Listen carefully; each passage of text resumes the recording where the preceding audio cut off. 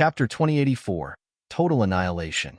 In the world of cultivation, there were no clear distinctions for mighty figures. People of different levels of cultivation had different definitions about who could be considered mighty figures. However, in the Divine Prefecture, it was widely considered that Renhuangs above the 7th tier were mighty existences. 8th tier and 9th tier Renhuangs were naturally considered mighty figures. Futian was currently a 5th tier Renhuang, yet he killed a 9th tier Renhuang with just a single spear strike.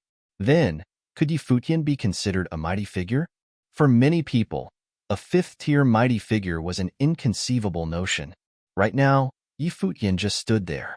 The shadow of the peacock demon god stood behind him. Enchanting divine light enveloped his figure as though he was a descendant of the demon god. He gazed ahead, and his gaze pierced the space, landing on the silhouette in the chariot far off in the distance. He was looking at the prince of Great Yin ancient royal family, Yin Zhu. Great Yin ancient royal family and Ling Shao Palace wanted to have an alliance marriage. They even caused such a commotion over it in the Donghua domain. If that were what they wanted, Futian would grant them their wish. This alliance marriage would indeed shake the Donghua domain. However, it would do so in a different manner. Yin Zhu noticed Futian's gaze. Yin Zhu had been looking over the battlefield all this while. He had witnessed everything. Since he was born, the black-robed elder, who had followed him for many years and had taken care of him, had been killed by Futian with a single spear strike. Yin Zhu was overwhelmed with emotions. Was there hate? Of course. However, the relationship between the Yin Kingdom and Futian had no chance of reconciliation. Even though he was not familiar with Futian and bore him no ill will, Yin Zhu had to acknowledge everything the Yin Kingdom did. Yin Zhu was a prince of the Great Yin ancient royal family and represented the Yin Kingdom in the marriage with Lingshao Palace. Who else could he blame? It could only be said that the Great Yin ancient royal family did not deal with things cleanly. They had offended Futian, and yet they did not clean up after themselves, allowing the other party to retaliate. Now, who could still stand against Futian? A 9th tier cultivator was killed with a single strike of the spear. After a few years, Futian was much more frightening than he was when he became famous overnight during the Donghua banquet. Today would be a catastrophe for Yin Zhu and Great Yin ancient royal family. Far off in another direction, the members of the top forces of the Tianqi continent had somewhat stunned expressions. Their hearts were filled with astonishment. They were initially hesitating over whether they should attack. From the looks of it now, they had thought too much. Even if they lent their aid to the Great Yin ancient royal family, could they stop Futian? They might perish on the spot. The Great Yin ancient royal family cultivators, who were still battling in different locations, finally felt an intense sense of danger and terror. They certainly had not imagined that this group of people would actually pose a threat to their lives. The wedding procession of the Great Yin ancient royal family was intercepted along the way to the wedding. Futian wielded his spear and stepped forward, walking towards Yin Zhu. Dragons roared, and several Renhuangs sent out attacks towards Futian. However, the dazzling peacock demon god spread its wings and released unparalleled divine light. Everywhere the light touched, the attacks of the Great Path disintegrated. Futian advanced. His long spear was like a dragon as it pierced out across the space. Just now, countless images of the spear appeared with a single pierce and charged out in different directions. Bang, bang, bang. Silhouettes immediately turned to dust and exploded. The space shook violently. Everywhere the spear passed, no one was left alive. Be it Renhuang or Demon Emperor, all perished before the spear. Even a 9th tier cultivator was killed with a single strike, let alone others beneath him. They couldn't be able to withstand a strike from the spear. No one blocked Futian's way as he crossed the space with a single step. He came to the space above the chariot and looked down at the second prince of Great Yin ancient royal family, Yin Zhu. Yin Zhu also looked up at Futian. He felt a sense of melancholy. As a prince of the Great Yin ancient royal family, he actually had no means of retaliating right now. It seemed as though the only path that laid before him was death. He watched as Futian raised the spear in his hand and then stabbed it out. Yin Zhu released the terrifying pressure of the Great Path. Cries of dragons filled the skies. Right before he died, He unleashed his most powerful attack. However, it wasn't very sensible. Before the spear, his attack was as insignificant as paper. The long spear penetrated through it and stabbed through his head. Yi Futian did not say anything meaningless, killing him instantly with a single strike. Yanzhu felt a pang of pain. His facial expression gradually twisted. The next moment, his figure turned to dust and disappeared into nothingness. He had perished. Behind him, there was still the army of the great Yin ancient royal family. They had personally witnessed Yi Futian stab a spear through Yanzhu's head. They watched as Yanzhu was pierced through in the air. They were giant-level forces from the Divine Prefecture who were heading over for a wedding in Lingxiao Palace. However, they had been intercepted along the way and had actually lost miserably. Prince Yanzhu was killed on the spot. The protagonist for the alliance marriage between the two forces had perished. At that moment, Yi Futian raised his head and looked at them. He cast a glance at them, and countless beams of divine light shot out from the wings of the peacock. There were endless puffing sounds as the Renhuangs could not withstand the might of the divine light at all. They offered no resistance as they were killed. They did not even have the chance to retaliate before perishing. "Run!" someone shouted. The various cultivators immediately retreated. They could not be concerned with what happened here. Those who remained would all die. Yet, when the divine light swept out, no one could escape. Silhouettes disappeared one after another, turning to dust. Yi Futian turned around and headed over to other battlefields, immediately joining them. In the sky above, the sound of astonishing collisions could be heard. This large-scale battle did not last long. Very soon, it ended. After 5 minutes, no one was left on the battlefield. Yi Futian's group had left. None of them had perished, and only a few were injured. Whereas for Great Yin ancient royal family, countless gazes peered across the battlefield. No one was left. The wedding entourage of the Great Yin ancient royal family had been annihilated. All of them had been killed. True figures at the peak could slaughter a city single-handedly. Today, the fifth-tier Renhuang Yi Futian enlightened them on how one person could sweep away an entire army of Renhuangs.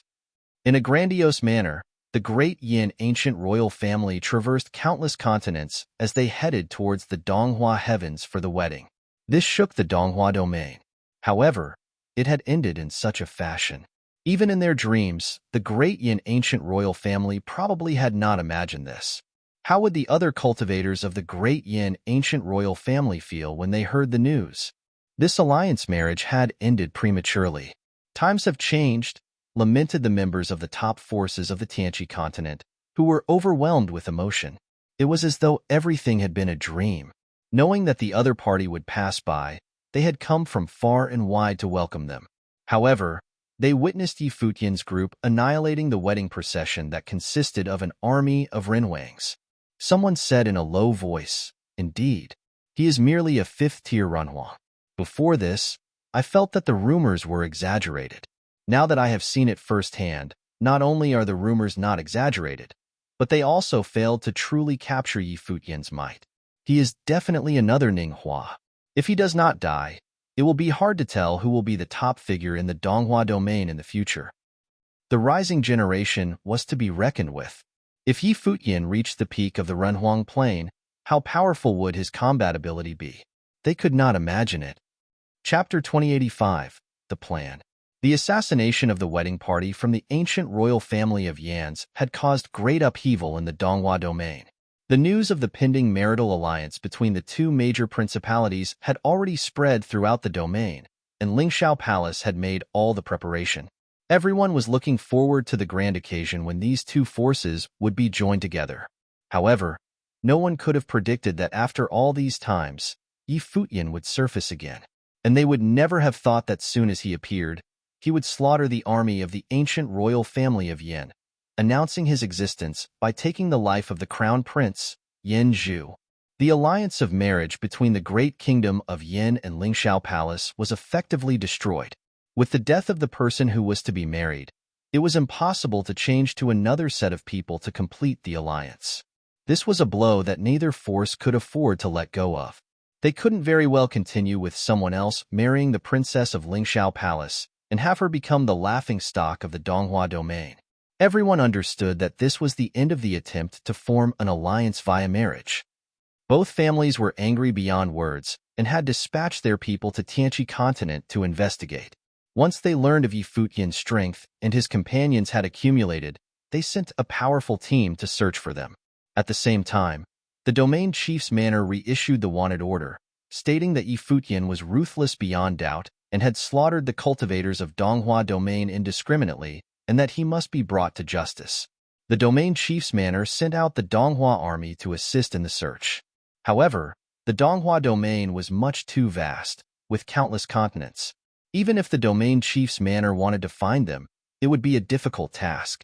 Unless the area could be shut down and searched in person by the masters, continent by continent, it would be impossible. But this would be a long and arduous process. Nevertheless, this incident had sounded the alarm for these top principalities that Futian and his companions were still running amok. Out there, it was not just Futian and the others, but the Millet Emperor and Li Changsheng were still alive as well. If they went out to search, they could not predict what would happen. They must proceed with extreme caution. After all, Emperor Yin and Ling Yunzi by themselves could not guarantee a victory against the Millet Emperor and Li Changsheng, not when the Millet Emperor was also carrying the watchtower. Who knew if they were still in Donghua domain or not? On the other hand, Futian and the others left Tianchi continent after killing Yin Zhu and his companions, returning with due speed. After all, no one knew whether the masters themselves would be coming, so leaving quickly after such a surprise attack was necessary. At this moment, a group of people was shuttling through the mists of the clouds. But Futian's brows were slightly knit as he felt something faintly out of order. He said, "The elder who is with us, please show yourself so we may pay our respect." He had felt several times that someone was following them, which made him uneasy. Someone whose presence was difficult to detect must be a cultivator whose level was far above his, at least a 9th realm of Renhuang. "You guys are ballsy." A voice came just as Futian saw a ray of light blooming. A figure appeared in front of Futian and others. It was Li Changsheng, senior brother. Futian was stunned but then smiled. He didn't expect to see Li Changsheng here. "Junior brother Yi, you guys were a little impulsive this time," said Li Changsheng, and Futian understood. Their hunt this time was full of risks. Although they had observed that Emperor Yin did not accompany the ancient royal family to escort them personally, the probability still existed, no matter how small it was. Once such minute possibility became a reality, the situation would become extremely dangerous, with a genuine possibility of a catastrophe of the greatest degree, hence Li Changsheng's comment that they were somewhat impulsive. "It seems that even if we didn't do it, the senior brother would have done it," Futian smiled at Li Changsheng. Li Changsheng's temperament had gone through some great changes after his breakthrough. Nowadays, there was no smile on his face, which made him look a little colder, and he exuded authority without needing to be emotional. What happened back then had influenced him profoundly. When junior brother Zhong Chan was killed, over half of Wangshan Watchtower's cultivators were butchered and injured. Now that the great kingdom of Yin and Lingxiao Palace wanted to ally, "I won't let them succeed so easily," said Li Changsheng. Even if Futian and the others did not take action, he would have killed them himself with no care for the consequence. Blood debts must be repaid with blood, and it was an alliance of marriage between these two major enemies. "Senior brother, do you have any news about the Millet Emperor?" Futian asked. Li Changsheng shook his head. "After I left Wangshan Watchtower, I left the Donghua domain behind as well. I was able to stabilize my realm while in the outside world, but I had no news of Master. Master was seriously wounded in that battle, so it must have taken him some time to recover. No news is good news." Futian nodded. In light of Li Changsheng's breakthrough in cultivation, it was understandable for him to leave the Donghua domain. After all, the Donghua domain still posed a considerable threat. "Where were you guys all these years?" Li Changsheng asked. "Turtle Deity Island," said Futian. "Emperor Shi ordered his disciples to assist us, and after that, we have stayed on Turtle Deity Island to cultivate ever since then." Li Changsheng was deeply moved when he heard what Futian said. It turned out that Emperor Shi had been helping. In this case, Futian was safe indeed. "Let's go. I will follow you guys to Turtle Deity Island," Li Changsheng said as Futian nodded. The group immediately set off in the direction of Turtle Deity Island. With Li Changsheng leading the way, the time for them to get back was greatly reduced. On Eastern Deity Island, Emperor Shi and Thunder-Punishing Skylord seemed to have felt Li Changsheng's presence as they walked out to the courtyard to receive them. Looking into the distance, they saw Li Changsheng had returned with Futian and the others. Greetings to Emperor Shi and Thunder-Punishing Skylord. Although Li Changsheng broke through the realm, he paid respect to both men as elders. Aside from the fact that he himself was of a later generation, he was grateful that Emperor Shi had helped them in their time of need. You are a cultivator of this level now, and need not be so formal, said Emperor Shi with a smile. But the fact was that even if Li Changsheng broke the realm, he was not yet at the same level as him. Emperor Shi possessed the perfect great path and had passed the first level of divine tribulation. Changsheng thanks you for taking care of my brothers, Li Changsheng said as he bowed. Emperor Shi didn't say anything more but asked, is there any news from the Millet Emperor? At Donghua Banquet last time, the Millet Emperor carried the watchtower to the Domain Chief's manor to fight all three top masters. He had witnessed the battle and must admit that that kind of courage was commendable, especially considering it was his own disciples that he was fighting for. Emperor Shi respected the Millet Emperor tremendously for what he did. Not many cultivators would do that. The Millet Emperor had risked his life in that battle. Li Changsheng shook his head. Emperor Shi looked at him and said, no matter, the Millet Emperor has the watchtower in his hands, and there won't be many who could overpower him in the Divine Prefecture. Perhaps he is somewhere nursing his injuries. He will appear sooner or later. Li Changsheng nodded. What are your plans for the future? Emperor Shi asked Li Changsheng again.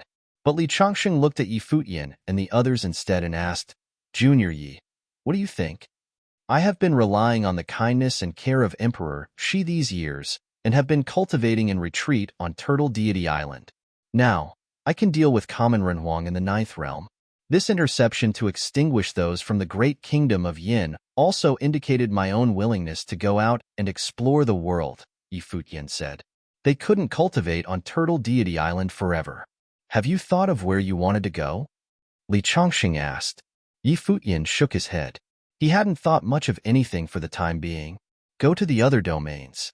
Li Changsheng said, I have been out and about these past few years. The Divine Prefecture is so vast. Even Donghua Domain is but one out of the 18 domains. Not to mention, Donghua Domain is no longer a place for you to stay. So, go to other places for trials, and try to raise your cultivation to Upper Renhuang as soon as possible. Futian understood Li Changsheng's meaning. Now that he had offended the three top forces in Donghua Domain, he couldn't achieve much here. If he caused any further disturbances, the Domain Chief's manor would get wind of it, and he would be on the run again. Now, leaving Donghua Domain seemed a wise choice. Brother, do you have an idea? Futian asked Li Changsheng. Li Changsheng nodded. I will take you with me. Afterward, while I investigate the whereabouts of the master, others can stay here in the Donghua Domain. But your case is a little special, junior brother. Everyone understood Li Changsheng's concern. Futian's achievement was too outstanding, which made him really conspicuous. The three top forces had set on killing him, so he was the most unsuited out of everyone here to remain in Donghua Domain. Yes, Futian nodded. Emperor Shi and the Thunder-Punishing Skylord listened without saying anything, but both smiled. Li Changsheng had high hopes for Futian, who was his junior brother, and wanted to train him to become stronger. After all, everyone understood that even if Futian had elevated his strength greatly, and Li Changsheng had now stepped into another level, revenge was no easy matter. It was nearly impossible to achieve it. Li Changsheng's breakthrough gave them a glimmer of hope, but it couldn't be done now, not even with the Millet Emperor adding to the mix. Therefore, Li Changsheng hoped that Futian would be stronger. Li Changsheng could see the hope in him, the hope to strike back at the great kingdom of Yin, Lingxiao Palace, even the Domain Chief's manor. In the year 10058 of the Divine Prefecture calendar, several shocking events had occurred in the Donghua Domain. In addition to Ning Hua's breakthrough, the marriage between the ancient royal family of Yin and Lingxiao Palace was also a much-anticipated event. However, everything that happened later caused an uproar like never before. When Yi Futian reappeared, he and his group destroy an entire army of Renhuang, including crushing a Renhuang of the Ninth Realm with a single strike. The chaos that ensued was no less shocking than Ninghua's breakthrough.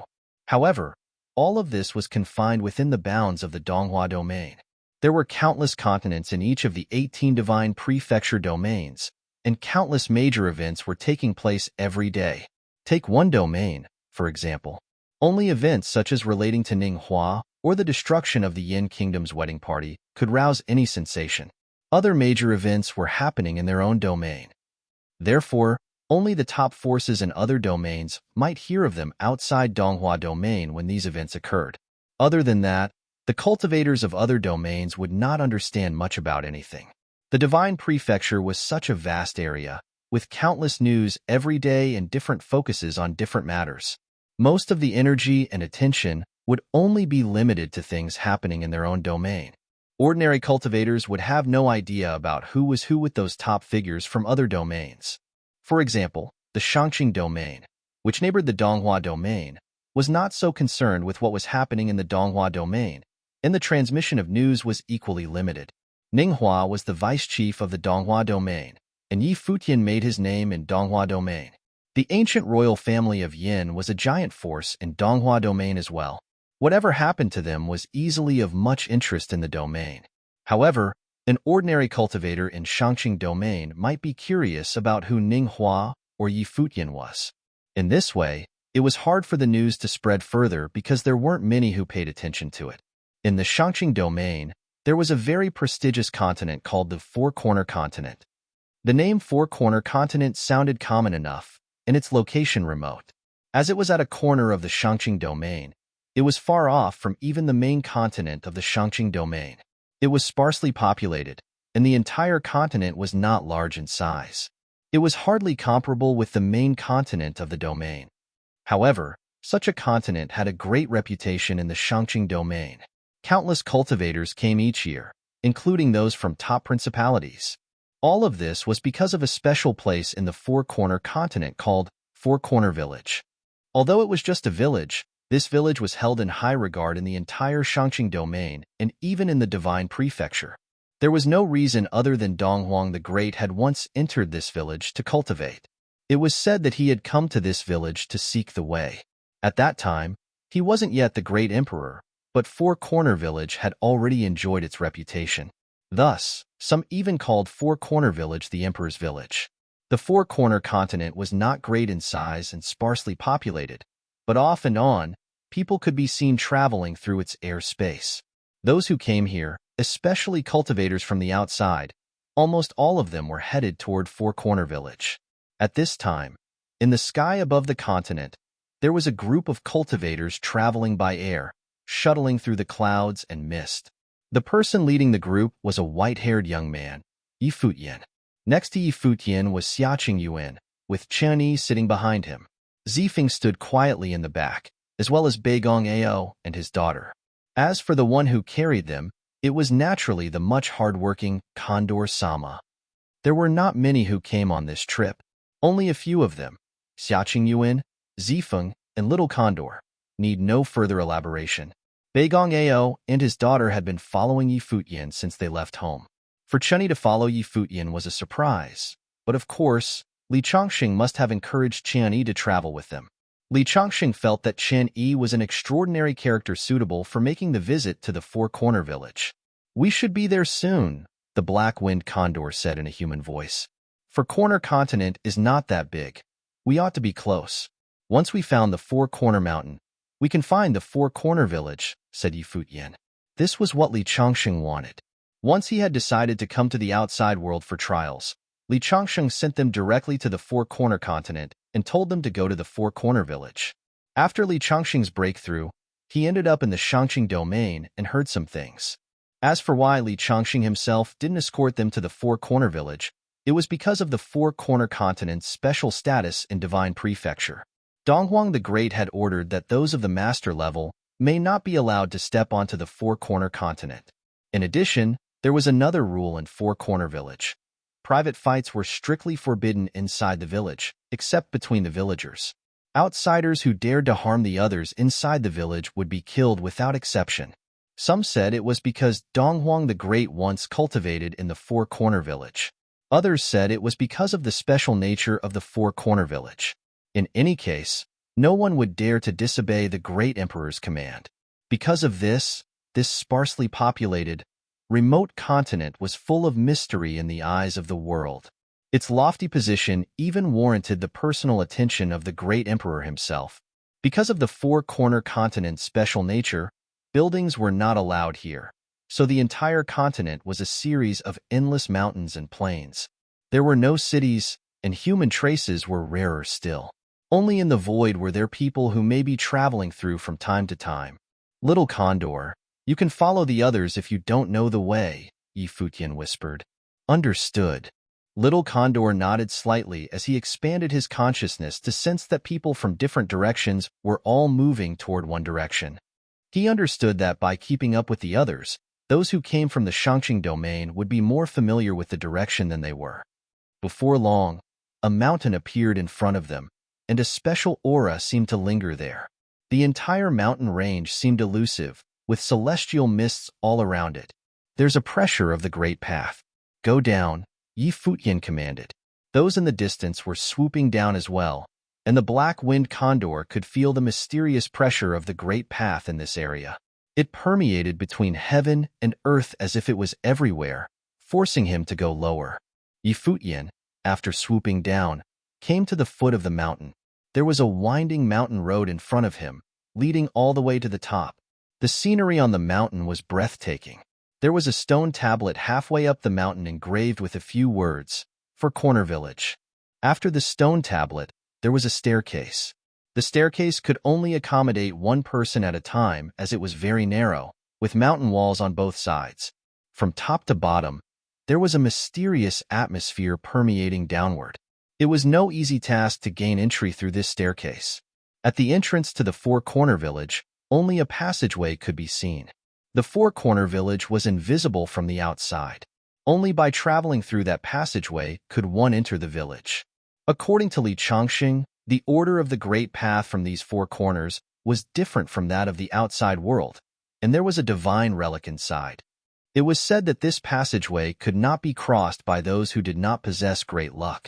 Failure to pass through meant that it was impossible to enter the Four-Corner Village. I should probably wait for you guys down here, Beigong Ao said to Futian. Although he was already a Ran Huang of the 8th realm, he knew his own ability. If it were really as Li Changxing described, it would be impossible for him to enter the Four-Corner Village. There's no harm in trying. The place won't hurt anyone. Futian continued, perhaps you have great luck. Sure, Beigong Ao nodded. What Futian said seemed to be reasonable enough.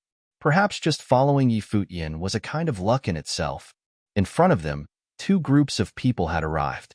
Standing in front of the tablet, there were not so many people from either side, but each one of them had an extraordinary temperament, outstanding in their own ways.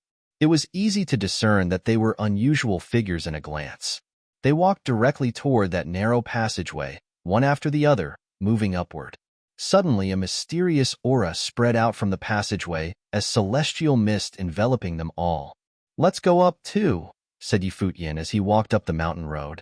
He looked up at the passageway and stepped onto the stone steps. Futian was in the front, with Xiaqing Yuan and the others following behind. This passage did not bring them any pressure. Except for those mysterious currents flowing around them, there was nothing particular. Futian's steps were incredibly light when he thought it would be difficult. In fact, it couldn't be easier as they steadily moved forward. It was the same for Xiaqing Yuan and the others. They went up easily. Even Beigong Ao and Beigong Shuang were following behind without difficulty. Above the passageway, there was a stone village. The paths inside the village were very ancient, made of blue stones. The houses themselves also looked as if they had been through a lot. However, the village was spotless and tidy, with a good many ancient trees all around. At this time, many were walking along the road. Besides them, there were bright red maple trees in full bloom, which instantly colored the sky a crimson red. People in the village were not surprised by this, and occasionally, someone would look into the distance, sensing that someone else had entered the passageway. However, the red maple leaves kept blooming and became more radiant. Gradually, some stopped to look at the ancient trees and saw what had withered on the maple tree began blooming again. They were increasing in volume as well as beauty. Another lucky newcomer is here.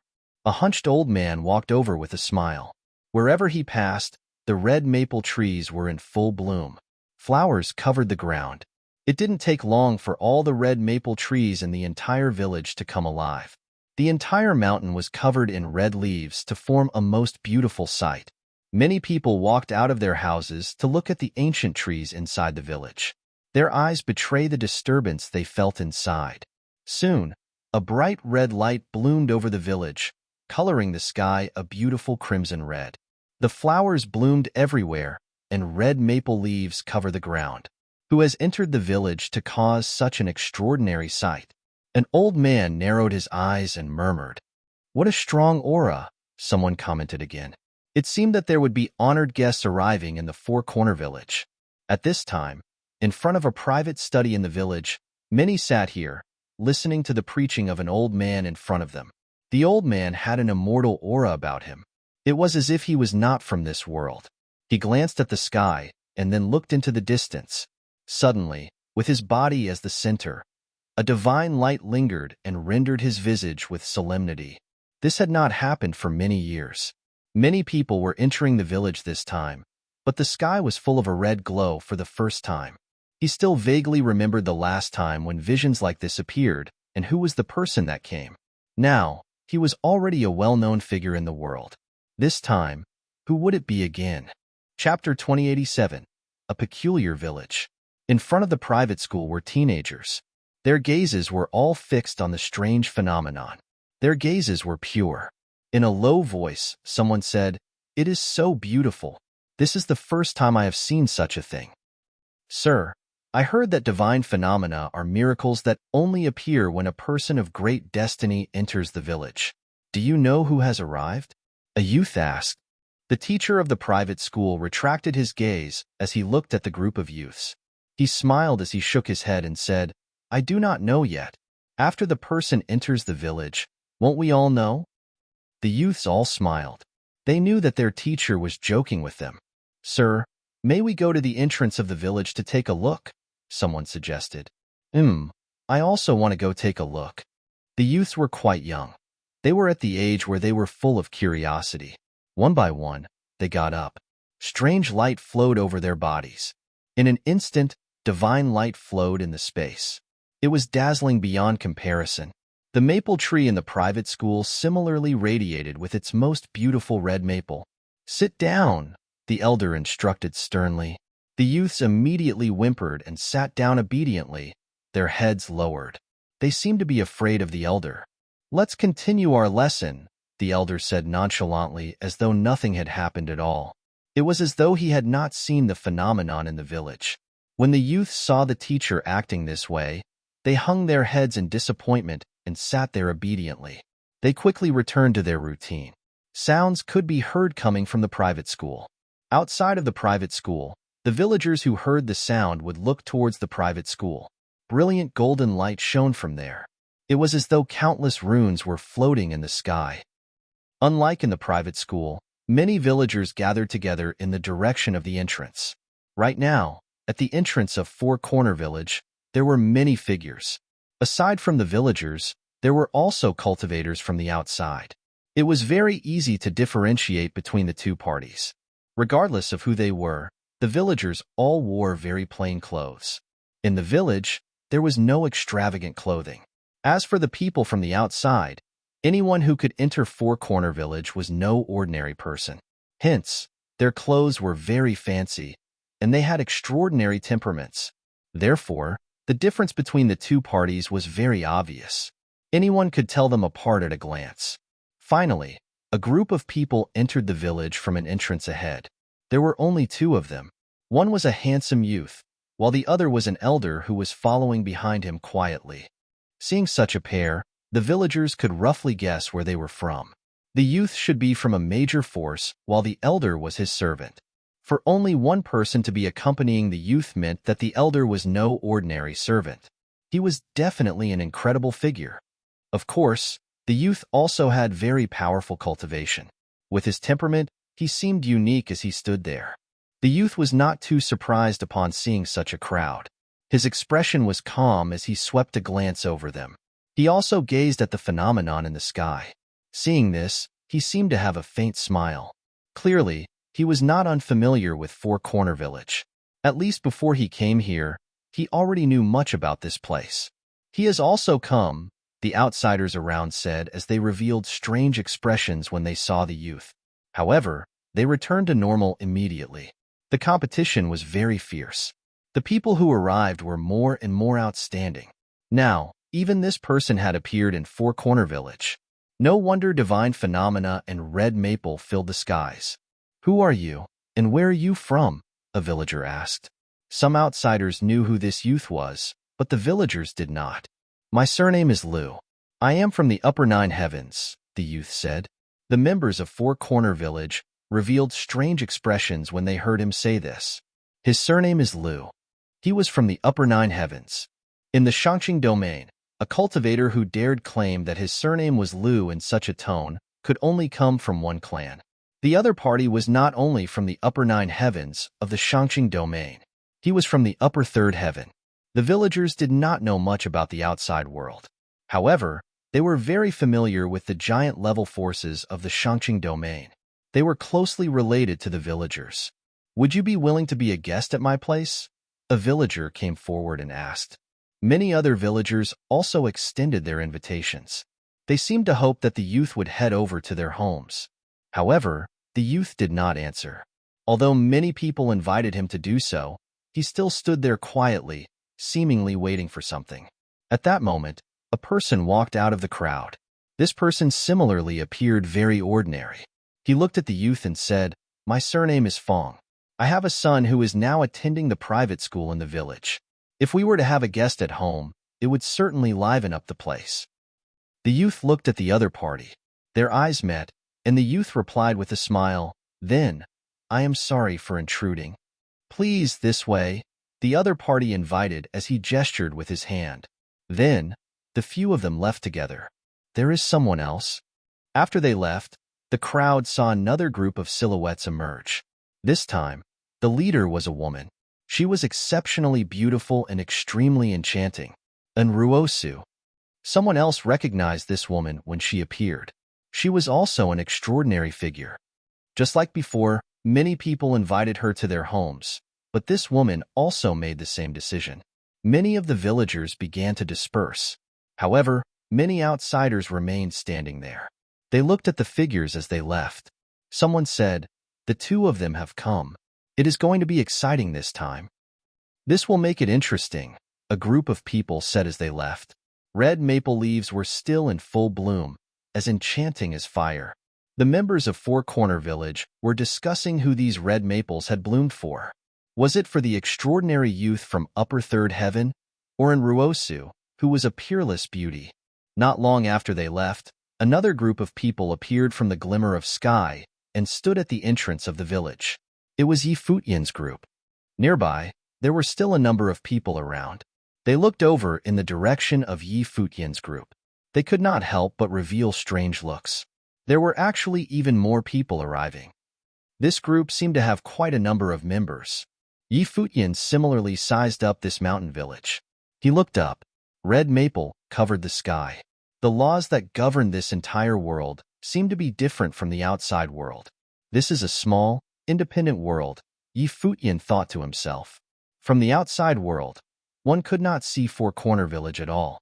Only by passing through the glimmer of sky could one reach this place.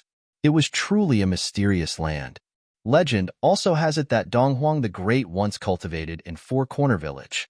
At that moment, someone walked over with their hands behind their back. He looked at Futian's group and asked, "Who are you, and where are you from?" "I am Futian from the Donghua domain," Futian answered.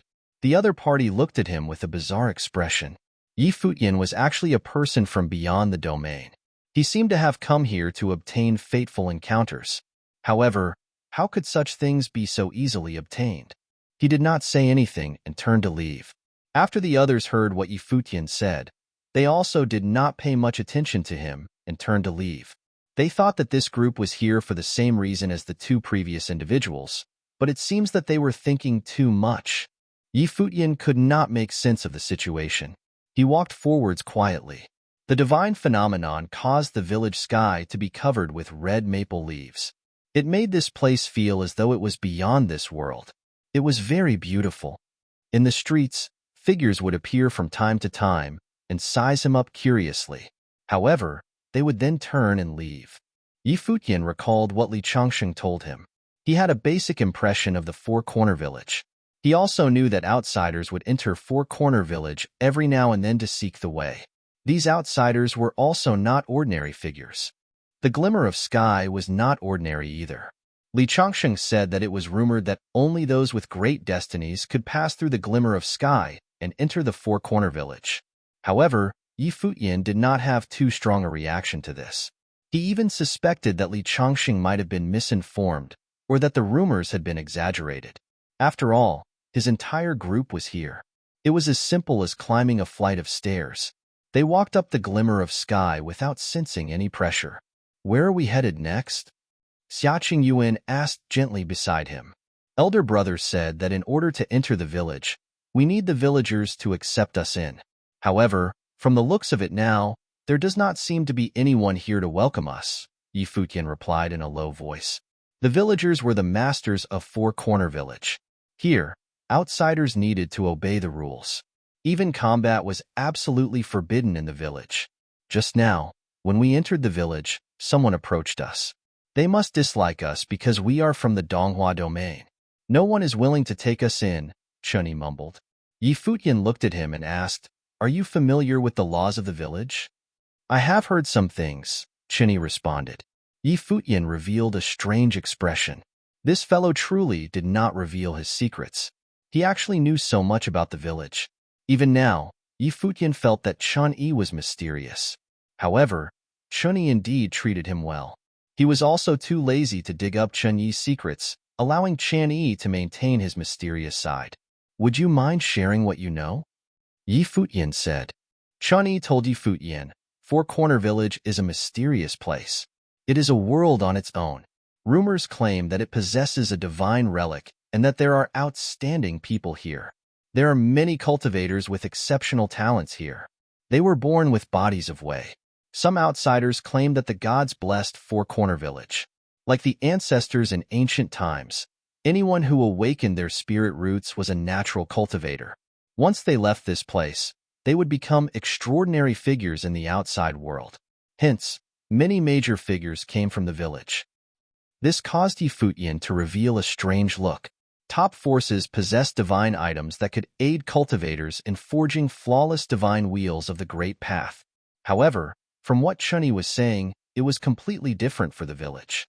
This place was like the world before the collapse of the Great Path. It was a holy land blessed by the grace of the gods. Once one awakened to their talent, they would naturally be born with bodies of Wei and spirit roots. This might mean that they had similar cultivation with Futian, and were also people born with flawless great paths. However, it is both a blessing and a curse, Chunyi continued explaining. Although the village is blessed, it is rare to come across someone who can truly awaken their talents. Many people also died early on in their cultivation journey. Many of them do not manage to live more than a few decades. Rumor has it that their bodies exploded while they were cultivating. Hence, Four Corner Village gradually came up with the rule that aside from an extremely select few, other people are not allowed to cultivate. The others will live ordinary lives. Therefore, there are many ordinary people in the village without cultivation. Futian nodded his head slightly. He also noticed this issue. Most of the villagers were extremely ordinary people. It was as though they were villagers in an extremely rural area. The name Four Corner Village was indeed appropriate for this place.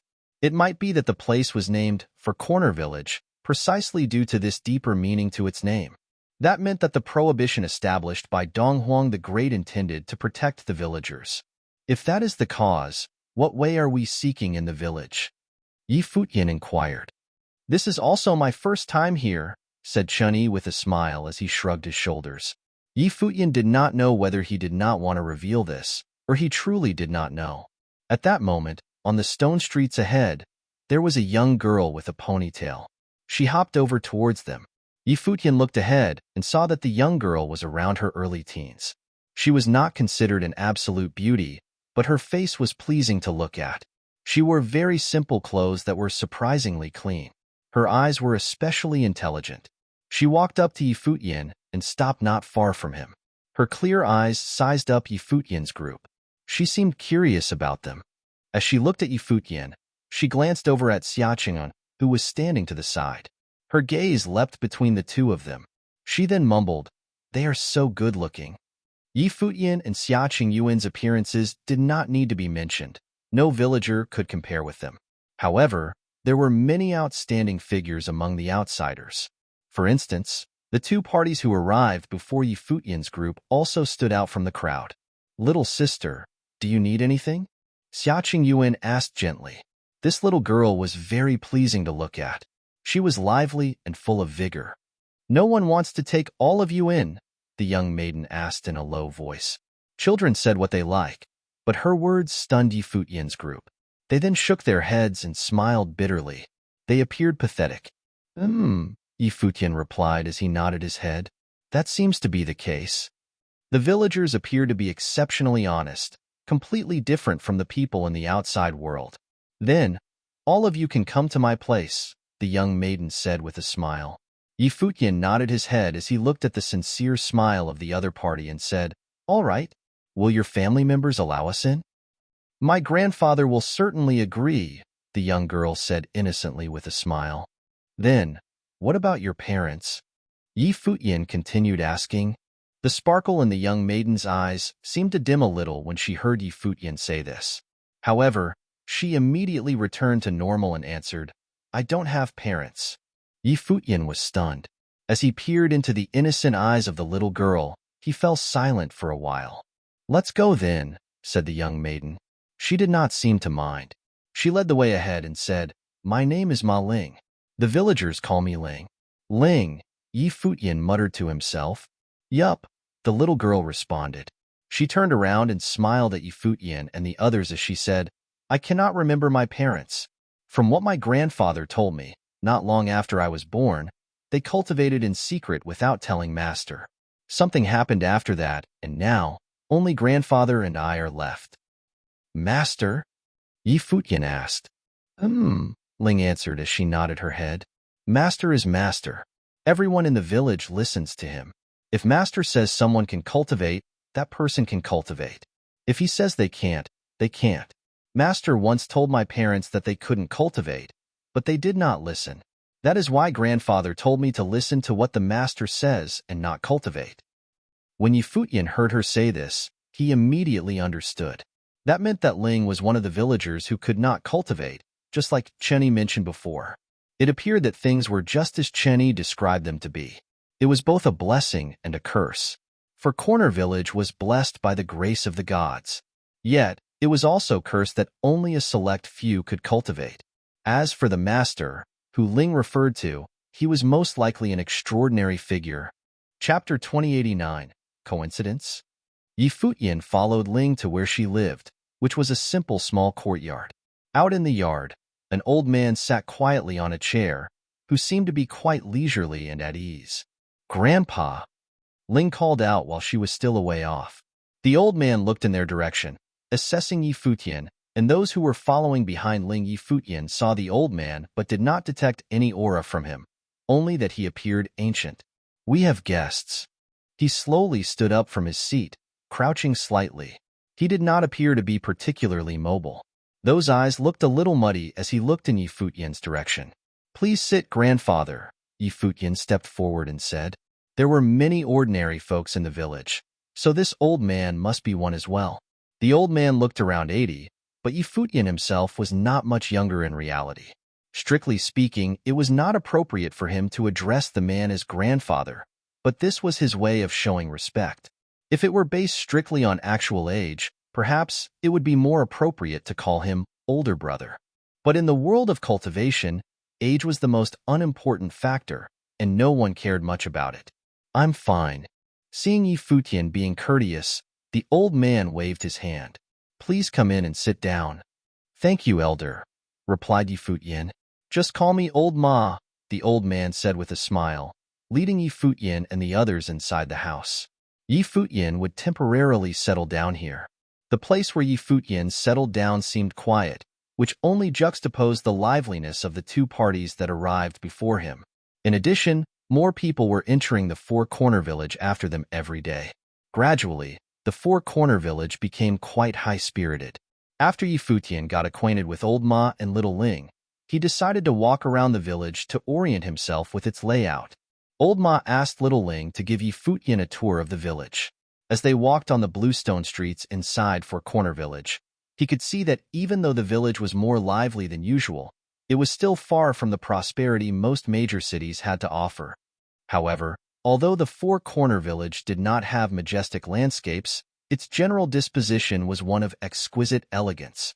A clear river sat along the cobblestone streets, while small boats would occasionally sail on the river. Sometimes an acquaintance or two would stop and greet Little Ling, which was always met with an enthusiastic response from her. When they walked onto a bridge, a chubby middle-aged man came from the opposite direction and said, "Little Ling." "Uncle Zhong," Little Ling responded. With a smile on his face, the man glanced at Yi Futian and the others next to Little Ling and asked, "Guests?" "Well, this is Uncle Yi." Little Ling nodded. "From where?" the man inquired further. "From very far away." Uncle Yi said it was the Donghua domain. Little Ling didn't actually know where that was. She didn't have a clear idea about many things. The chubby man gave an assessing look at Yi Futian and the others and continued, "Look good, but maybe not so useful. Did Old Ma pick?" "Grandpa asked me to go and see. That's how I met Uncle Yi and the others," replied Little Ling. "Old Ma is way too careless," the chubby man said with some disbelief. "Each house has only one quota, and you guys gave it away so easily." He shook his head as he walked on by. When he passed Yi Futian, he was still mumbling, "After all, they just don't know what's good for them. Too bad now that Fong family has got their boy and the cooperation of the Liu family. They will probably have the best chance. Although you don't understand, there was a chance to choose someone known in our Shangqing domain. No need to waste it on these people." He was not afraid to anger Yi Futian and the others. In this four-corner village, outsiders were absolutely forbidden to do anything violent. No one had dared to break this rule in all these years. It was an order from Donghuang the Great himself.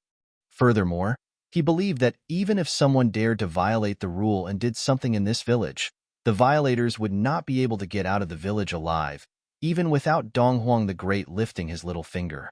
"Uncle Yi, don't mind him." After the chubby man left, Little Ling raised her head.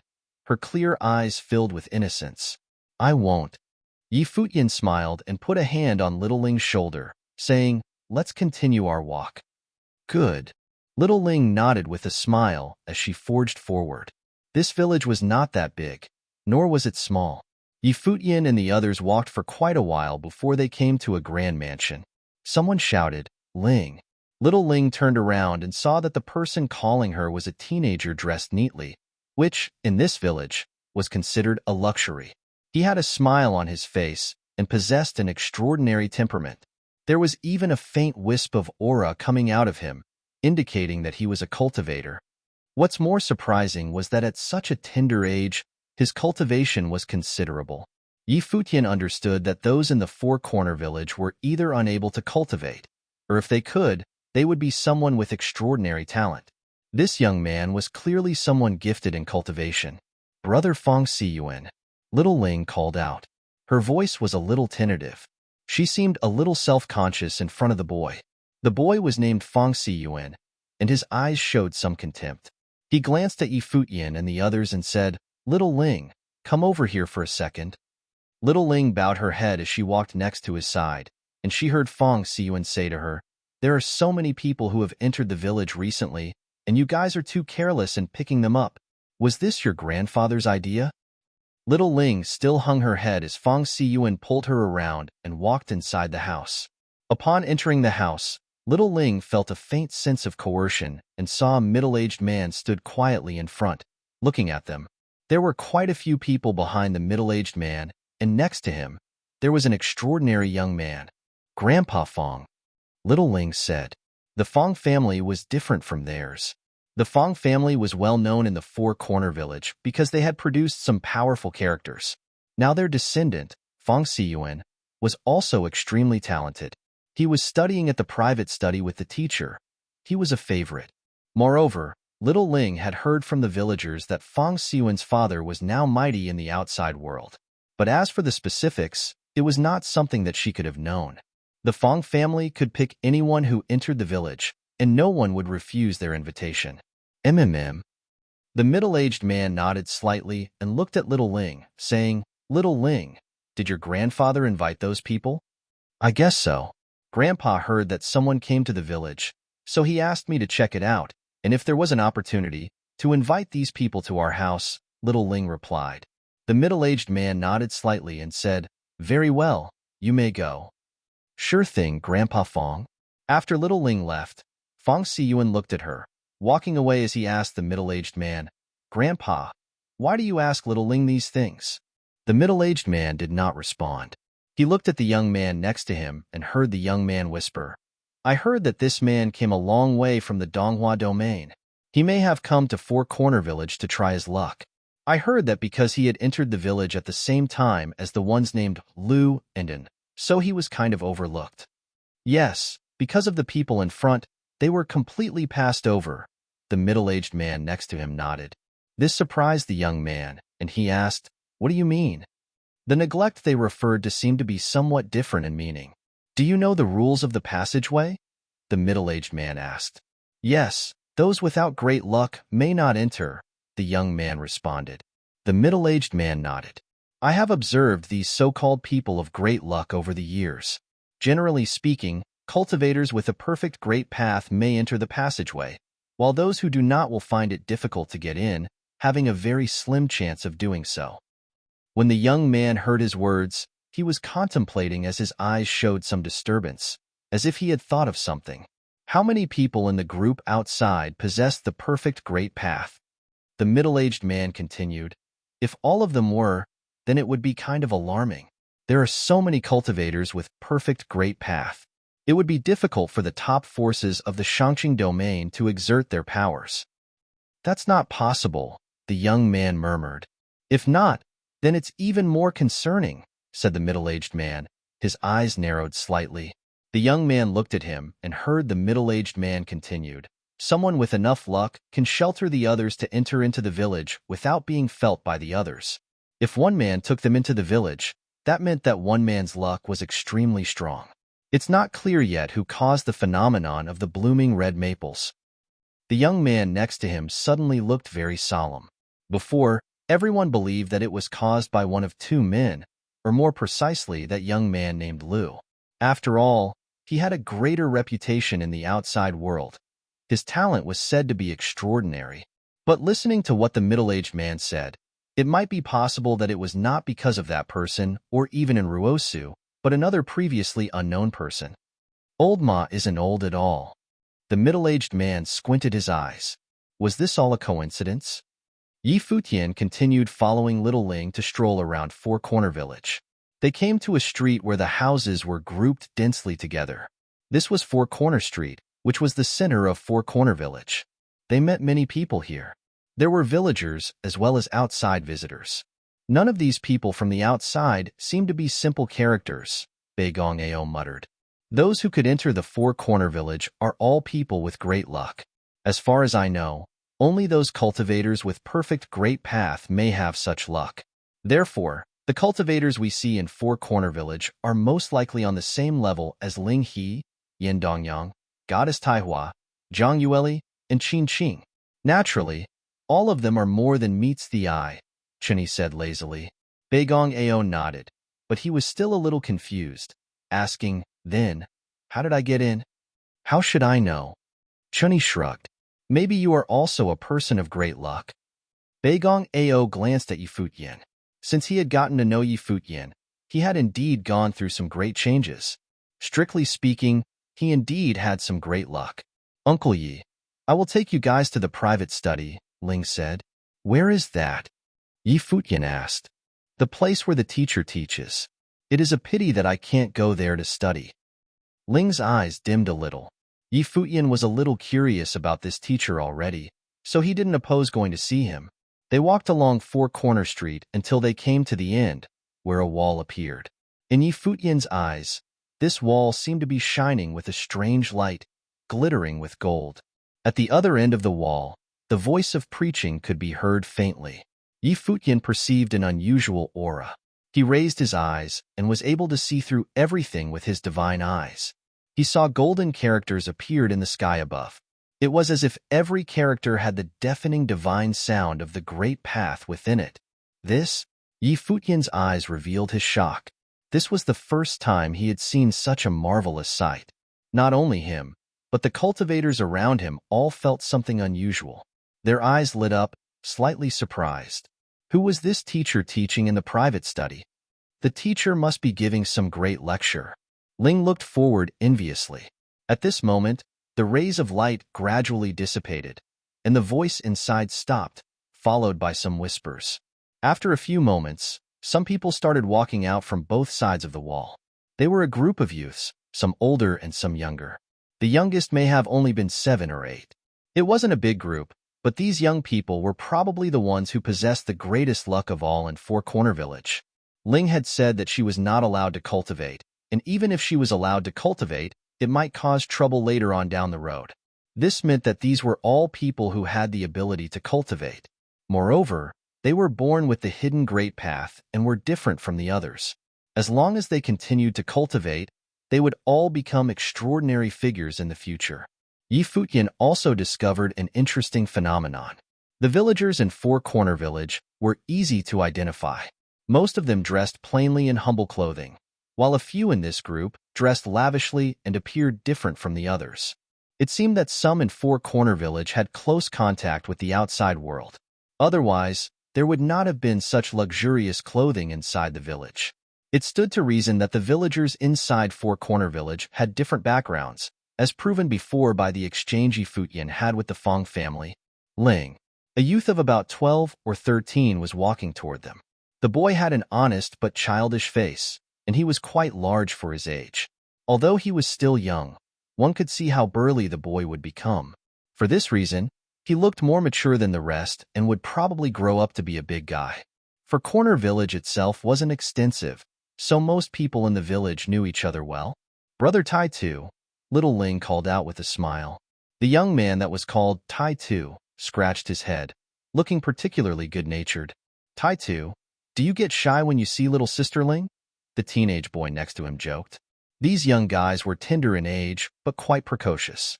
Tai Tu suddenly blushed as they kidded him and said to little Ling, Ling, are they the guests of your house? MMM. Little Ling nodded and introduced, this is Uncle Yi and Sister Xia. Hello, Uncle Yi, Tai Tu said. He looked at Xia Qingyuan and asked, is Sister Xia a goddess? Xia Qingyuan was stunned for a moment, but then smiled softly and said, not at all.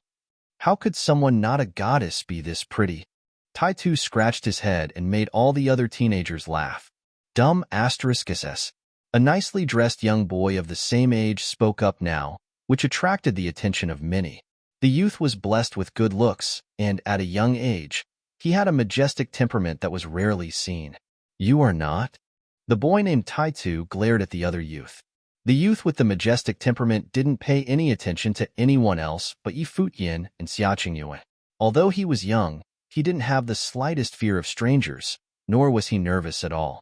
One could even say that he was scrutinizing Yi Futian and his companions. From this, one could see the arrogance and defiance of the youth. My brother said that many cultivators from the outside are like this. The women don't have to be goddesses to be pretty.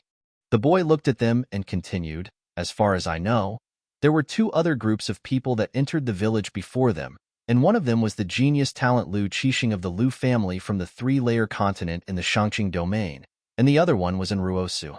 We saw the red maples blooming when we were in the study, and y'all know who had invited those 2 to their house.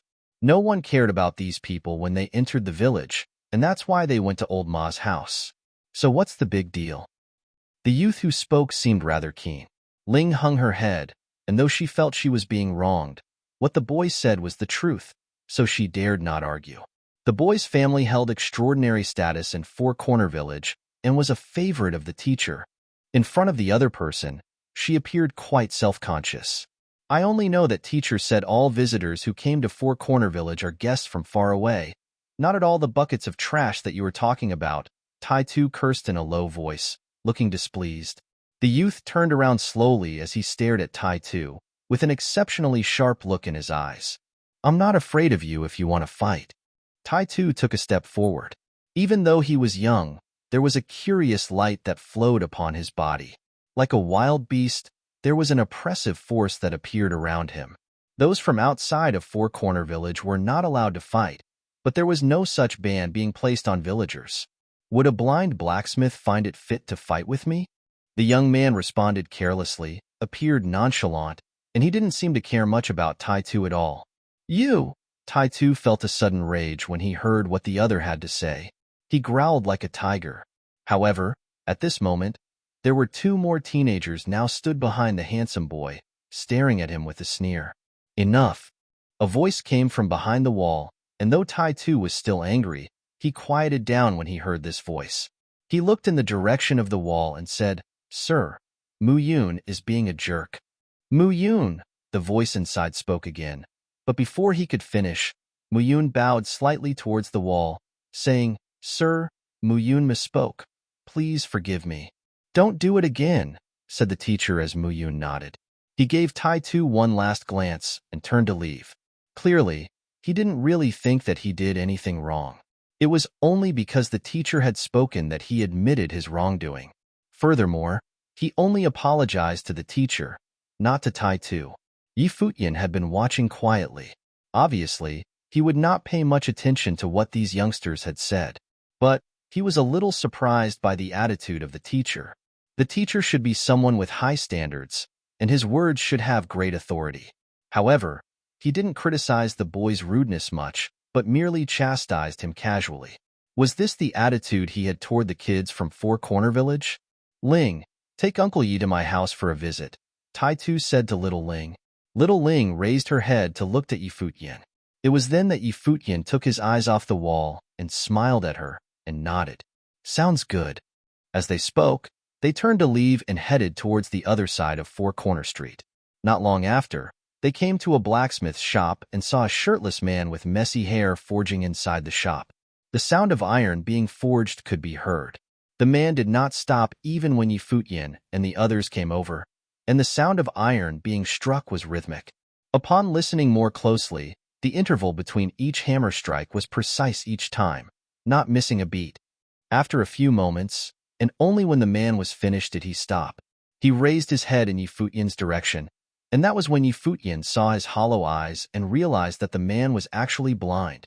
Only at this moment did Futian realize how nasty those remarks from Mu Yun were. Chapter 2091. Insolent Young Man. The blind man was Tai Tu's father. Most villagers called him Blind Tai.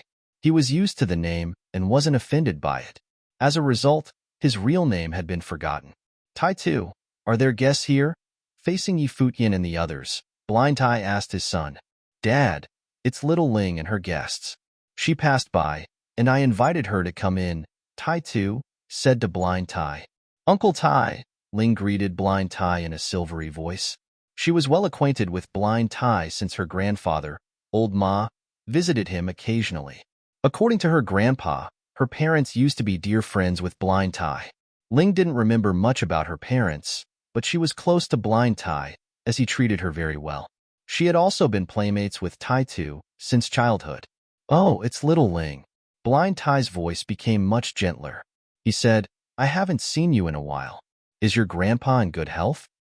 Yes, grandpa is well, Ling nodded. That's good. Old Ma hasn't come for some days, Blind Tai said. Come, sit down. Your guests should feel free to have a seat if they don't mind my shabby house. Not at all. We're sorry for disturbing you, Futian said. Any friend of Old Ma is a friend of mine. Unfortunately, I'm blind and can't attend to you. Please suit yourselves. Blind Tai then turned to Tai Tu and said, Tai Tu, pour some tea for our guests. No need to trouble you. I really like the ironware you forged. Can I look around? Futian asked. Sure, Blind Tai nodded. Thank you very much. Futian walked into the blacksmith shop to check the ironware. He picked up a knife. Although it was only ordinary iron, the knife was perfectly hammered out, the cold glint off its shiny blades flashing a warning. Futian pulled a strand of his silver hair and dropped it from above the blade. The hair fluttered down and was immediately cut in half. Futian couldn't help but exclaim, "Amazing knife." "Not a big deal," Blind Tai said casually. Futian inspected the same kind of knives placed near the knife he just tested. Much to his surprise, all the knives achieved the same performance. "This is superb craftsmanship," Futian expressed his admiration. "Mr. Tai, how did you manage to forge these knives so perfectly and consistently?" "You can do the same thing after working in a blacksmith shop for decades," Blind Tai answered. He was saying that mastery came from experience. Futian cracked a smile but didn't reply. He turned his attention to other weapons. Chen-Yi, on the other hand, had been standing not far from Blind Tai.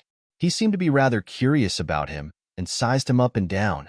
"Uncle Tai is the best blacksmith in the village. All the ironware we use is made by Uncle Tai," Ling chimed in. Then, she looked at Tai-Tu and said, "Tai-Tu, you will be able to help Uncle Tai in the future when you acquire the skills from practice." "I will." Tai-Tu smiled fatuously and said, "Actually, practice is useful for other things too." "What else can it do?" Ling asked out of curiosity. Although she had heard of certain things in Four Corner Village, she didn't understand many of them because of her young age. She wanted to study and cultivate in a private school, but she didn't really understand its meaning. As far as she knew, her parents died as a consequence of cultivation, so she was particularly sensitive about it. "I heard that a good cultivator can fly in the sky, drill into the ground, move the mountains, and fill up seas," Tai-Tu said with a yearning look on his face. "Then are you going to fly away from the village?" Little Ling asked. "That's okay. I will bring you with me." Two teenagers were chatting about a subject that they didn't understand. Blind Tai continued to forge the iron. Futian and Shawnee didn't have anything else to do, so they said, "Ling, we have been here for a while. Let's not disturb Mr. Tai any longer." "All right." Ling nodded and stood up. "Uncle Tai, we'll go back now." "Okay." Blind Tai nodded and said to Tai-Tu, "Go send little Ling out." "Certainly." Tai-Tu nodded and stood up to lead the way. Even though he was still a teenager, he seemed to be growing into a responsible man already. "Goodbye." Futian could tell that Blind Tai wasn't an enthusiastic host. He followed Tai-Tu and little Ling and left the shop. Walking next to Futian, Chun-Yi transmitted his voice directly to him. "This man is not so simple." "Why do you say that?" Futian asked. "I believe that practice makes perfect. But do you really think that a blind man can forge that kind of weapons?" Chun-Yi said, "Besides, although the ironware is nothing but common items, they are absolutely the best. He would be a remarkable armorer if he knew how to cultivate." "But I can't detect any trace of cultivation from him." Futian actually felt the same way as Chun-Yi. "That's why he is not simple. He might even be at a much higher cultivation level than you and me," Chun-Yi replied with a smile. They communicated via voice transmission, so other people didn't hear their conversation. Futian seemed to be ruminating about it. The situation in Four Corner Village might be more surprising and complicated than he expected. Even an ordinary blacksmith was so powerful among the group of teenagers who came out of the private school earlier. The boy named Mu-Yun appeared to have a high status. Tai-Tu obviously wasn't highly respected in the village. But if Tai-Tu's father really was a top-level cultivator like Futian and Chen-Yi suspected, how powerful would Mu-Yun and other teenagers' fathers be? Mu-Yun seemed to be insinuating that his older brother was cultivating in outer realms. He wouldn't be so haughty and pompous if his older brother weren't an extraordinary cultivator. While Futian and the others were walking back, several teenagers suddenly popped up in front of them and blocked their path. The ringleader was Mu-Yun, who Futian had seen earlier. "Mu-Yun Shu, what do you want?" Tai-Tu stared at the young man in front of him. Mu-Yun Shu was his full name. Mu-Yun was one of the most well-known and influential surnames in Four Corner Village. "The teacher said you made a lot of progress recently. I wonder why a blind blacksmith's son can gain the teacher's praise." I'm here to test and see if you deserve his approval, Mu Yunshu said with a disdainful look. The son of the blind blacksmith was commended by the teacher. It vexed Mu Yunshu. Futian looked at the three teenagers in front of them and was surprised that they would pick a fight right here. He didn't like Mu Yunshu. He realized that there seemed to be two different types of people in the village. One type of villager lived a quiet and secluded life. Mu Yunshu belonged to the other one. As he expected, there were conflicts wherever people resided. Even teenagers couldn't rise above the cliché. He was similar when he was young. Good. Tai Tu took a few steps forward and shielded Ling behind him. The light was glowing from his body as he released a bundle of domineering energy. Futian even faintly sensed a bit of will might from the glowing light. Futian was astonished. Tai Tu was still in his teens and couldn't possibly comprehend the Great Path. The only exception Futian had met was a person with the divine fetus of the Great Path. There was no way that Tai Tu had understood the will of the Great Path. So it must be that he was born with this power. Perhaps his innate ability was activated for some special reasons. Did it happen in that private school? When Futian was outside of the private school before, he saw that the sound inside turned into golden runes like the divine music of the Great Path. Mu Yunshu darted a menacing look at Tai Tu. Tai Tu, they have more people. Don't fight with them, Ling hurried to say. Big mouth. What an annoying orphan, Mu Yunshu mocked her. Futian frowned in displeasure. It was the second time this boy said such biting words. He was unscrupulous and ill-behaved at such a young age. Shut up, Tai Tu bellowed in a frenzy. These hooligans, Beigong Ao said and stepped forward. Mu Yunshu shot him a cold look and warned, you don't have the right to intervene in matters concerning Four Corner Village. Otherwise, you would be a dead man walking. Beigong Ao glared at Mu Yunshu with frustration. How could a young man be so insolent? At this point, the crowd started to gather around them. Some young men wearing fine clothes were observing them quietly from afar. It seemed like a lot of people were watching the drama unfold with great interest. He is right. Stay out of our business, one man said offhandedly. Chapter 2092, 7 Divine Techniques. The outsiders were also filled with curiosity about the young people in Four Corner Village. They might possess extraordinary talents themselves, but so did the young men in Four Corner Village who could cultivate.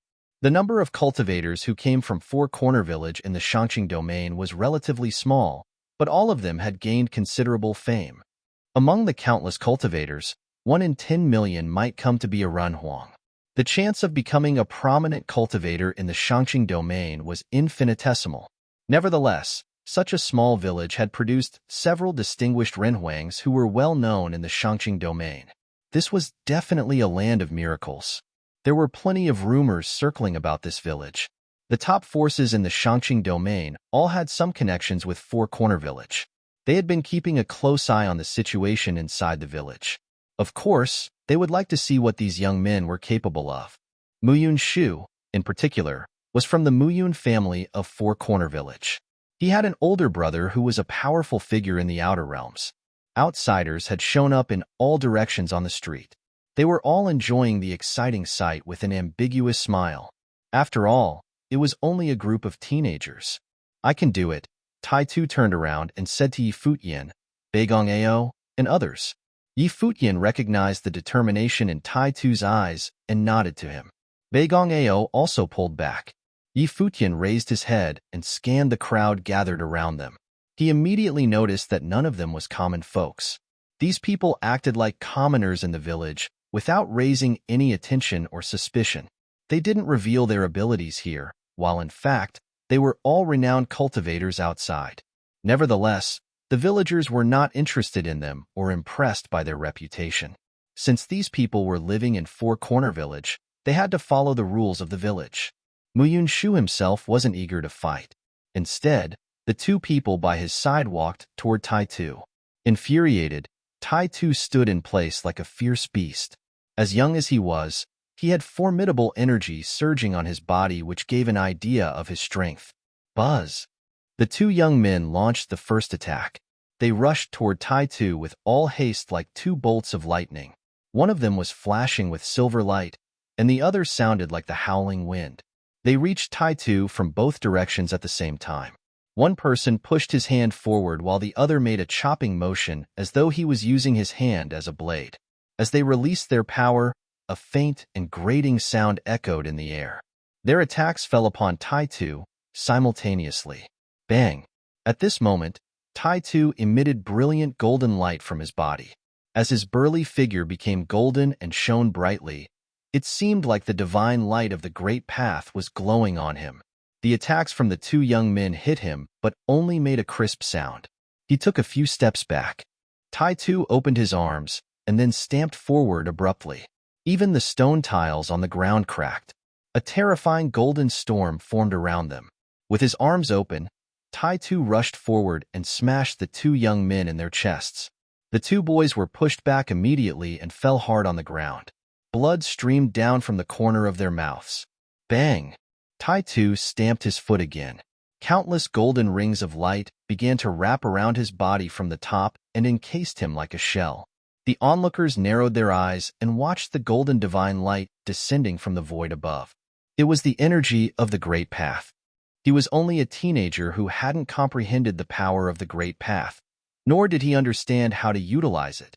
Nonetheless, he was born with the energy of the Great Path. Even the cultivators from the top forces felt jealous of his gifts. Wonderful, someone said in a low voice. They had become immensely interested in a brawl between some teenagers. For Corner Village surely deserved its reputation. They started to understand why the cultivators who came from Four Corner Village could advance so fast. The villagers were blessed by the Great Path, yet were also cursed by it. Few of them truly reached the pinnacle in the end. Come on. Tai-Tu glared at Muyun-Shu in front of him and shouted. Muyun-Shu stood still and stared at Tai-Tu, his eyes filled with impudence and arrogance. Then, he walked over to Tai-Tu, step by step. Looking at the golden rings of light coming from the void above, he thought to himself, I really underestimated Tai-Tu. He has made quite some progress indeed. No wonder the teacher praised him. Buzz. Muyun-Shu also gave off a brilliant golden light. The more frightening thing was that a magnificent pattern appeared behind Muyun-Shu and started to display scary spectacles. It was a golden-winged giant pong bird. Each of its feathers looked like a dazzling divine sword.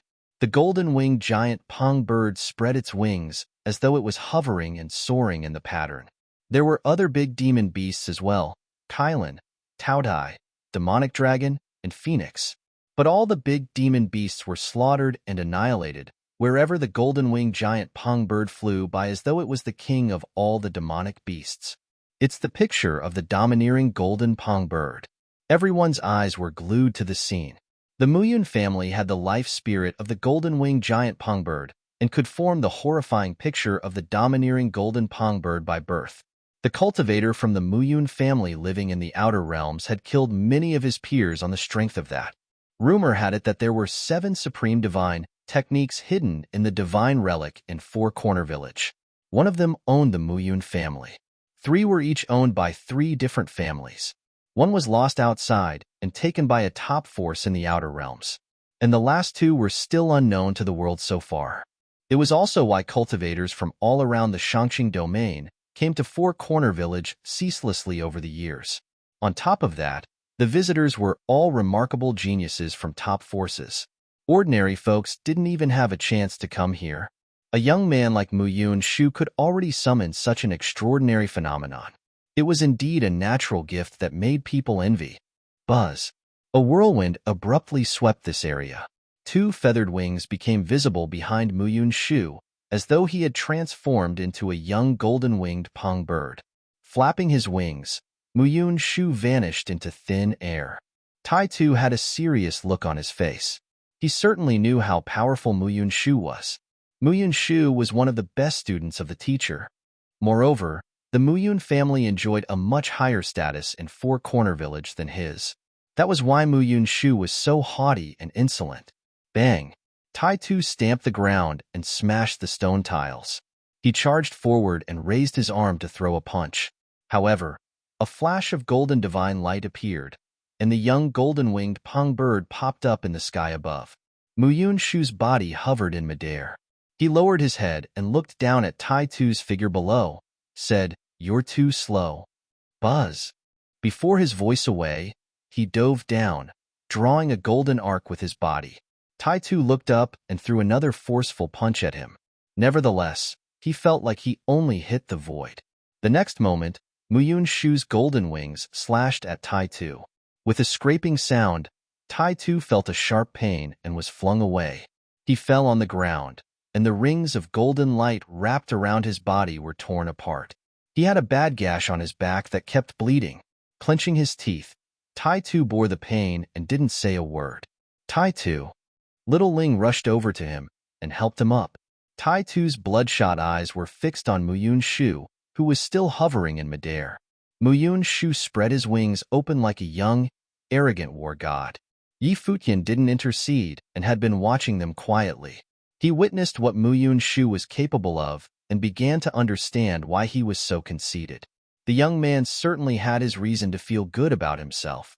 Judging by Muyun Shu's performance just now, he was definitely one of the best cultivators of his age in the entire Divine Prefecture, let alone the small four-corner village. The top forces would fight hard for a genius like him. Even so, Yi Futian detested Muyun Shu's character. The young man didn't even show any mercy to his homeboy. Yi Futian had no doubt that Muyun Shu would use lethal force if allowed. "You know the result now." "That's enough," said Yi Futian. Muyun Shu turned his head and darted a disdainful look at Yi Futian. Then he turned back to Tai Tu and spoke. "You have to ask him. Tai Tu, I will let you off if you make way for me whenever you see me in the future." "In your dream." Tai Tu stood up, his eyes blazing. Yi Futian stepped forward, but someone said, "It's none of your business. You should stay out of Four Corner Village's affairs." Yi Futian glanced at the man speaking. He was obviously an outsider as well. Yi Futian didn't care and kept going forward. He went to Tai Tu's side and said to Muyun Shu, "You're schoolmates with each other. A sparring session is enough." F***ck off. Muyun Shu scoffed at Yi Futian in a contemptuous tone. "Mind your own business," someone else warned Yi Futian. Chunyi surveyed the crowd and found this place more and more interesting. "Uncle Yi, I can still fight." Tai Tu's eyes were tinged with blood. He stepped forward and glared at Muyun Shu. "Don't think too highly of yourself." Then, he unleashed even more intense energy from his body. Beams of frightening golden divine light shone brilliantly. Tai Tu. At this moment, a voice interrupted him. A blind man walked over to them from afar.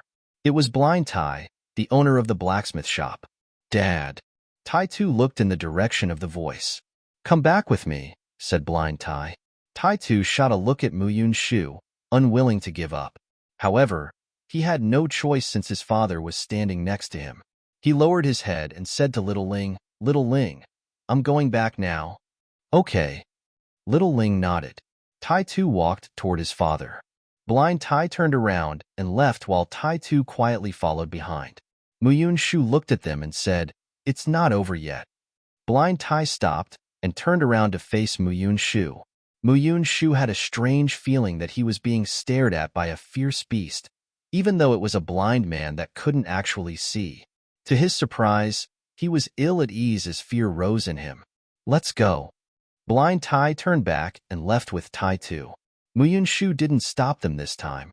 He just stared at their receding figures with his frosty eyes. Chapter 2093, Inquiry. Yi Futian gazed at Tai Tu and Blind Tai's receding figures with a thoughtful look. He caught a trace of energy coming from Bling Tai in the short moment just now. That kind of energy made Muyun Shu, an arrogant teenager, feel a thrill of fear. That was why he backed down. Just as Yi Futian and Chunyi expected, Blind Tai was not an average blacksmith. On top of that, Muyun Shu probably knew about it. Although Muyun Shu was still a young man, he was not a simple-minded boy. Judging from his usual insolent and haughty attitude, and how he asked Tai Tu to get lost before, it was strange that he didn't dare to block Blind Tai's way. With Muyun Shu's temperament, he was unlikely to let Blind Tai off easily if Blind Tai was only an ordinary blind man. Moreover, did Tai Tu attempt to release his life spirit in the end? Tai Tu controlled himself and held back his power because of Blind Tai's arrival. But he didn't seem ordinary either. Many people shifted their attention to Yi Futian after Blind Tai and Tai Tu were gone. Mu Shu glanced at Yi Futian. His eyes were still filled with self-assured hubris and contempt. Although Mu Shu was surprisingly talented, Yi Futian was not pleased with the young man's attitude. It's best for you to leave the village as soon as possible. Mu Shu didn't show much fondness toward Yi Futian. He warned him with a cold stare. Why is that? Yi Futian looked at Mu Shu and asked. There is no why. I'm only offering my advice. It's up to you whether you listen or not. Then, Mu Shu turned around and walked toward a group of people who were scrutinizing Yi Futian and Little Ling as though they were meddling outsiders who didn't belong here. Let's go. Yi Futian looked at Little Ling, who was standing next to him, and reached his hand out to her. The situation around them seemed to have scared Little Ling a bit. She looked nervous and anxious. Upon seeing Yi Futian's hand, she raised her head to look at him. The gentle smile on Yi Futian's face brought her some peace. She placed her hand in Yi Futian's palm. Yi Futian beamed and started walking while holding her hand. Little Ling also cracked a smile. The wide grin on Yi Futian's face seemed to be contagious. It calmed her down and even helped her overcome her stress and anxiety. Although they were surrounded by plenty of people, none of the onlookers stopped Yi Futian and the others from leaving. What happened here today was a squabble between teenagers, which had nothing to do with Yi Futian. Furthermore, outsiders were not allowed to pick a fight inside the village. Any visitor, regardless of their cultivation level, had to behave themselves in the village. The crowd slowly dispersed after Yi Futian and Little Ling left. No one stayed around since the drama was over already. Yi Futian didn't pay much attention to others. Along with Little Ling, he quietly walked on the stone-paved path in the village. At this point, he certainly realized that Four Corner Village was not an ordinary place. None of the young men studying in the private school was an average teenager, let alone Mu Shu, who was an extremely talented boy. On top of that, Blind Tai was an exceptional man as well. Even Tai Tu was hiding some secrets. The voice of the teacher in the private school was like the divine music of the Great Path. Golden runes floated in midair when he was giving lessons. The entire village gave Yi Futian a strange and mysterious vibe. It looked like that he needed some time to explore. A lot of people were whispering and gossiping while watching Yi Futian walking through the village. What is Old Ma thinking? What's the point of using a random guy to fill a rare opening? Exactly.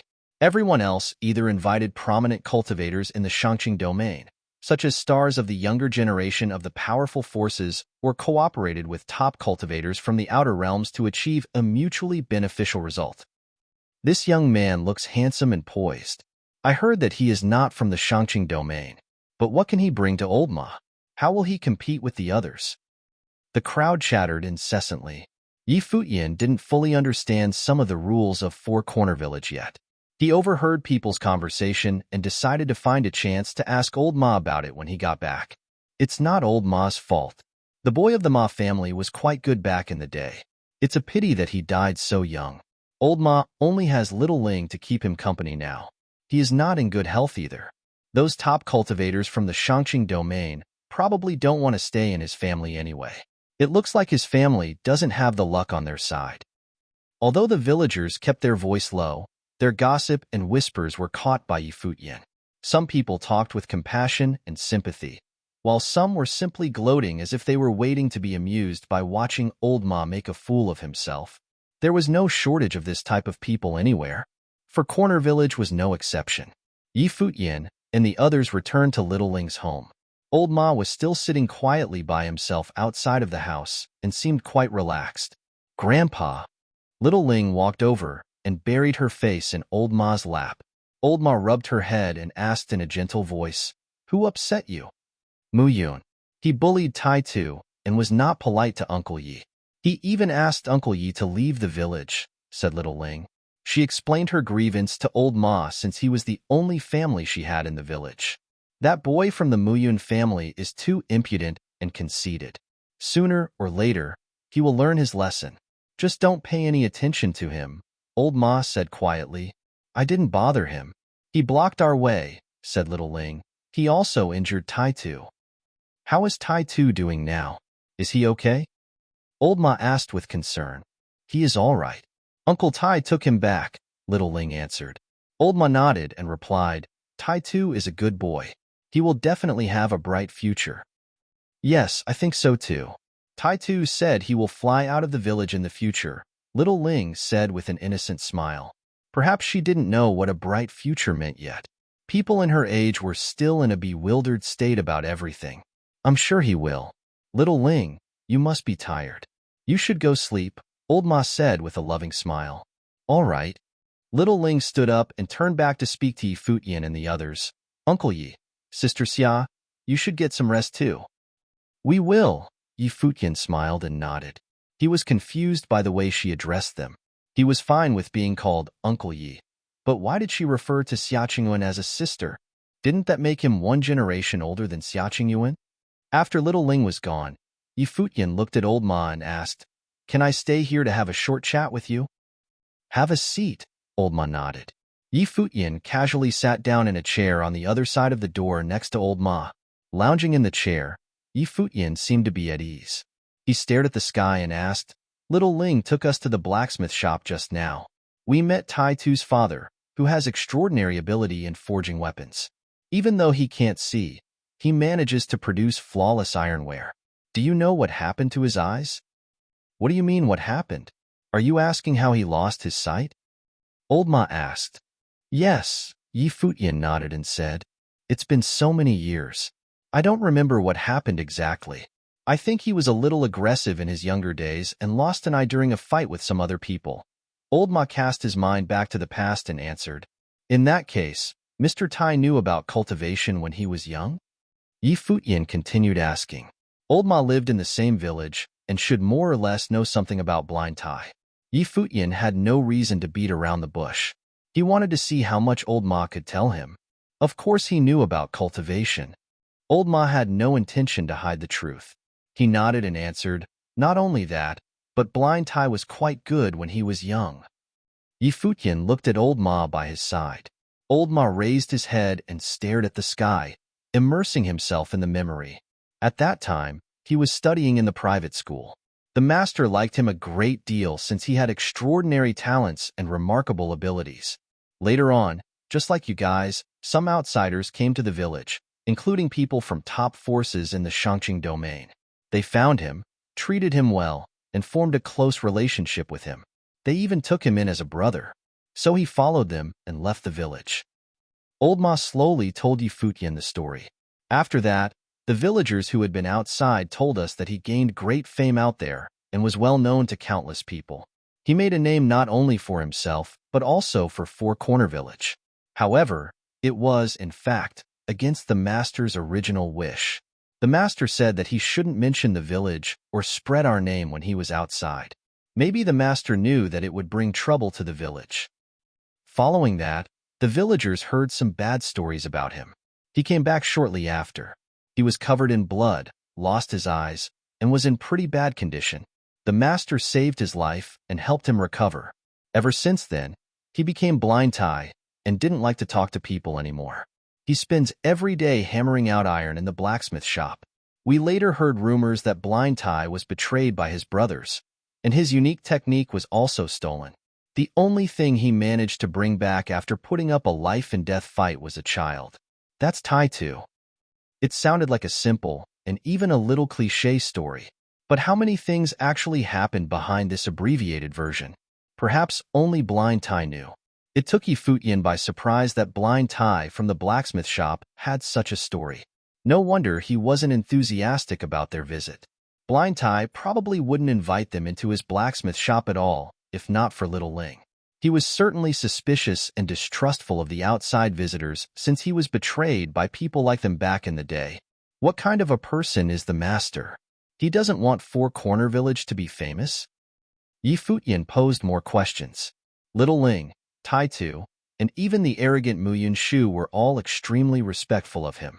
Old Ma still referred to him as the master, even at his age. Yi Futian hadn't heard anyone calling the teacher by his real name yet.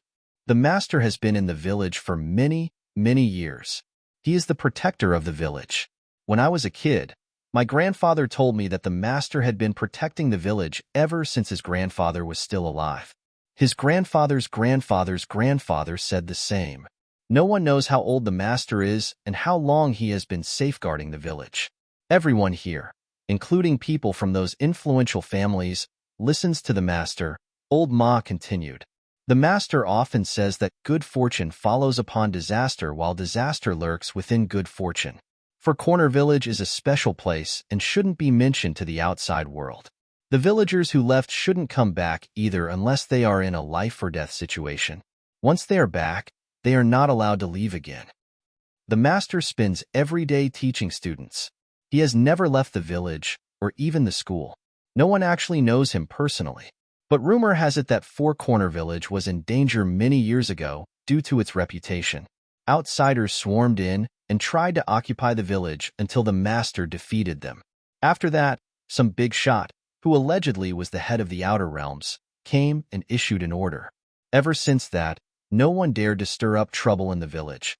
They have to behave themselves during their visits. Futian nodded. He, of course, understood who was the big shot old Ma was referring to. Donghuang the Great Emperor was here. Donghuang the Great Emperor came and studied here. Then, he proved his path, unified the divine prefecture, and issued an injunction to protect Four Corner Village. That was why the village looked like this nowadays. Moreover, according to old Ma, the master was the protector of Four Corner Village and never took an interest in the affairs of the Outer Realms. He didn't even concern himself with some conflicts that happened inside the village. Just like what old Ma had said, no one actually knew the master personally. What did the outsiders want? Why was Blind Tai betrayed? What did they want to get from him? Futian grew more and more curious about the village. Since old Ma didn't seem to mind his questions, he felt free to make more inquiries. It has something to do with the tale of the origin of the village, old Ma explained unhurriedly. He turned his eyes to Futian and asked, "You didn't know anything about Four Corner Village before you came here?" Futian and his companions were probably the only people who didn't know the village's history. The other cultivators in the Shangqing domain all had a thorough knowledge of the legend. After all, Four Corner Village was a famed place in the Shangqing domain. Even though common folks might not be aware of it due to its remote location, the top forces in the Shangqing domain were very familiar with the village. I came from the Donghua domain under a senior's recommendation. Indeed, I don't know much about the village, said Futian. Old Ma nodded slightly. He lounged on the chair and gazed at the sky and said, "Although the village is only a small village, there is a rumor circulating. The world was operating under a different order millions of years ago. Many gods controlled the forces of nature at that time. One of them was called God Sifong. He presided over a vast land and established the Four-Corner Divine Nation, which Four Corner Village used to be in ancient times. Of course, many people don't believe that. But people living in the village convinced themselves even if they had doubts. Who doesn't like to have a splendid history? Besides, Four Corner Village really is a magical place. You can treat this as a story regardless of its veracity." "Yes." Futian nodded. According to the legend, the god of the Four-Corner Divine Nation assigned 7 people as the Lord Protectors. Because of their different aptitudes, God Sifong taught them each an extremely powerful technique. Together, they were called the 7 Great Divine Techniques and were handed down to later generations. Although it's hard to know whether the legend was true, the 7 Great Divine Techniques do exist. People in Four Corner Village may be born with different abilities. Some people are blessed by their ancestors and have an innate talent for one of the divine techniques. They said that some of the divine techniques were lost, but some are still here in the village. The Muyun family that Little Ling told you about before possesses one of the divine techniques. They are born with the life spirit of the golden-winged giant Pongbird and have incredible speed. Rumor has it that one of the 7 Lord Protectors had the golden-winged giant Pongbird as his personal mount. Maybe the Muyun family has that bloodline. Futian listened quietly. Although old Ma was talking about the Muyun family, he couldn't help thinking about Blind Tai. Could it be that Tai Tu's father also inherited one of the divine techniques, the divine hammer of the Protector? It's said to come from one of the Lord Protectors who received a divine hammer of the Protector from God Sifong and inspired awe throughout the world with his tremendous strength. Therefore, both Tai Tu and his father were born with extraordinary strength. Old Ma continued, I also heard that a treasure that took blind Tai decades to forge, along with the divine technique, was taken away from him by the people who betrayed him. The story took Futian by surprise. He was present when Muyun Shu showed off his ability.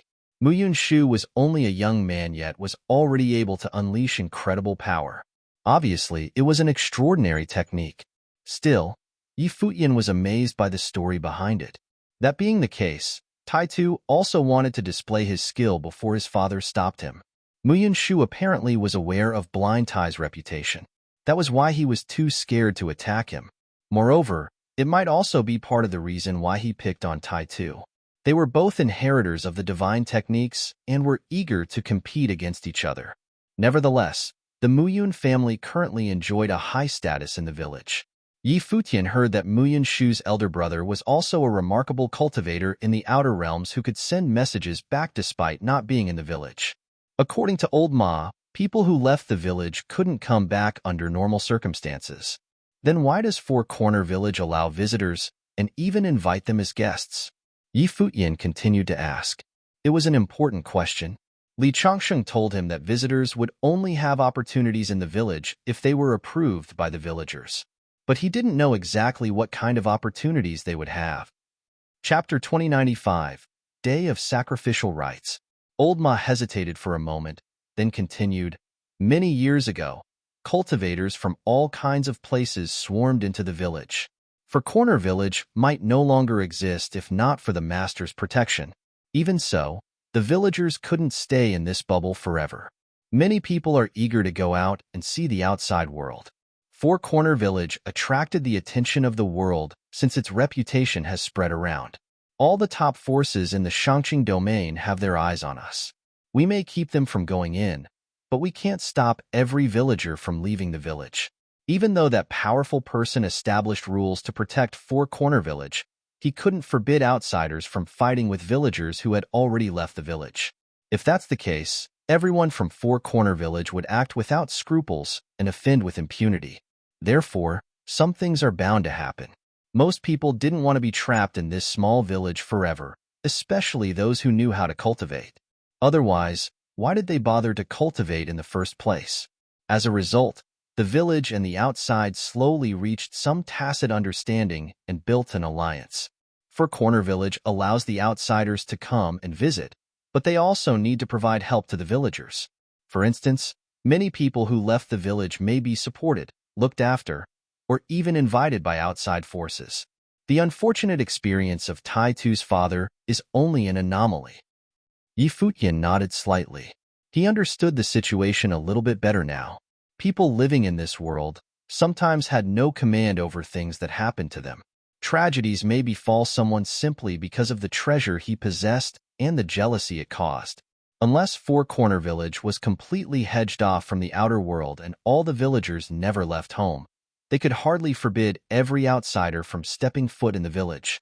No one would be able to leave and survive in the outer world if Four Corner Village offended all the top forces in the Shangqing domain. Just like what Old Ma said, the villagers might be more likely to feel satisfied with the size of the village if they were all common folks. Nevertheless, Four Corner Village was a magical place that produced several cultivators with extraordinary talents. The village was too small for them.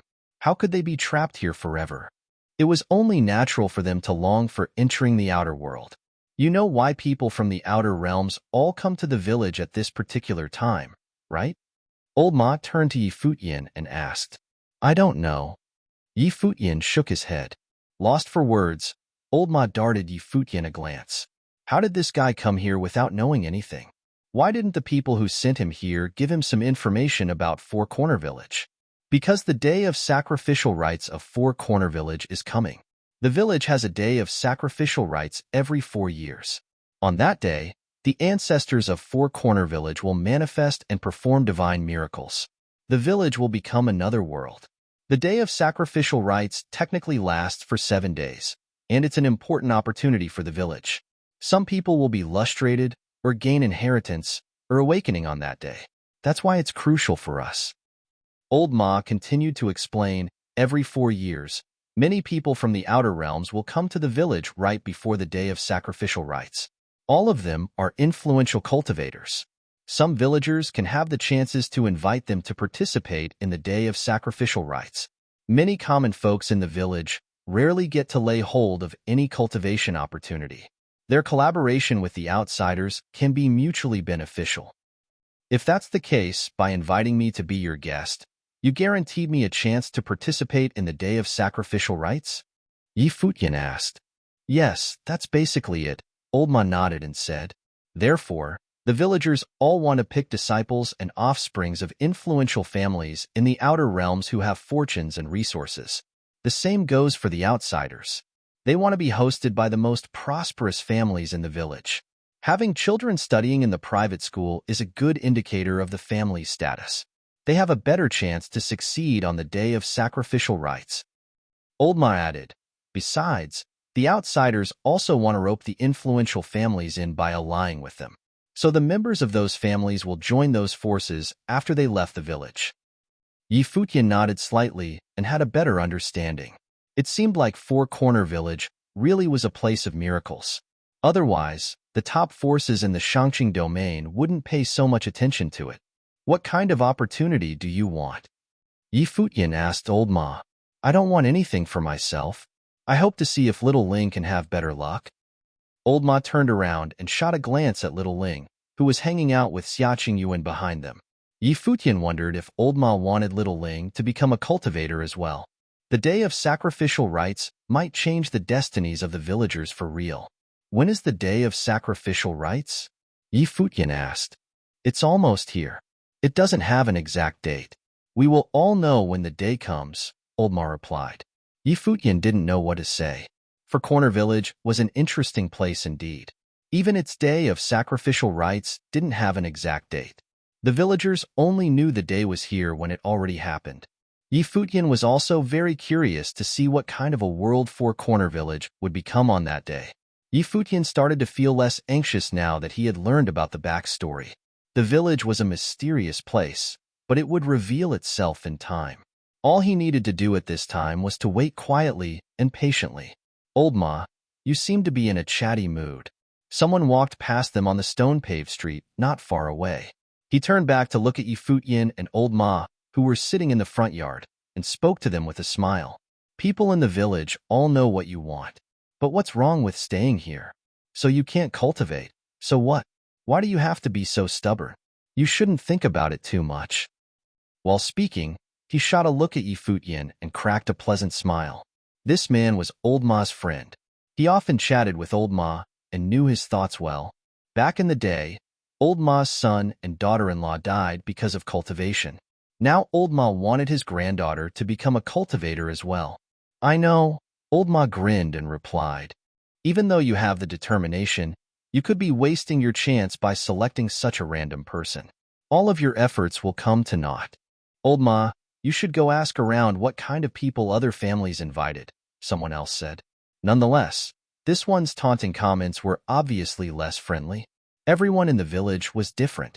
Old Ma smiled and nodded without responding. At this point, a young man walked over to them. Futian recognized that he was Fang Siyuan, who they had encountered on the way. Fang Siyuan came from an influential family that enjoyed a high status in Four Corner Village. Fang Siyuan surveyed Old Ma and Futian before speaking. Old Ma, my grandpa asked if you want to pay a visit to our house, along with him. He pointed at Futian. You can go back to tell your grandpa that it's not necessary. Old Ma shook his head and replied. All right. Fang Siyuan nodded and darted Futian an odd look. He turned his nose up at Futian before. It was said that no one wanted Futian when he first came to the village. Only Old Ma was stupid enough to pick him. However, Fang Siyuan's family seemed to have a different view and even asked him to come and invite Old Ma and Futian over. Much to Fang Siyuan's surprise, they turned him down. Fang Siyuan was a little embarrassed. He turned around and left immediately. I will go to have some rest inside. Suit yourself. Old Ma stood up and said to Futian. Then, he walked into the room. Futian still lounged in the chair quietly. Little Ling went to hold Old Ma's arm to help him walk. Xiaqing Yuan sat down next to Futian and glanced at him. Then, she also lay back in the chair and said to Futian, We haven't been so relaxed for a long time. Yes, Yi Futian smiled and nodded. Doesn't it feel good? Xiaqing Yuan took a brief look at Yi Futian. There wasn't much she wanted in life. She was happy to stay in a village like this with Yi Futian for life. Every day was carefree, without worries or conflicts. Yi Futian noticed that Xiaqing Yuan was gazing at him. He smiled and said, even a retreat like this is still plagued by sordid affairs. Xiaqing Yuan didn't respond. During the following days, Yi Futian and the others had been enjoying the peace and quiet. They occasionally took a walk inside the village and had become familiar with the people and the layout. Yi Futian actually wanted to pay a visit to the master in the private school, but he dropped the idea since he didn't have a good excuse. A recluse like that would certainly come to him if he wanted to meet him. Chapter 2096, Ancient Divine Nation. Days passed. Although there would occasionally be conflicts in the small village, overall, it was still peaceful. It was rare for there to be large disturbances. The people who were supposed to arrive from the outside world had already entered the village. They had all received invitations from the villagers. After all, those who could enter the village were all people with good fate. When the day of sacrificial rites came, the villagers also needed to rely on and form alliances with people of powerful fates. For those who were famous in the outside world and had powerful fates, they found companions among the cultivators who studied in the private school. When both parties had powerful fates, they would likely obtain benefits when the day of sacrificial rites came. On this day, the night was dark, and the village was sleeping soundly. The entire Sifang village was peaceful, and many of its inhabitants had wandered into dreamland. Those who weren't sleeping were cultivating. Right then, beams of bright light suddenly lit up Four Corner Village. A mysterious aura emanated outwards and descended upon the village, enveloping the entire village within it. Gradually, the entire village was lit, appearing golden in color. Yi Futian suddenly opened his eyes. He looked out the window and then got up and went outside. He sensed that the entire courtyard was enveloped in a mysterious aura. The village suddenly lit up with brilliant light. Countless lights danced before his eyes. The scenery was constantly changing. At that moment, people walked up beside Yi Futian one by one, including Old Ma and Little Ling. Old Ma watched the scenery change before him. There was a look of longing in his eyes. He was holding on to the hands of a little girl. It was Little Ling.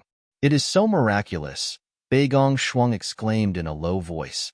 The scene before her kept changing. It was as though they were in an overlapping space and were entering another world. The day of sacrificial rites is about to begin. The spirits of the ancestors will appear, and then all of you will appear in their world. There, you will all be able to obtain fateful encounters. Little Yi, I'll leave Ling to you, Old Ma said to Yi Futian. The day of sacrificial rites was a significant event for Four Corner Village. Not only outsiders attached importance to it, the villagers did so too. Each generation would only have one such opportunity. Anyone who experienced the day of sacrificial rites would not be able to do so a second time. This applied to both villagers and outsiders. The villagers would usually choose the youths among the next generation to experience it. This was the most suitable age. However, since they themselves had experienced it before and no longer had the chance to do so, cooperating with outsiders was a good choice. Hence, Old Ma handed Little Ling over to Yi Futian, asking him to take care of her.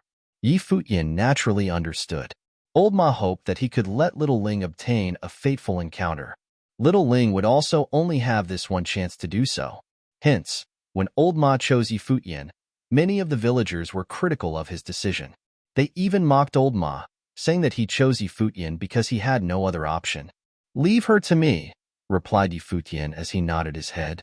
If they truly managed to find a fateful encounter, he would naturally do his best to look after Little Ling. With his most recent understanding, the day of sacrificial rites was the only opportunity for the village youths to change their fates. Incredible figures had the chance to become even more suitable for cultivation, while those who had yet to awaken to their talents had the hope of doing so. Rumor has it that the village's legendary 7 major divine techniques came from the day of sacrificial rites and could be obtained from within. To this day, 2 of the 7 divine techniques had yet to appear. Back then, Little Ling's parents lost their lives due to not being able to cultivate. This might be one of Old Ma's regrets.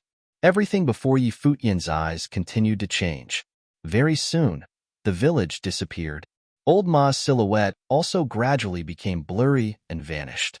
It was indeed miraculous for someone just a few feet away to disappear from their view. When everything cleared up, they were still standing where they were. However, they were no longer in the courtyard, but instead had appeared in another world. Here, divine halos shone down from the sky. The place oozed with divinity. Gazing into the distance, they seemed to make out a magnificent divine nation. A divine palace floated high in the sky. Is this the ancient divine nation? Yi Futian mumbled to himself. It is so beautiful, said little Ling as she looked out into the distance. Yi Futian looked at little Ling beside him. She could also see it. Old Ma said that upon entering this realm, different people would be able to see different things. Some people would be able to see fateful encounters, while others wouldn't be able to do so. Was this an illusory world? In the distance, silhouettes were traversing through the sky, heading towards the divine region far away. Yi Futian held little Ling's hand as his figure rose into the sky. Nearby, some people glanced over in their direction. Mu Yunshu was also among the crowd. There was a youth with extraordinary temperament beside him who should be his ally. Elder brother Taitu. Little Ling shouted beside Yi Futian. He turned his head around and looked down below. A figure was frenziedly running barefoot on the ground. This figure was a youth. It was Taitu. He had actually come here alone without a companion. It seemed that he was the only person without a companion. He was running around frenziedly alone down below. Little Ling! The youth greeted little Ling as he raised his head and greeted her back. He appeared to be a simpleton. Yi Futian's figure floated down until he stood before Taitu. He asked, "Are you here alone?" Taitu replied as he nodded his head. "Father said that I can still obtain fateful encounters alone." Yi Futian recalled old Ma's story. Blind Tai himself did not trust outsiders at all. He also did not want to ally with anyone. Hence, he would rather Taitu experience the day of sacrificial rites alone. "Come with us then," Yi Futian invited. Taitu scratched his head hesitantly. "Elder brother Taitu, come with me and Uncle Yi. Uncle Yi will look after you," said little Ling in her tender voice. Taitu nodded his head with a silly smile on his face. He looked at Yi Futian and said, "Many thanks, Uncle Yi." "Let's go," said Yi Futian as he carried the two of them and traversed the sky together, heading straight ahead. In the sky of this world, beams of golden light descended from above. They appeared dazzling. The further they advanced, the more brilliant the golden light appeared. It seemed to be radiating from the divine nation. "What is that?" At that moment, Yi Futian asked his group as he looked ahead. Over there, he saw two large armies engaging in a fierce battle in the sky above. However, no aura emanated from their battle. That meant that it was an illusion and was not real. It might be that it was just an image that once existed in this world. "Uncle Yi, what are you talking about?" Little Ling asked beside Yi Futian as she looked at him with her innocent eyes. Yi Futian looked at her and asked, "Can't you see it?" Little Ling shook her head. Beside them, the gazes of Xiaqing Yuan and the others landed on Yi Futian. They had somewhat strange looks. This made Yi Futian understand. It seemed that he was the only person who could see this scene. "All of you can't see it?" Yi Futian asked in a low voice. They shook their heads. For them, there was nothing ahead. Chapter 2097, Disgust. Yi Futian looked back at the battlefield when he saw the group shaking their heads. It was a battle between two very terrifying armies. Although he could not sense their auras from just the image, he could faintly make out how intense the battle was. This made Yi Futian realize that different people would actually see different things here in this world. It might be that there was truly an element of fate. Did this mean that his fate was more powerful than that of the people around him? "Let's go," said Yi Futian without stopping as he continued to advance. They seemed to have arrived at the palace of the divine nation. It was grand here. When Yi Futian saw this, he could imagine how prosperous this place was in the past. From the looks of it, the rumors about Four Corner Village were very likely true. In the past, Four Corner Village was once a divine nation. "Uncle Yi." At that moment, Taitu said this as he looked up ahead. He seemed to be hinting for Yi Futian to head over there. Futian also looked over in the direction Tai Tu was looking at. There was a flight of stairs. At the top of the stairs was a large group of cultivators. They appeared to be a large army. They were ascending the stairs. He did not know how many cultivators there were, but at the very top, Futian saw a blurry figure. It did not seem real, appearing like faint currents that formed a human shape. However, when Futian wanted to get a clearer look at it, it would appear even blurrier. Can anyone make out what is over there? Futian asked Xiaqing Yuan and the others who were beside him. Xiaqing Yuan and the others shook their heads with perplexed looks. It was the same as before. Could it be that in this world, Futian could see much more than they could? I can see it, Tai Tu said. There is a giant over there. He looks so majestic. The hammer is so big. How heavy is it? When Futian heard Tai Tu's words, he revealed a strange expression. Tai Tu could actually see it. He had heard stories from Old Ma regarding blind Tai. Tai Tu might have inherited blind Tai's talent and awakened some abilities. Hence, it was possible that he had formed resonance with this place. This might be Tai Tu's fateful encounter. Let's head over, Futian said, bringing Tai Tu along. When he advanced and reached the area, Futian suddenly sensed an extremely majestic power. The power became a formless wave that caused his body to tremble. It actually caused his figure to be pushed backward. Xiaqing Yuan and others turned around and looked at Futian. They had no reaction to this power because they could not see the scene before them at all. It is indeed miraculous, exclaimed Futian, somewhat curious. Tai Tu let go of Futian's hand and walked ahead alone. Futian saw Tai Tu step onto the stairs and walk up. Then, he stood before the illusory figure. Futian looked at Tai Tu. He now had an even deeper understanding of what Old Ma had said. The master of this world was the first ancestor of Four Corner Village. This place was originally left behind for them.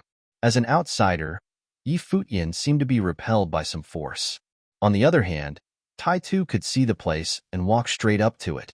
Was this an ancestor passing down his teachings to his descendant? When Tai Tu stood there, beams of dazzling divine light circled around him. He himself did not feel anything as he raised his head and looked around. However, Tai Tu soon sensed that something was different. The illusory figure seemed to take shape. The divine light that circled around the figure immediately entered into Tai Tu's body. Then, his figure suddenly trembled violently. Tai Tu grabbed his head with his hands and let out a painful cry. Elder brother Tai Tu, called out little Ling. She felt afraid when she saw Tai Tu shouting in pain. She wanted to step forward, but Futian still held on to her hand. He said, "He is all right. He should be inheriting some of the ancestors' teachings." Replied little Ling as she nodded her head. Yet, she still looked straight ahead somewhat anxiously. At that moment, an extraordinary power suddenly surged throughout the space. Countless beams of golden divine light seemed to descend upon the place where Tai Tu stood. Futian could faintly make out countless figures merging to form a gigantic silhouette who stood tall in the sky. Based on what Old Ma said, the Sifang God Seat had 7 major Lord Protectors. This should be one of them. Tai Tu would be inheriting his abilities. Even more powerful divine light immediately descended. This caused a unique power to emanate in the space. Tai Tu was enveloped in the divine light. A crisp sound kept coming from his body, as though the bones, muscles, and blood vessels in his body were undergoing metamorphoses. From far away, people were heading in this direction, looking towards where Tai Tu stood. From one direction, Muyun Shu and his group had arrived. Muyun Shu stared at Tai Tu. Although Muyun Shu was still young, he acted more mature than his age. His gaze was cold as he looked at Tai Tu. Tai Tu had actually obtained a fateful encounter. That meant that Tai Tu was experiencing an awakening. Muyun Shu's figure advanced. He actually dashed towards where Tai Tu stood. However, just like Futian, as he was doing so, a formless power actually sent Muyun Shu's figure flying outwards as he tried to approach Tai Tu. Muyun Shu stabilized himself as he glared at Tai Tu. He also could not make out clearly what was happening around Tai Tu. He could only see Tai Tu being surrounded by divine light. He knew that Tai Tu had obtained a fateful encounter. This power was actually hindering him, not allowing him to approach Tai-Tu. "Stop him," Mu Yunshu ordered the people beside him. His behavior caused Futian to scowl. Mu Yunshu was a well-known figure in Four Corner Village. He was a monstrous youth. Yet, he actually acted so unreasonably. No matter how they put it, Tai-Tu was from the same school as him. They all studied in the private school and were all members of the village. Mu Yunshu should feel happy for Tai-Tu for awakening to a great power. They were both locals here. It was naturally a joyful occasion for them to be able to inherit more divine teachings from their ancestors. However, Mu Yunshu didn't think so. He was very egoistic even though he was still young. He did everything as he pleased. "Both of you are locals of Four Corner Village. Since now you pose a chance of encountering fateful encounters at this place, then go your own way. You should each mind your own business and not interfere with each other," Futian said to Mu Yunshu. His tone was cold. This youth was acting presumptuously. "Are you criticizing me?" Mu Yunshu fixed his gaze on Futian. A cold light flickered in the eyes of this arrogant youth. He seemed to be looking down on Futian. "Get out of my way," ordered Mu Yunshu as he glared at Futian, who was blocking his way. Futian was similarly staring at the other party. Even though Futian didn't like Mu Yunshu's personality, he took into consideration that Mu Yunshu was just a youth and they were in his village now. Futian was not interested in getting serious with Mu Yunshu, but the latter acted even more insolently. "Get lost," Futian spat. He could not take it anymore. He looked at Mu Yunshu with a look of disgust. Futian had cultivated for many years and had encountered many villains. However, this was the first time he had met such a despicable junior in his early teens. Chapter 2098, Vicious. Mu Yunshu stared at Futian. Did he just tell him to get out of here? In the village, no one dared to speak to him in this manner. Several cultivators next to Mu Yunshu gave Futian a cold stare. They had heard some people mentioning Futian and his group in the village. They heard that he came to the village with Lu Qixing and the others, but no one paid much attention to them at all. Later, they were invited by an ordinary citizen in the village as guests, hence their presence here. For some cultivators from Donghua Domain to come onto their turf, and in Four Corner Village, no less, to be this blatantly disrespectful was unthinkable. They came from the outside world to the third heaven of Shangqing Domain. Nanhai family in the Shangqing Domain was known by all cultivators in the domain. Anyone who heard its name knew what it represented.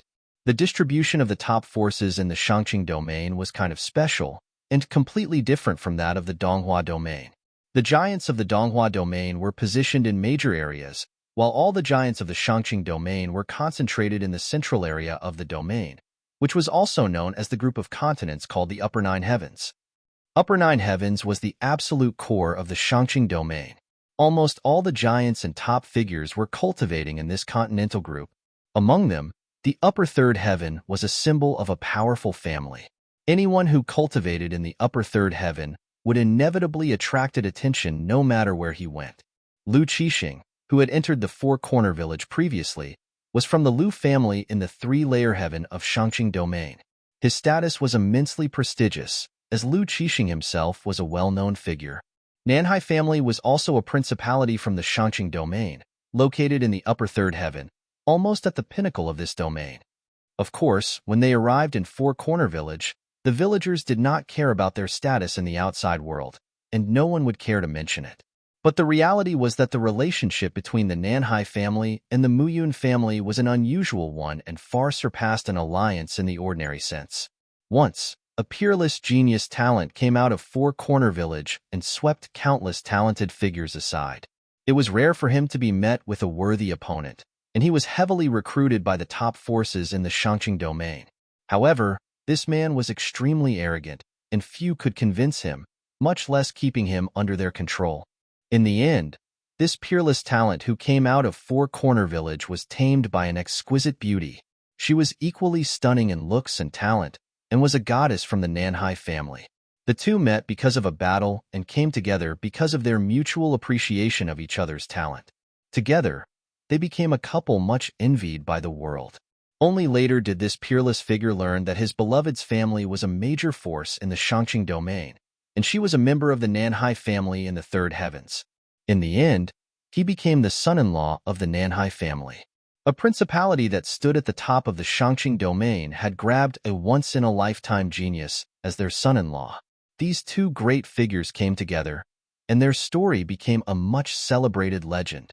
Their union was sensational at the time, with all the top principalities from the Shangqing domain in attendance, with great fanfare. That peerless genius talent belonged to the Muyun family from Four Corner Village, Muyun Shu's elder brother, Muyun Lan. The Nanhai family knew that Muyun Lan had a younger brother cultivating in the private study inside Four Corner Village. He inherited the divine method of Four Corner Village and had been greatly valued. A few years ago, they sent someone to the village to train Muyun Shu systematically. The trainer himself was a powerful figure himself. Otherwise, he would not have been able to enter the village. It was apparent that they attached great importance to Muyun Shu. His elder brother, Muyun Lan, was a genius talent, and his younger brother had equally great potential. Naturally, the Nanhai family would not pass over such an opportunity. In the future, these two peerless figures would rise from the Nanhai family to reinforce its status in the domain. If giants were able to be born from the Nanhai family, it would solidify the standing of that family that much stronger and enjoying many centuries in power. Muyun Shu had known that he was extraordinary ever since he could remember. Apart from having a teacher in the private study teaching him, everyone in the Nanhai family had given him the best resources for cultivating, thus spoiled him to become the arrogant personality he now exhibited. A young man next to Muyun Shu was named Nanhai Qing. This person was a favorite in the Nanhai family. He did not enter the village recently, but had already been here for 3 years. The Nanhai family sent him to Four Corner Village as a trial to see what he could learn in Four Corner Village. Of course, the key was Muyun Shu's cultivation and his opportunity this time. Aside from the fact that ordinary folks could not physically enter Four Corner Village, those top forces would not yield any opportunities like this to them either. There were 2 other men behind Nanhai Qing who were powerful cultivators in the Upper Renhuang realm. They weren't people with perfect great path, but when those of great luck entered the village, they could generally bring along some other people into the village with them. The fact that the Nanhai family would bring a few people inside was not surprising. In fact, every top force would have dispatched several representatives to the village. For that reason, the Fong family suspected Yi Futian's luck was formidable. If the people around him did not possess a perfect great path, it meant that they came in under his luck. If he could bring so many people in, his luck had to be extraordinary. Nanhai Qing had sensed the aura from Yi Futian and his group. He realized that at least 2 of them were cultivators with perfect great path. It seemed that these people were not ordinary and were top cultivators from the Donghua domain. Which force in the Donghua domain are you from? Don't you think you are overstepping your bounds? Nanhai Qing said to Yi Futian and the others. Where they were coming from was of little interest to him. This was Shangqing domain, and the Nanhai family had always been a force standing at its pinnacle. Clearly, they were not afraid of any force from the Donghua domain. That is none of your concerns, Yi Futian replied. You are too bold. The 2 Renhuang on either side took a step forward, and a powerful wave swept out towards Yi Futian and the others. Donghuang the Great had banned outsiders from fighting inside Four Corner Village, but they were allowed to fight on the day of sacrifice. This was an unwritten rule recognized by everyone inside the village, and Old Ma had informed Yi Futian as much. When the 2 Renhuang stepped out, they were like stormy waves sweeping toward Yi Futian and his people. This stormy wave contained the ultimate aura that was as sharp as a sword, extremely domineering, as if it was full of sword intent. Both of them were cultivators in the 8th realm. They were here to protect Nanhai Qing and Muyun Shu. Although they did not have the perfect great path, their realms were still terrifying, as they were almost at the peak of Renhuang. How dare you be so rude in Four Corner Village? Take them down and dispose of their cultivation, and drive them out of the village, Muyun Shu said coldly. Yi Futian detected a murderous intent on this teenage boy. It seemed that previously in the village, he had suppressed his own temperament. Perhaps there were still some others in the village to whom he was beholden. Yi Futian thought it might be the teacher in the private study. If he were allowed to follow his nature without outside constraints, he would be a domineering and frightening dictator. He was already so vicious and ruthless at such a young age. talking about disposing the others of their cultivation at every turn, trying to prevent Tai Tu from obtaining his opportunity. Bagong Ao took a step forward and came to that cultivator of the 8th realm. An astonishing sound faintly rang out from his body, making this space full of oppression. Two storms of the Great Path collided in the void but didn't cause too great of a change in the power of the Great Path from the outside. It seemed that the rules and orders of the Great Path in this space were quite different. On the other side, Zifeng stepped out as an astonishing aura erupted from her body, and a magnificent divine flame of the Great Path appeared all around her. Radiant phantom shadows of the phoenix now appeared in the sky. Zifeng had followed Yi Futian in her cultivation, and Yi Futian had not deceived her either. He turned the divine fire of Wudong into a domain of divine flames that she could cultivate. Now Zifeng was already a demon emperor of the 6th order with perfect Great Path. Her aura was so astounding that even the cultivators of the 8th realm felt its pressure. Phoenix. Nan Haiqing cast a glance at Zifeng. It seemed that this group of people was not simple. He had already discovered 3 cultivators who possessed perfect Great Path, which could almost only be countered by master-level principalities. And it's a female phoenix, no less. I require a personal mount. How about you follow me and be my mount?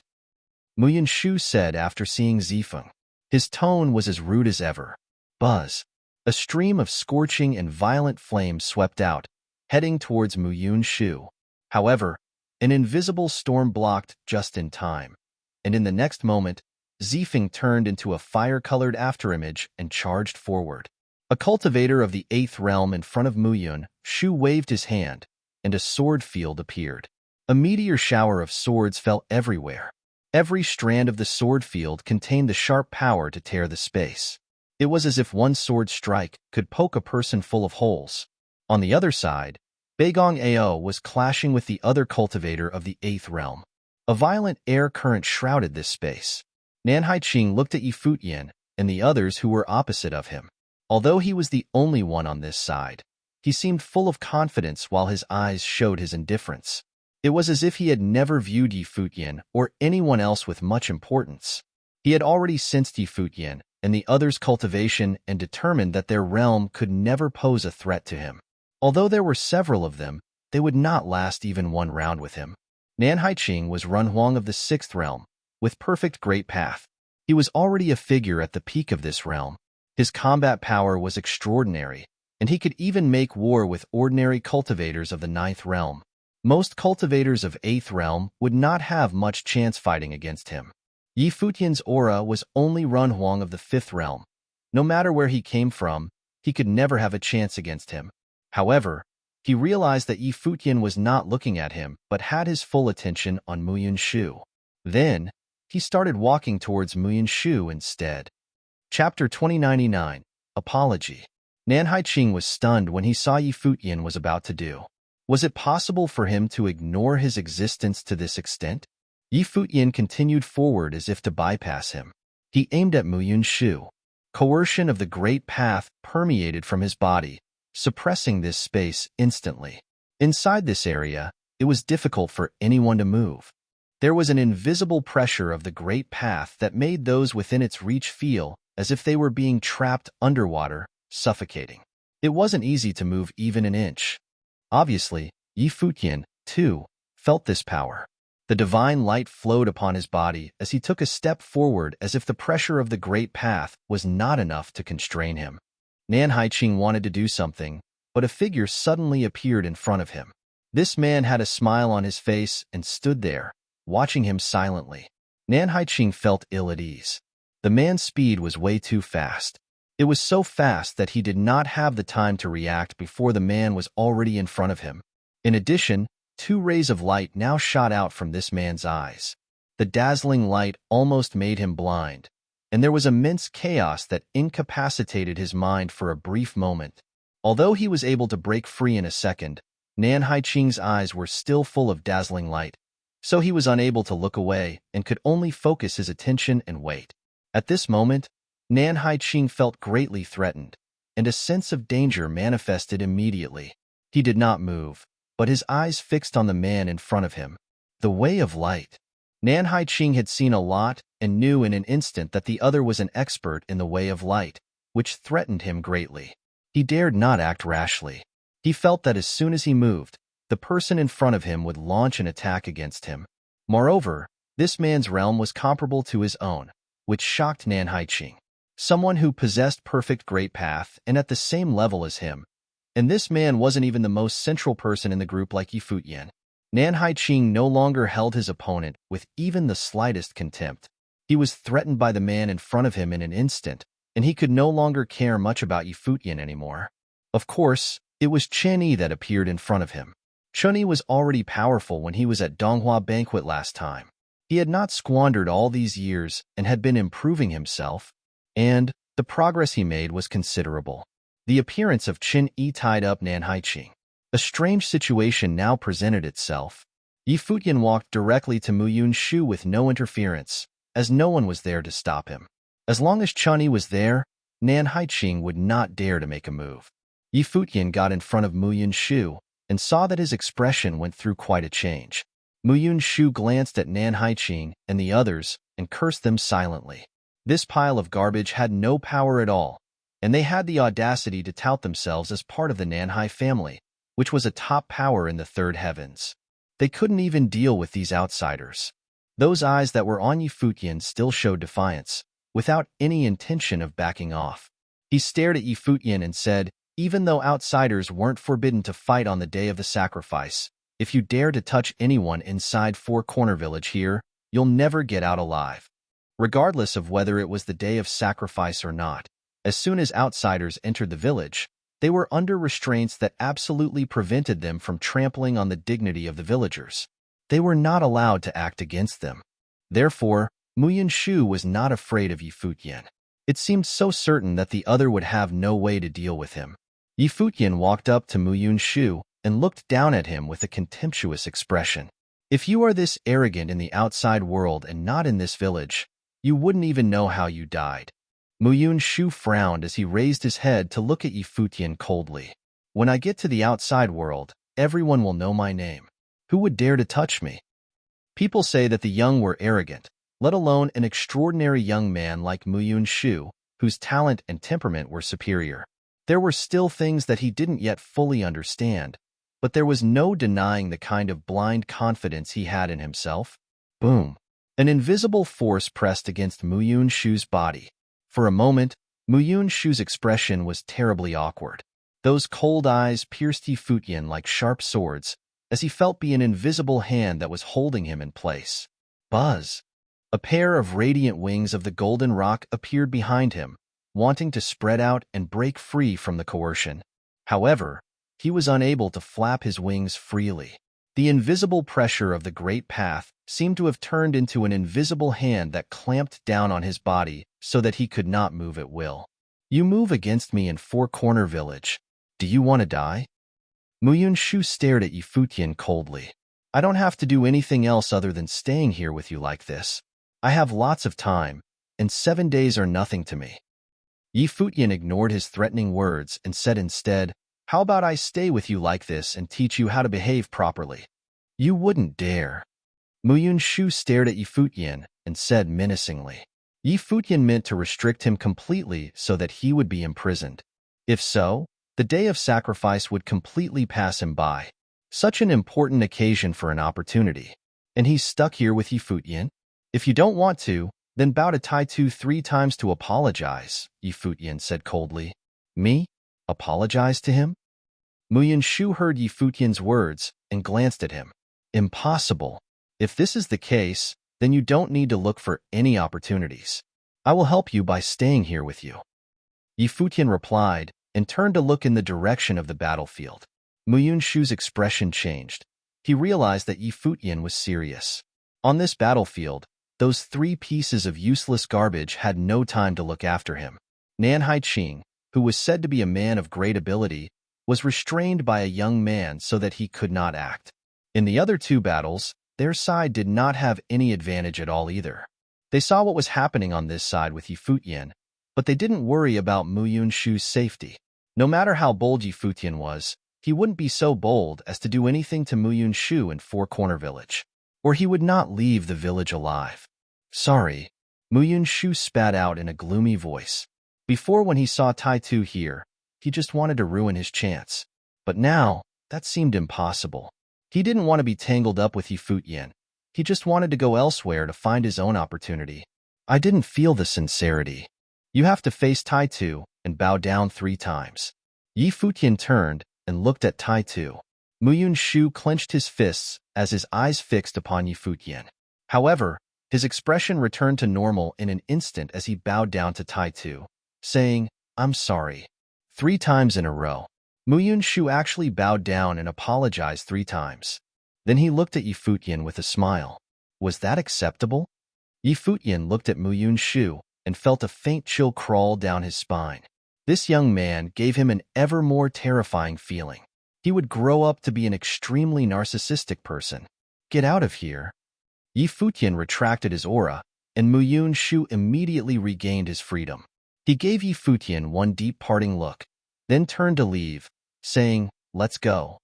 From those eyes, Futian could feel a murderous intent. However, knowing what he knew of this young man, he was not surprised at all. Chapter 2100, An Unobstructed View. Nan Haiqing and the other 2 also left with Muyun Shu. Before his departure, he took a good look at Futian and the others. It seemed that he underestimated these cultivators who came from the Donghua domain. He even had a suspicion that these people might be from the domain chief's manor of the Donghua domain. If that was the case, the Donghua domain must have a grand scheme planned and attempt to encroach on Four Corner Village in the Shangqing domain. After Nan Haiqing and the others were gone, Futian turned around to look at Tai Tu. Basking in the divine light, Tai Tu was surrounded by a dazzling circle of light. Futian could vaguely see a shadow as gigantic as God visible in the sky above Tai Tu, as if it was the spirit of his ancestor. If the rumors were true, this godlike shadow could be one of the 7 Lord Protectors from the past. Was Tai Tu a descendant of his? Bang Tai Tu generated another burst of energy. To everyone's surprise, it was his life spirit blooming. The life spirit seemed to wake up again and towered over everyone like a god. He brandished the divine hammer in his hand and overpowered everything else in the world. Like an unstoppable army, the divine hammer carried tremendous momentum and caused a frightening scene. It was an extraordinary phenomenon of Tai Tu's life spirit, similar to the picture of the domineering golden pongbird that Muyun Shu displayed before. Apparently, Tai Tu also experienced an awakening while numerous pictures popping up in his head. Futian and the others waited for him quietly. They didn't interrupt Tai Tu's experience as they didn't need to rush. The day of sacrificial rites lasted for 7 days. On top of that, the cultivation opportunity wasn't first come, first serve. Instead, it depended on the person's luck. Everything was predestined. Therefore, there was no need to be impatient. Little Ling was a little anxious. She had been staring at Tai Tu. Since she didn't know much about cultivation, she was worried that something bad might happen to Tai Tu. Her eyes were glued to him the whole time. Tai Tu was her best friend in the village. Moments later, the strange and extraordinary phenomenon disappeared. Tai Tu slowly opened his eyes. His clothes were torn apart because of his body growth. He looked around and noticed his bare skin and Little Ling's fixed gaze. An embarrassed smile appeared on his face. Tai Tu, you seem to be taller. Little Ling felt everything was so magical. Tai Tu had grown so much in such a short while. Brawnier as well. I don't know either. Tai Tu scratched his head. Even so, he was more knowledgeable about it than Little Ling. After all, he studied under the master in the private school ever since the master told him that he had the gifts for cultivation. He learned about many things and gained a better understanding of cultivation. Uncle Yi, Tai Tu suddenly recalled something and shifted his eyes to Futian. Asked, Dad told me that I could sense the opportunity and may experience an awakening. Does what happened just now count as an awakening? It probably does, Futian nodded. People in Four Corner Village were unique. Honestly speaking, the villagers who were considered not suitable for cultivation probably could become fine cultivators, as well, let alone the gifted ones. Tai Tu already possessed plenty of hidden talents and experienced an awakening here in the ancestral lands of Four Corner Village. I feel better now. Dad will be happy. Tai scratched his head and said with a silly smile. It was as though the point of cultivation for him was to make his blind father happy. He should be able to satisfy his father after he got out of here. Let's go and take a look at other places, said Futian. Okay, Tai nodded and said, maybe little Ling could have a chance to experience the awakening as well. Then she will be able to study and cultivate under the master in the private school along with me. Little Ling's bright eyes were filled with hope. Studying with the master in the private school had always been her wish. She was eager to be instructed by the master every day. The villagers all admired the master, but she rarely had the chance to meet him. Futian and the others continued to move forward. Some people made discoveries in different areas, but more had not found any clue. They were wandering around randomly, searching for opportunities. They are all students in the private school, little Ling said in a low voice. She envied the students who could be taught by the master, and she recognized every one of them. The people who obtained opportunities were all students in the private school. The master indeed had a good eye. Yes, Tai nodded as well. Futian learned from their conversation that people who were chosen by the master usually could come by some cultivation opportunities during the day of sacrificial rites. Perhaps the master already recognized their innate ability beforehand. That being so, I probably don't have a chance. Little Ling was dispirited and disappointed by the thought. Since the master didn't choose her to study cultivation with him, she was likely to go back empty-handed like many other people. That's not true. I asked the master, and he told me that there were exceptions in the past.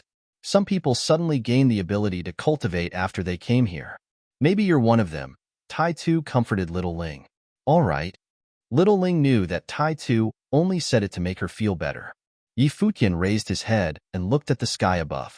The splendid, ancient divine nation seemed vivid and ethereal at the same time. The grand palace gloried in the admiration and worship of people. Futian noticed that Muyun Shu and his mates were walking toward the left of the divine nation's palace. He could vaguely see a dazzling divine bird there. The bird looked like a golden statue, and Muyun Shu went inside. Muyun Shu had the life spirit of the golden-winged Pong bird, an inheritance allegedly from one of the 7 Lord Protectors. It was only natural for him to gain an opportunity here. Besides, Muyun Shu was already said to be a very impressive cultivator who possessed tremendous talents. A god with a pair of wings on his back radiated brilliant golden light in the sky above the golden-winged giant Pong bird. Muyun Shu was suspended in midair, as if he was being baptized by God. In an instant, beams of the blinding divine light shone from his body and attracted many people's attention. All the young men were jealous of Muyun Shu's luck. Even outsiders sighed to themselves. It was crucial to find the right person. The Nanhai family already recruited Muyun Lan as their son-in-law. Adding Muyun Shu to their side, they would become inconceivably powerful in the future. Muyun Lan and Muyun Shu would certainly grow into master cultivators as long as they didn't die unexpectedly. As cultivators from Four Corner Village, they were born with the perfect great path. Amazing! Ling stared in that direction and said quietly.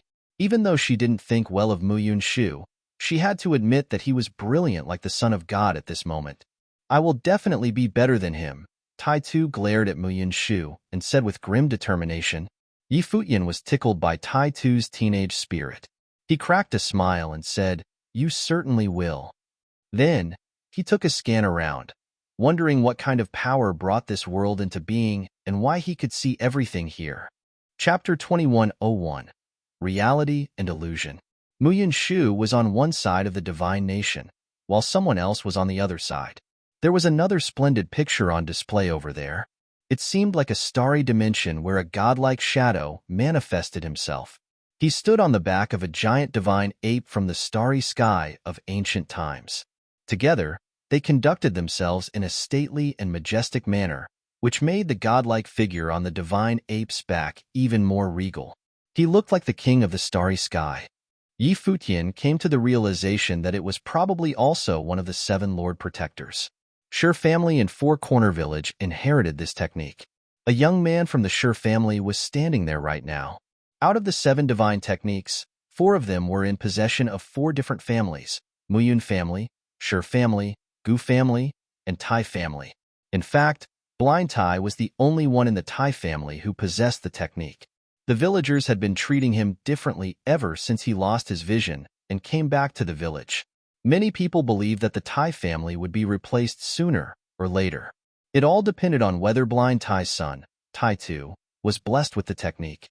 Even though some people might come by some other cultivation opportunities, no one outside of the four families was endowed with the divine techniques. Futian stood in place and quietly watched everything, pondering what kind of power brought this world into being.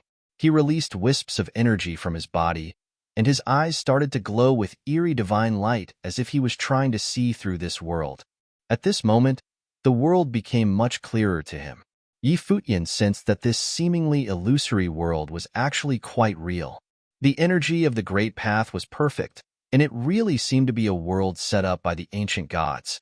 The villagers believed that only people who were blessed by gods could acquire cultivation opportunities here. Futian supposed that it was because the blessed ones were compatible with the Great Path here. That was why they could see some of the scenes of the Great Path and gain cultivation opportunities from those. Common folks couldn't sense anything happening here because their minds were not matched with the Great Path. Nevertheless, why did this world only appear every 4 years on the day of sacrificial rites named by the villagers? This world would materialize every 4 years on the day of sacrificial rites, cover the village, and bring some people into the space world. Futian looked around and said, "Let me go up and have a look." Then, he soared into the sky and kept heading upward until he was high above this world. His bright eyes looked down as though he was trying to fathom the mystery of this world. He saw plenty of extraordinary phenomena, including the divine hammer of the protector, the picture of the domineering golden pong bird, the god riding the divine ape of the starry sky, and numerous doors of space. Futian assumed that he would be able to see all the cultivation opportunities of the 7 divine techniques. What exactly were the villagers blessed with? Soon, Futian's gaze focused on a tree that was swaying gently and quietly in the wind. It was only around 3 meters in height, not particularly tall or thick. No one else would pay attention to such an ordinary and inconspicuous tree. Nonetheless, Futian noticed that wisps of energy were flowing from the tree to the earth. Futian moved toward the tree like a flash of lightning. Soon, he landed in front of the tree.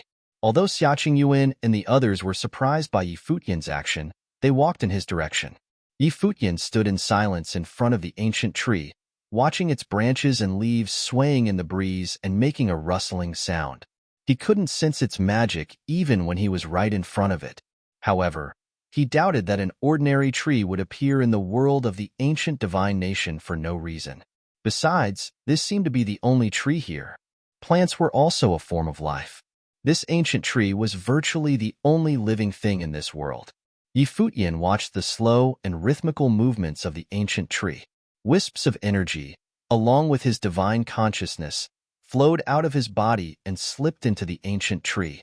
When Futian's energy of the Great Path penetrated the ancient tree, the tree swayed a little harder as though it was reacting to the invader. Invisible waves spread out, and the ancient tree was growing. Soon, it became over 100 meters tall with a much denser canopy that was swinging non-stop. With some rustling sounds, the branches of the tree suddenly started moving and attacking Futian frantically. The gentle ancient tree became infuriated without warning. Futian quickly stepped back to dodge the attack, but the ancient tree was so fast that it swept through the entire area in a split second. No one was swift enough to escape. Futian was engulfed in no time. Futian was taken by surprise.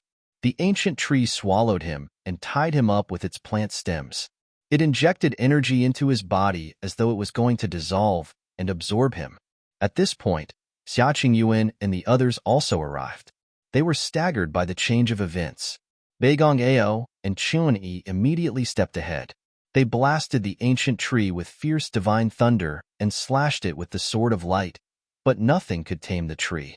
Uncle Yi, Little Ling, and Tai Tu also ran forward with a worried look on their faces. "What the heck is this?" Chunyi said. The dazzling divine light burst out of his body didn't have any effect on the ancient tree. Futian began to have a vague feeling that the ancient tree attempted to occupy his body.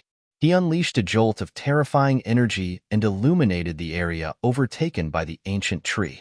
In the meantime, he released his world tree spirit to strike back at the ancient tree. The two types of energy intertwined with each other.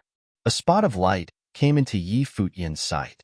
Yi Futian felt like the light spot contained life and was the spirit of the tree. The ancient divine tree had become sentient. The light spot charged directly at Yi Futian. Yi Futian exerted all of his spiritual will to release the three types of power of the great emperor simultaneously. Blood surging in his veins, he shot out 3 rays of divine light and surrounded the spirit of the tree. 4 beams of divine light twisted together and gave off a blinding glare. Yi Futian saw many pictures within the light spot. The spirit of the tree was very likely to be endowed with a wisp of God Sifang's spiritual will and became a living thing. It was supporting this world. Yi Futian never thought that he would fight against the spirit of a tree. He couldn't afford to be careless. His 3 beams of divine light transfigured into 3 different power of intent and bombarded the spirit of the tree, which was overwhelmed after some time. At this moment, the vines and stems that were binding Yi Futian's body disappeared instantly. Chen Yi and the others exhaled a sigh of relief. However, Yi Futian was still standing in front of the ancient tree, as if he was merged with the tree. He opened his eyes, raised his head, and stared at the leaves, through which he saw the whole picture of this world. He also noticed something else. There was an illusory world underneath this area. For Corner Village and many of its villagers were trapped inside the illusory world and couldn't get in. Yi Futian only understood until now that Four Corner Village was the unreal world, and this space, which only appeared every 4 years, was the real world. The discovery and realization astonished Yi Futian. Everyone in the village was living in an illusory world without knowing. Did that mean that only people who had the spirit root and were capable of experiencing awakening could enter the real world?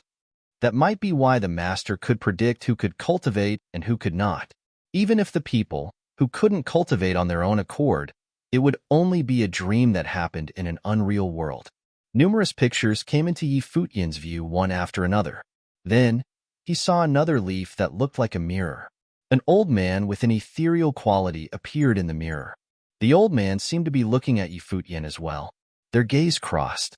Yi Futian had never seen the old man before, but he already knew he was the master of Four Corner Village. Master? Yi Futian transmitted a wisp of spiritual will over. The master nodded slightly in the mirror as if he received Yi Futian's message. This is the real world? Yi Futian wanted to confirm his conjecture. The old man nodded again. What should I do? Yi Futian asked. At this point, he didn't know what his next step should be anymore. He had no choice but to seek advice from the old man. Let them see the real world, a voice rang in Yi Futian's head. Yi Futian pondered for a moment and nodded, said, I understood. The master was sitting quietly in the private school of Four Corner Village. He gazed into the distance. Did the chosen one finally come to the village? He looked in the direction of the village.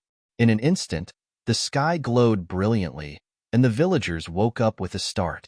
They were astounded by the splendid scene that seemed to have enveloped the village.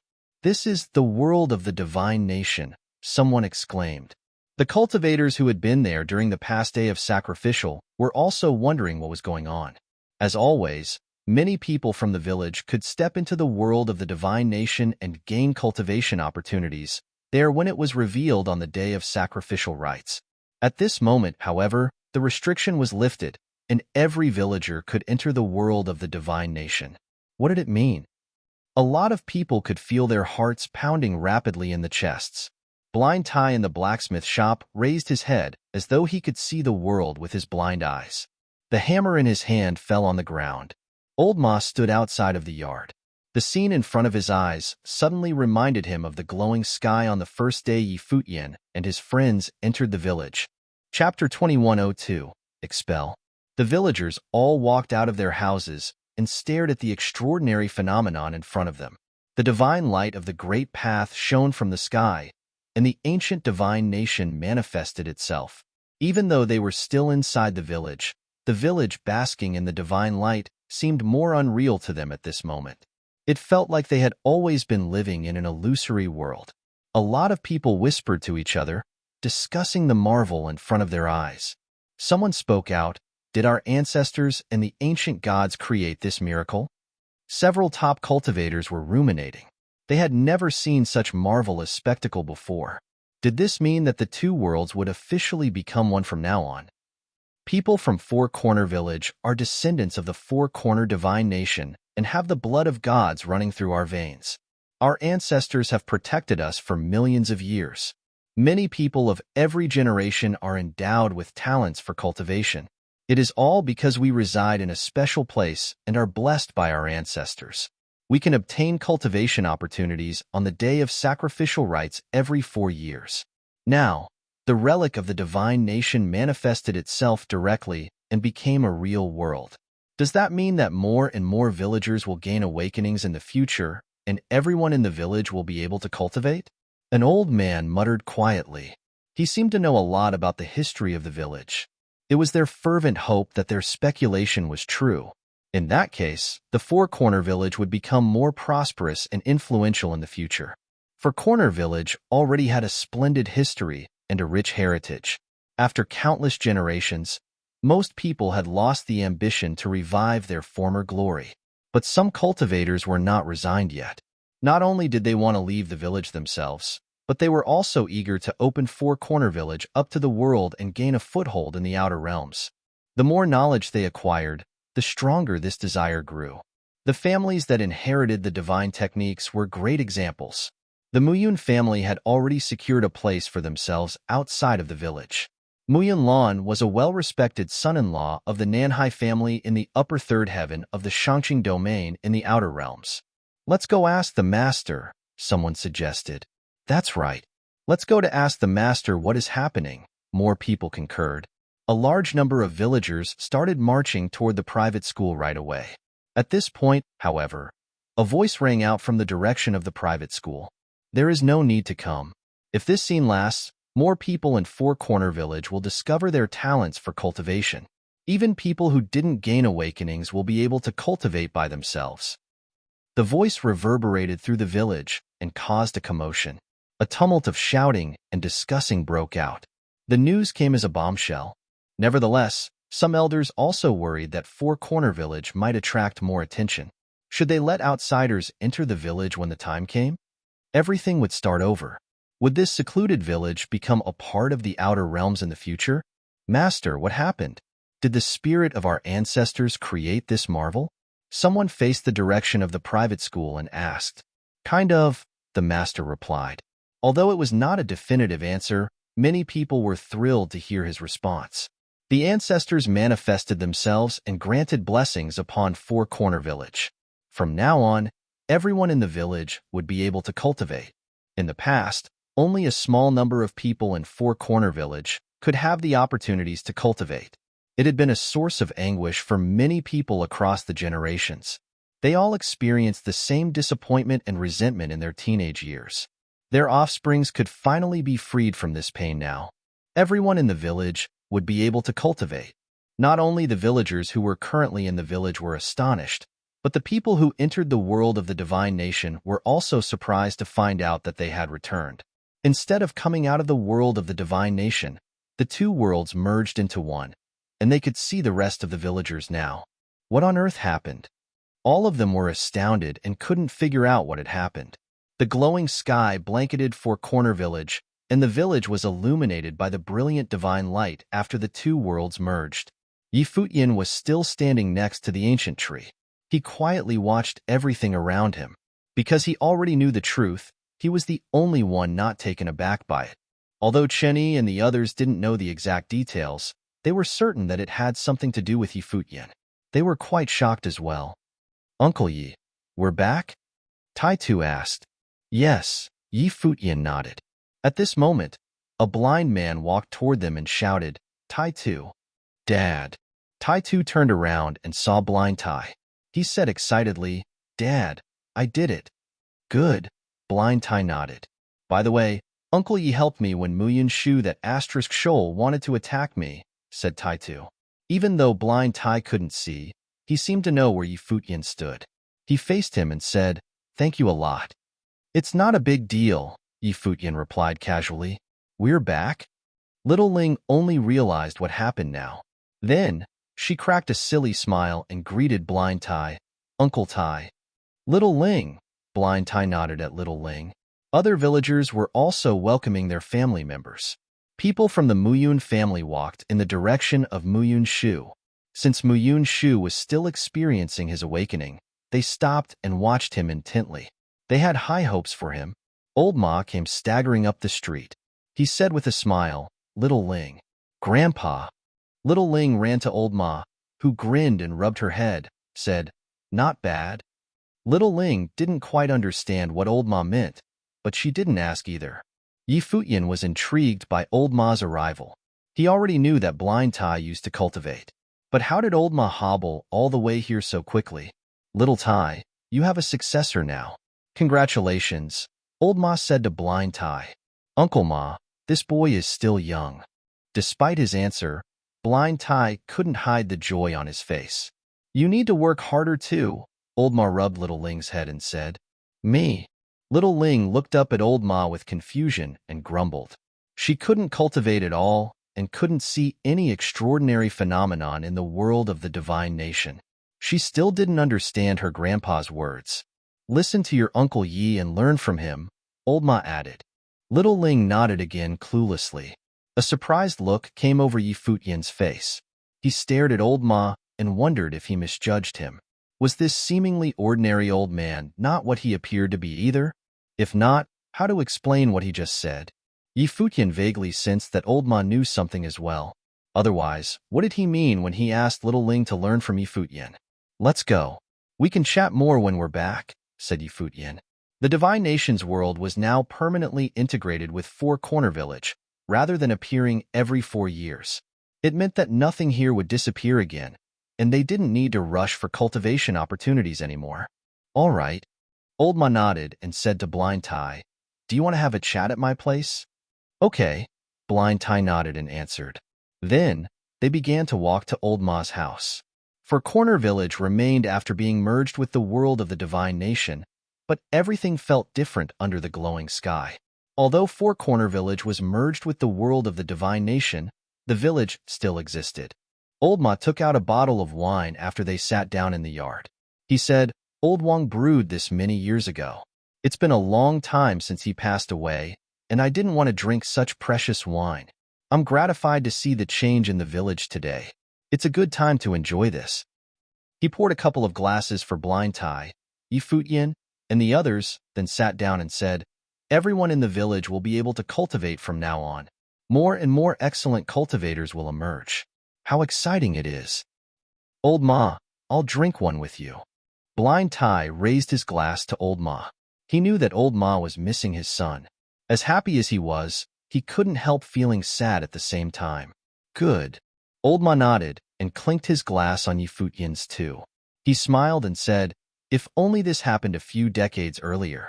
It's all in the past now. Don't think too much about it," Blind Tai said. "You're right."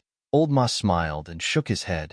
Little Ling was romping around with Tai too, and said no idea what the grown-ups were talking about.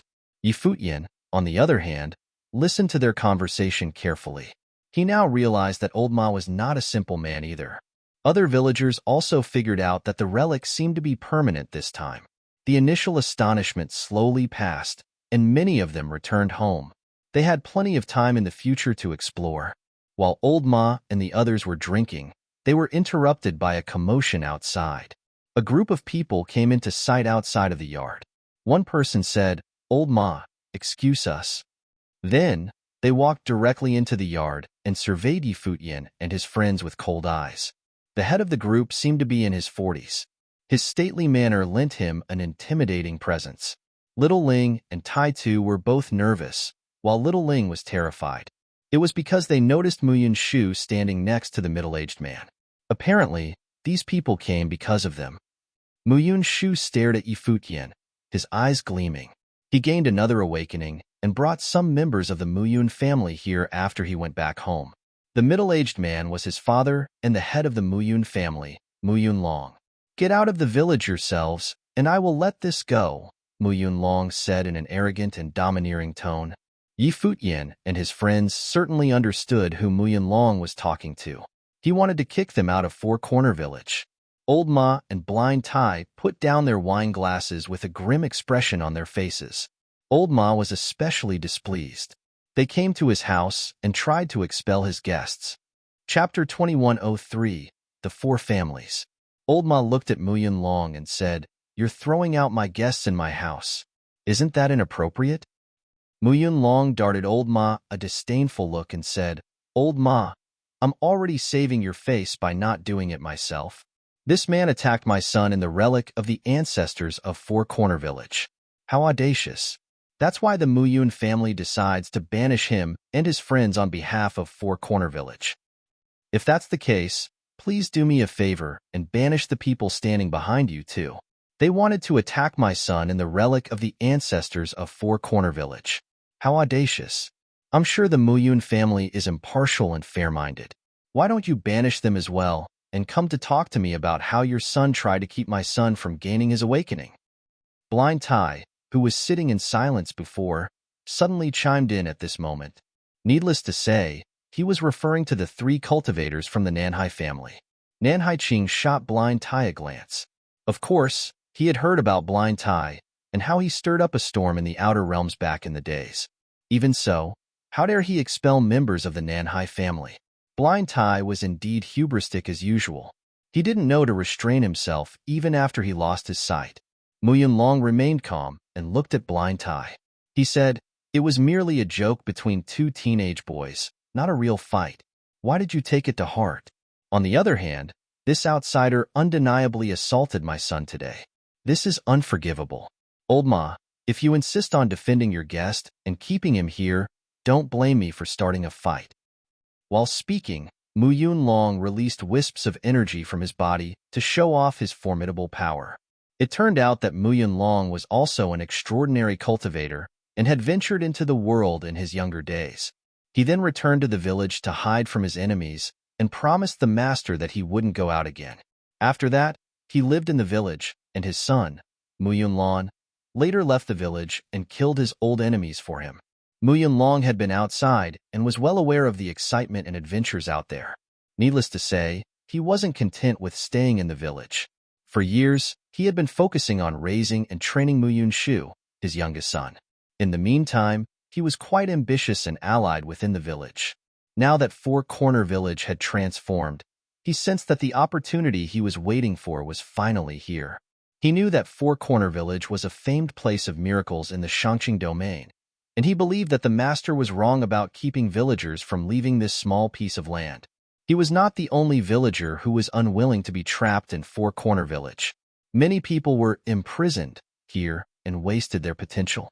It was quite a shame. If people of Four Corner Village could go out into the world, they would surely become an influential force like the upper third heaven of the Shangqing domain. At that time, they would dominate the world and revive the four-corner divine nation their ancestors established. No one would feel oppressed or disgruntled anymore. You think you can represent Four Corner Village? Yi Futian raised his head and shot Muyun Long a look. Like father, like son. No wonder Muyun Shu was such a haughty and insolent boy. He obviously learned it from his father. Muyun Shu's attempt to attack Tai Tu was a joke between two teenage boys. Now Muyun Long wanted to expel Yi Futian from the village. How was that reasonable?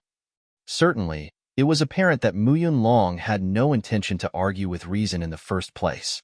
He was here to pick a fight. However, outsiders were not allowed to fight inside the village. Yi Futian and the others would be put on Muyun Long's chopping block.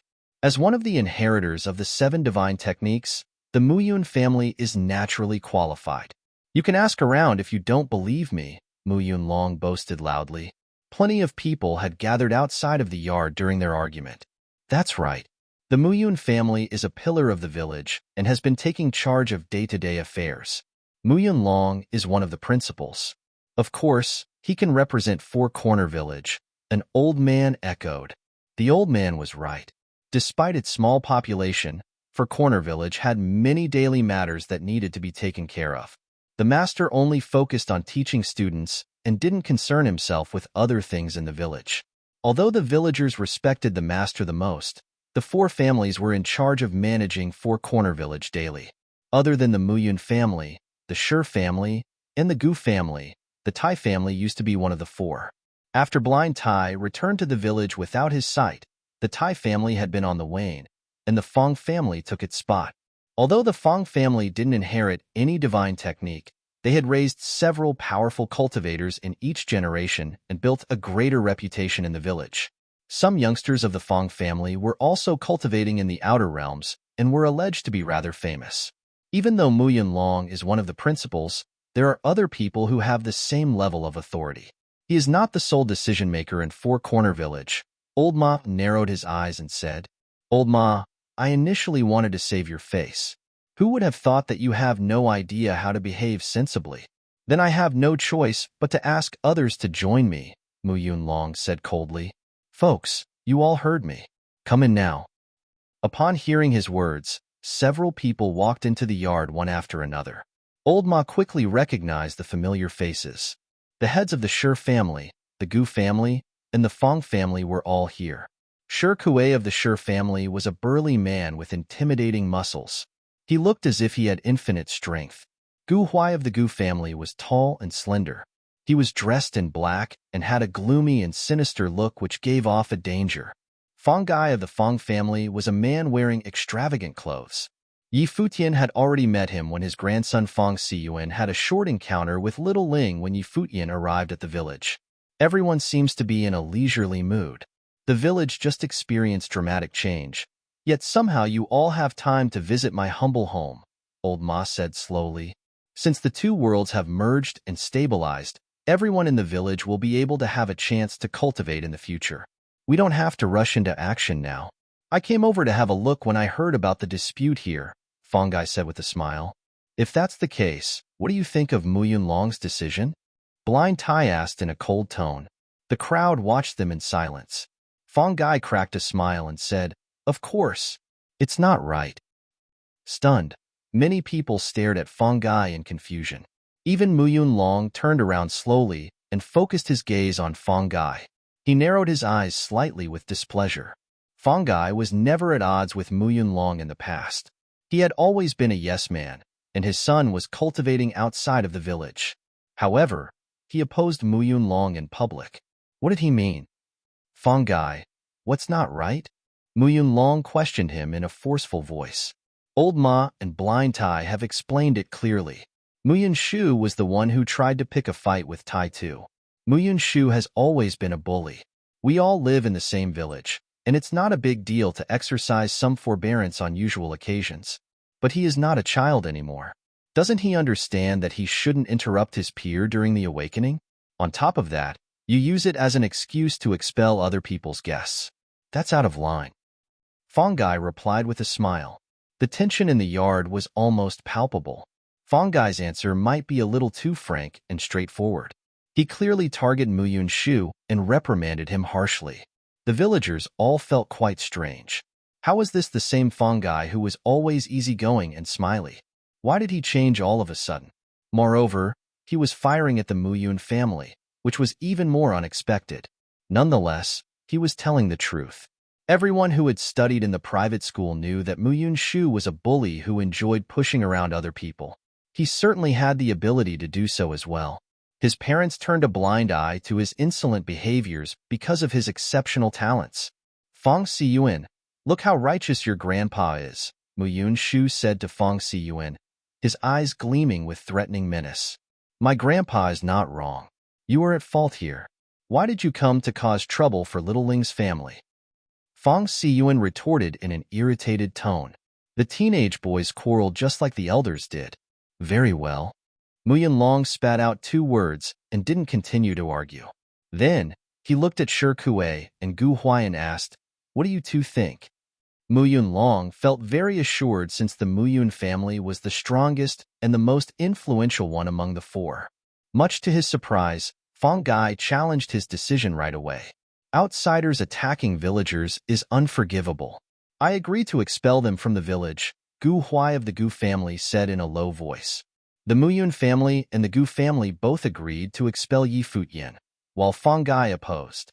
Right now, the Shi family was the only one left. Shi Kuei could decide if Yi Futian could stay in the village. Yi Futian had been sitting in silence without moving.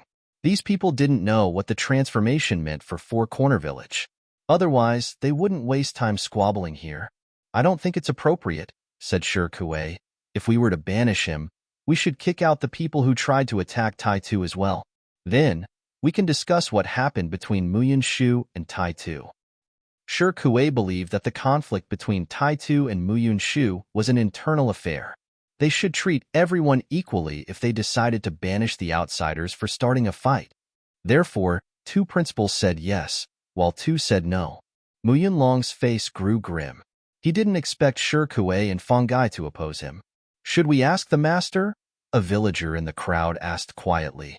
They usually sought advice from the master when they couldn't make a decision. Everyone in the village trusted the master's judgment. However, Mu Yunlong had a different idea in mind. He always thought that the villagers relied on the master too much, and it was time for a change. Our ancestors manifested themselves, and the village just went through an extreme transformation. There will be more and more cultivators in Four Corner Village, and things will become even trickier. Master, shouldn't we change our approach accordingly? Mu Yunlong didn't ask the master about Yi Futian or the incident between Tai-Tu and Muyan Shu. Instead, he wanted to negotiate about the future of Four Corner Village. Chapter 2104, Seeking a Change. Even though Mu Yunlong was not even close to the private school, no one doubted that the master could hear his question. The master was omnipotent in Four Corner Village. In the past, he chose to stay in the private school and devote himself to teaching the youngsters how to cultivate. He intended not to intervene in the affairs of Four Corner Village. But now Mu Yunlong specially asked him if Four Corner Village should adopt a new approach. What kind of change do you want? As expected, the master's voice penetrated through the void and answered Mu Yunlong's question with another question. Mu Yunlong's words clearly conveyed the impression that he already had a plan in mind to change Four Corner Village. Master, you said before that everyone in the village would be able to cultivate in the future. Is that true? Mu Yunlong asked. Yes, the master replied. All the villagers will be able to cultivate, but they may reach different levels in the end, just like everyone in the outer realms. I understand, Mu Yunlong nodded and said. But Four Corner Village is blessed by the spirits of our ancestors. More and more extraordinary cultivators will be raised here in the future now that the ancestors have manifested themselves. I believe this to be an opportunity. Our village has brought up plenty of remarkable cultivators, yet we are still isolated and cut off from the world.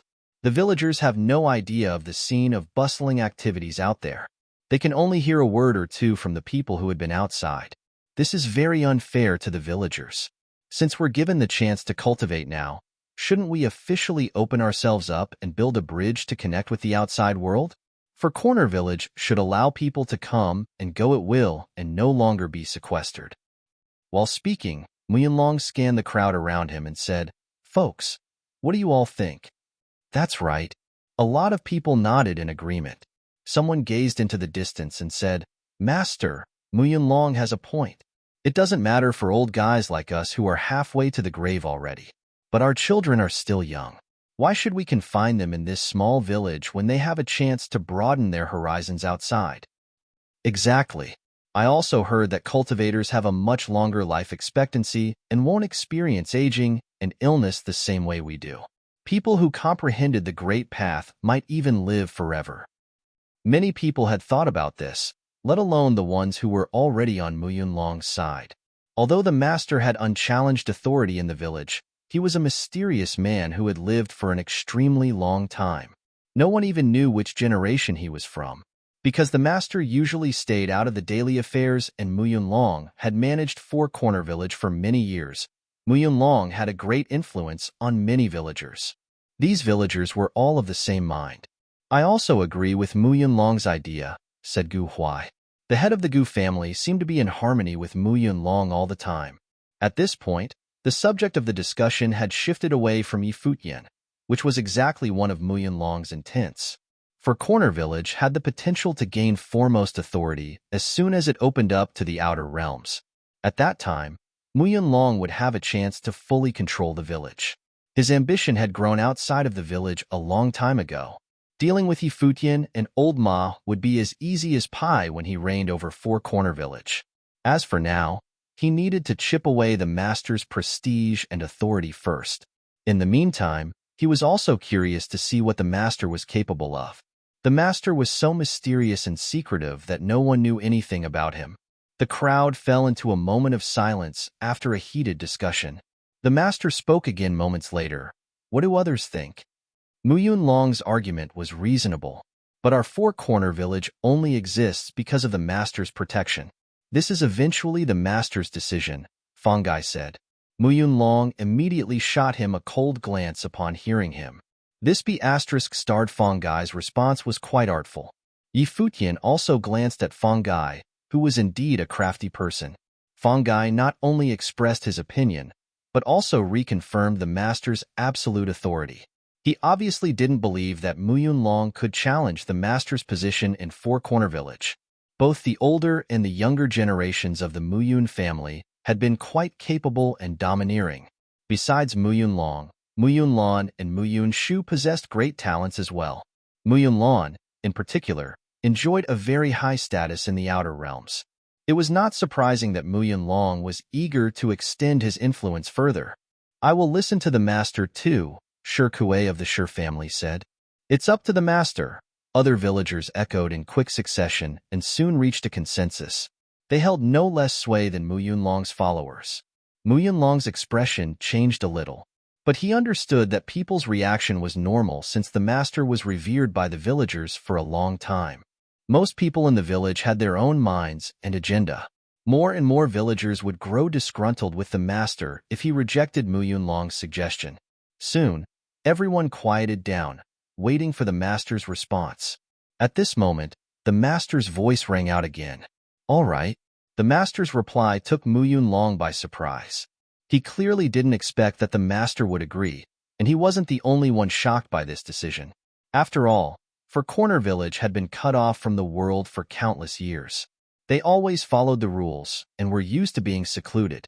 Even though some were eager to go out and see the world, they still had mixed feelings when the master said, all right.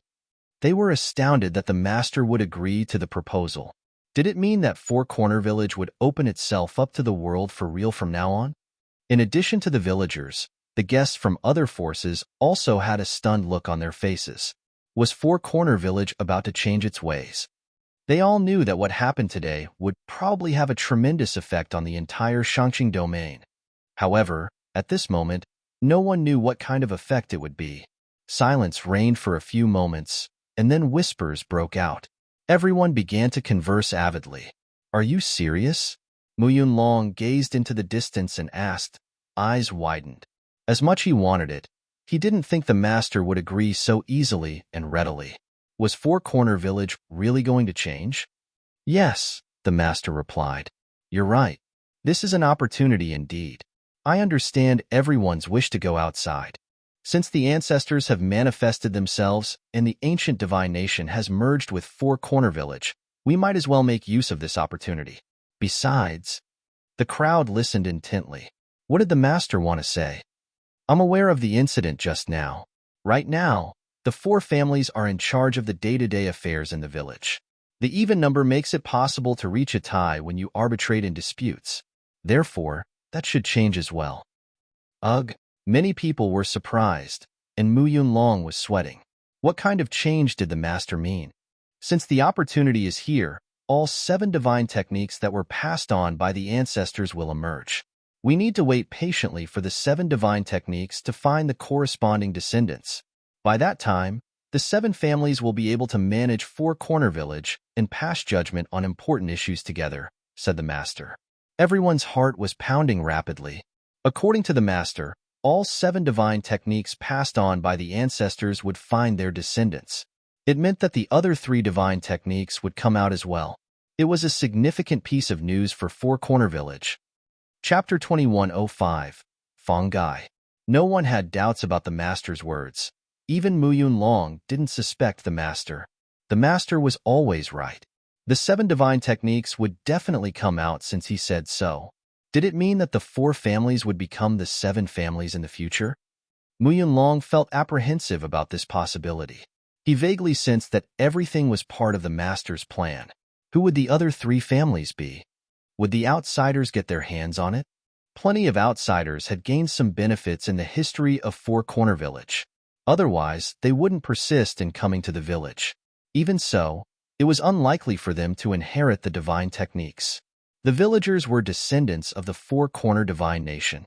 They were destined to be the inheritors of the divine techniques. More and more people in each generation experienced awakenings.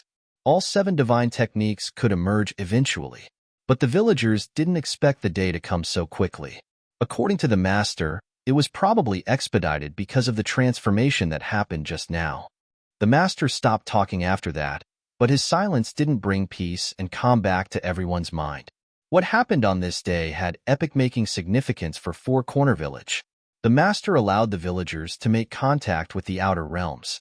In the meantime, he predicted that all 7 divine techniques would come out soon. For Corner Village was about to go through a complete change. As for now, no one knew if the change would be for better or for worse. Since the master had spoken, "You can go back now," Old Ma said, looking at Mu Yunlong and the others. 2 out of the 4 families currently in charge of Four Corner Village were opposed to expelling Futian. The master also said that they should wait until all 7 divine techniques had come out to make a decision together. Under such circumstances, Mu Yunlong couldn't insist on kicking Futian out. Since the master said so, I have no choice but to look forward to witnessing the emergence of the 7 divine techniques, said Mu Yunlong. Then, he turned around and left with the group. The crowd dispersed at once and moved on to keep exploring the mysteries of this new world. The rest of the 3 divine techniques would turn up soon. It was crucial to people living in Four Corner Village. Everyone was fervently expecting the big reveal. What if they happened to be the chosen ones? Many common folks in the village hoped to inherit the divine technique and become powerful cultivators. Otherwise, the villagers wouldn't be so eager to make contact with the outer realms and end the seclusion. The locals in Four Corner Village were not the only ones who had their fingers crossed. The cultivators who came from the outer realms also had high hopes. Could they have the chance to inherit the divine techniques? This was an extremely important and probably the biggest opportunity they had ever encountered. No one could foresee what the future held. Many of them had already informed their families and asked them to send more people here. Now that Four Corner Village had officially opened up, cultivators from the outer realms should be able to come in freely, shouldn't they? They had to try, at least. For Corner Village became even more bustling and lively now. After moments of peace that came with the initial shock, the village turned back into a buzzy place teeming with cultivators. They originally thought that they didn't have to rush to seek cultivation opportunities. But now, everyone was dreaming of inheriting the divine techniques and wouldn't waste a single moment. However, Futian and the others returned to their relaxed state. They went back to sit around the table. Old Ma and Blind Tai were both calm and composed as well. The Muyun family is becoming more and more absurd, Old Ma said in a low voice. No wonder their son behaves like this. Muyun Shu was a good kid when he was little. Who would have thought that he would grow into a bully? The Muyun family has been quite domineering in recent years. They exert a strong influence in the village and inevitably succumb to hubris and ambition, someone else next to them said with a smile. Based on what Mu Yunlong said, he probably wanted to open up Four Corner Village a long time ago. His son is rising to fame in the outer realms. If the village remained closed, his son wouldn't have a chance to visit him, let alone showing off the wealth and power he acquired outside. Of course, Mu Yunlong wants the village to open up. Old Ma hit the nail on the head and pointed out the most important reason. Fongai, you probably want the same thing. Don't say it's not your wish as well. Hey! Fongai grinned and said, I already said that I would unconditionally follow the master's guidance. Old Ma glanced at Fongai.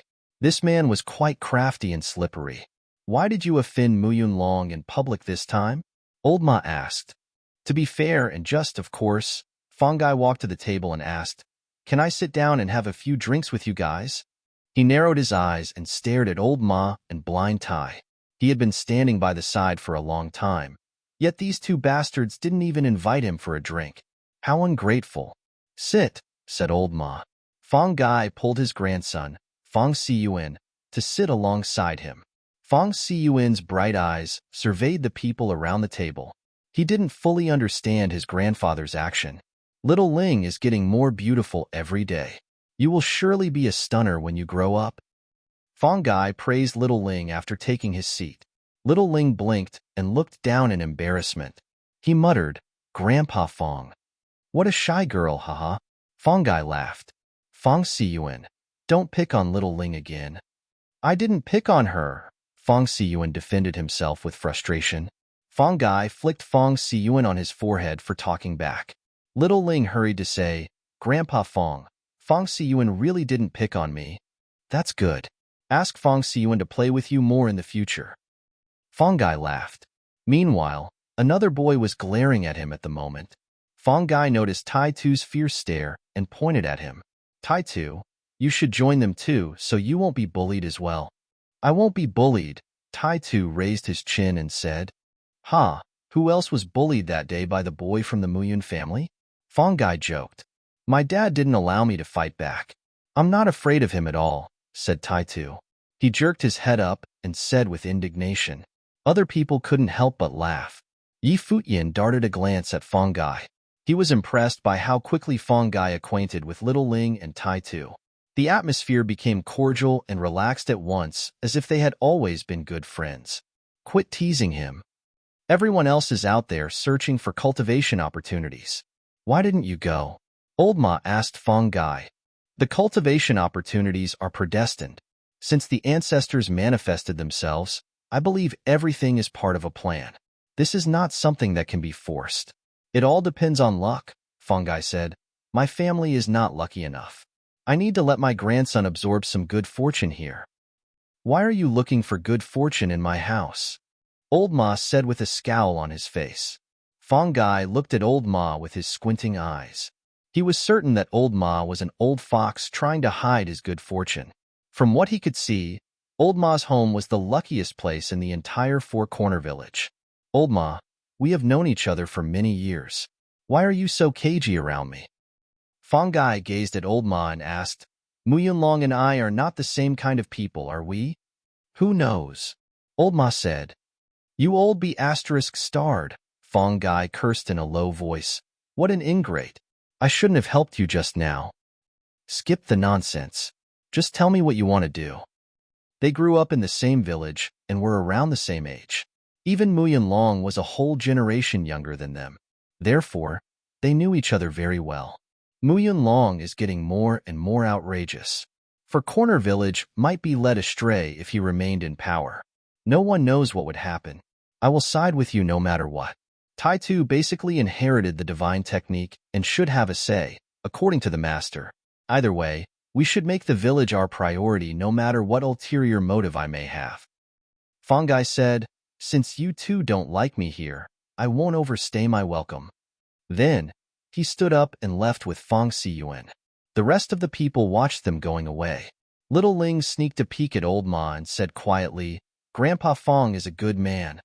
Although Fong Gai and Fong Siyuan enjoyed a high status in the village, they had never pushed anyone around. They liked to joke around, but never with any malicious intent. "I know, but this old fox is hatching a secret plot." Old Ma shot a glance at Yi Futian. Fong Gai didn't say a word to Yi Futian from start to finish. But did he really come here only to visit Old Ma and Blind Tai? Chapter 2106, Do You Want to Die? In Four Corner Village at the moment, cultivators from everywhere were seeking their own opportunities. Yi Futian and the others were drinking happily. The ease and contentment inside the small courtyard seemed to have no care of what was happening in the outside world, creating a unique scenery of its own. The two kids, Tai Tu and Little Ling, both looked outside from time to time, as if greatly desired to see the excitement out there. Yi Futian looked at them and smiled. "Old Ma, let me take them out for a bit." Sounds good." Old Ma nodded. The two teenagers had been expecting it. When they heard Yi Futian's words, they jumped up and ran towards Yi Futian, hand in hand. Little Ling walked up to Yi Futian and held one of his fingers. The three of them went outside together. "Uncle Yi, where are we going?" Little Ling looked up at Yi Futian and asked. "You'll know it when we get there," Yi Futian said with a smile while leading Little Ling, Tai-Tu next to them. He looked around curiously and found that the whole village had become very different. Many people seemed to have encountered their opportunities. It seemed that it would be exactly as what the adults had said. In the future, there would be more and more cultivators in the village, and they would become even more powerful. He wanted to go and see for himself. Futian led Little Ling and Tai-Tu all the way until they came to the tree. Little Ling and Tai-Tu looked at the tree curiously and whispered, "Uncle Yi, what kind of tree is this?" "Path-seeking tree."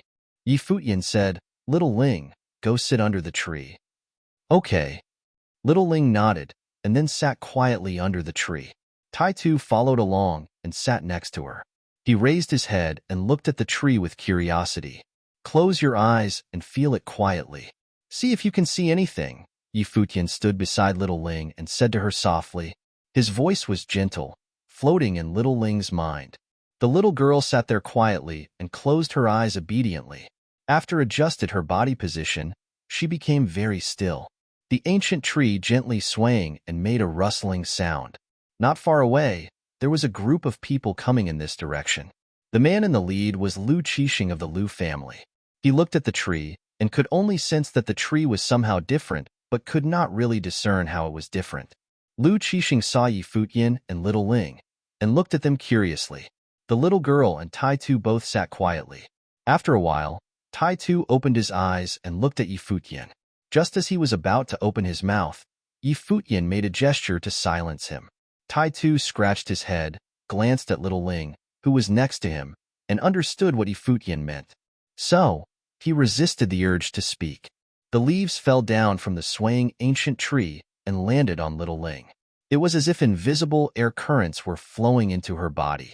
Gradually, Little Ling entered into a state of wonder. She felt as if she was not sitting there, but floating in the air. Countless radiant divine glory covered her body as she entered into another space. "It's so beautiful." Little Ling was amazed. She saw a number of gorgeous golden doors appearing in different directions, as if these golden doors were presenting themselves to her. In the sky above this space, a golden glow came down from the heavens and landed on Little Ling. For a time, Little Ling was shrouded in that magnificent glow. Futian looked up and saw that a golden door of space appeared faintly in the sky above the temple. It was the glow from there that fell on Little Ling. At this moment, Futian understood certain things. It turned out that Little Ling was also a villager who could be awakened to inherit the 7 great divine techniques. It seemed that Old Ma might have known something about that.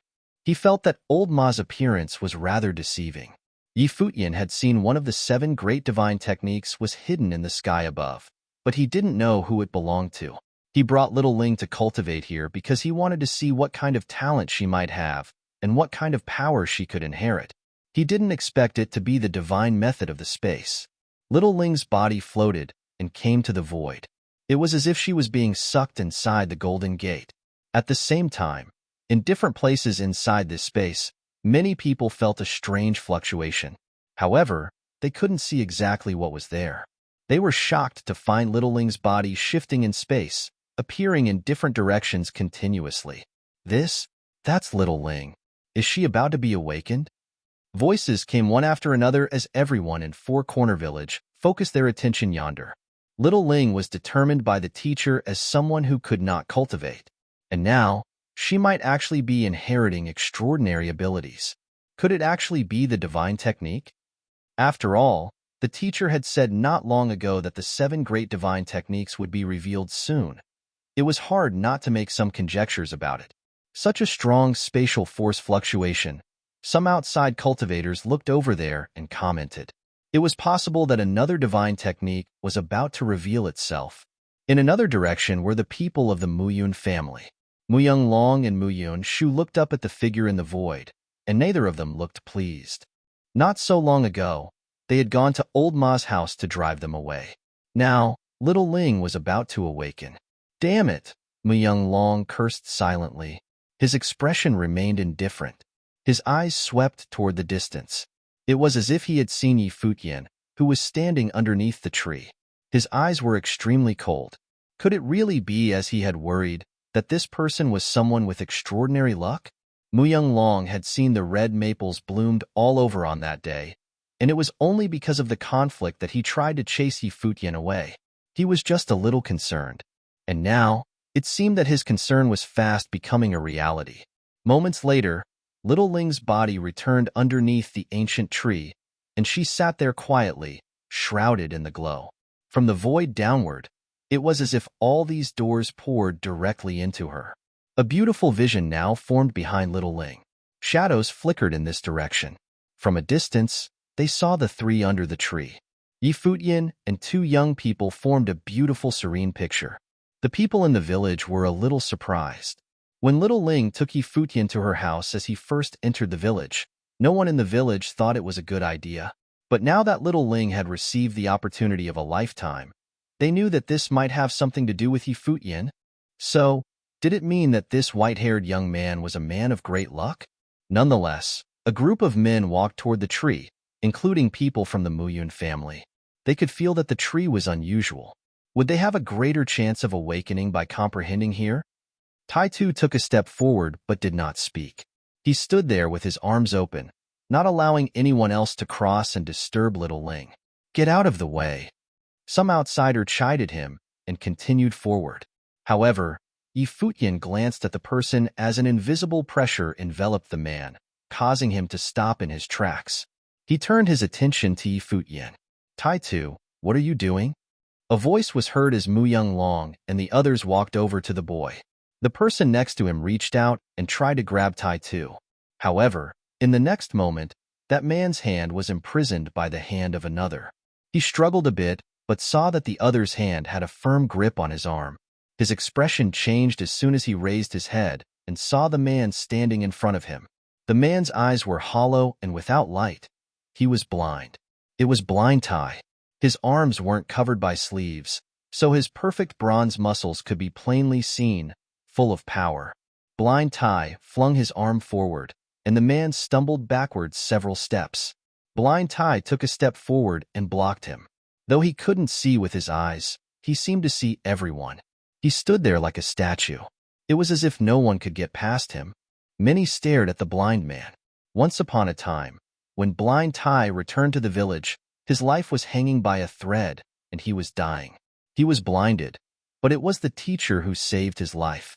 After that, the blind man worked quietly, blacksmithing, and had never displayed his strength to anyone. It had been the way he was for a dozen years. No one knew Blind Tai's true strength now or how much ability he had been able to recover from the damage he suffered before. But what they saw in front of them shocked everyone. By simply standing there, Blind Tai actually made everyone feel an invisible pressure. It seemed as if there was an impassable barrier. How dare you? Nan Haiqing took a step forward and rushed toward Blind Tai. Blind Tai raised his arm when Nan Haiqing came close, and all anyone saw was just the flicking of a phantom. Bang! The sound was heard when Nan Haiqing, the proud son of the Nanhai family and a well-known genius talent in the outside world, was slammed to the ground. Blind Tai bowed his legs as his arms clasped Nan Haiqing's neck, pressing him firmly to the ground. He chided him with spite. An outsider raising his hand inside the village. Do you want to die? Chapter 2107. Who's to be expelled? Nan Haiqing was pressed against the ground and couldn't move. His breathing was rapid, and the aura upon his body was erratic, but it was so disorganized that he could not gather them into any usable form.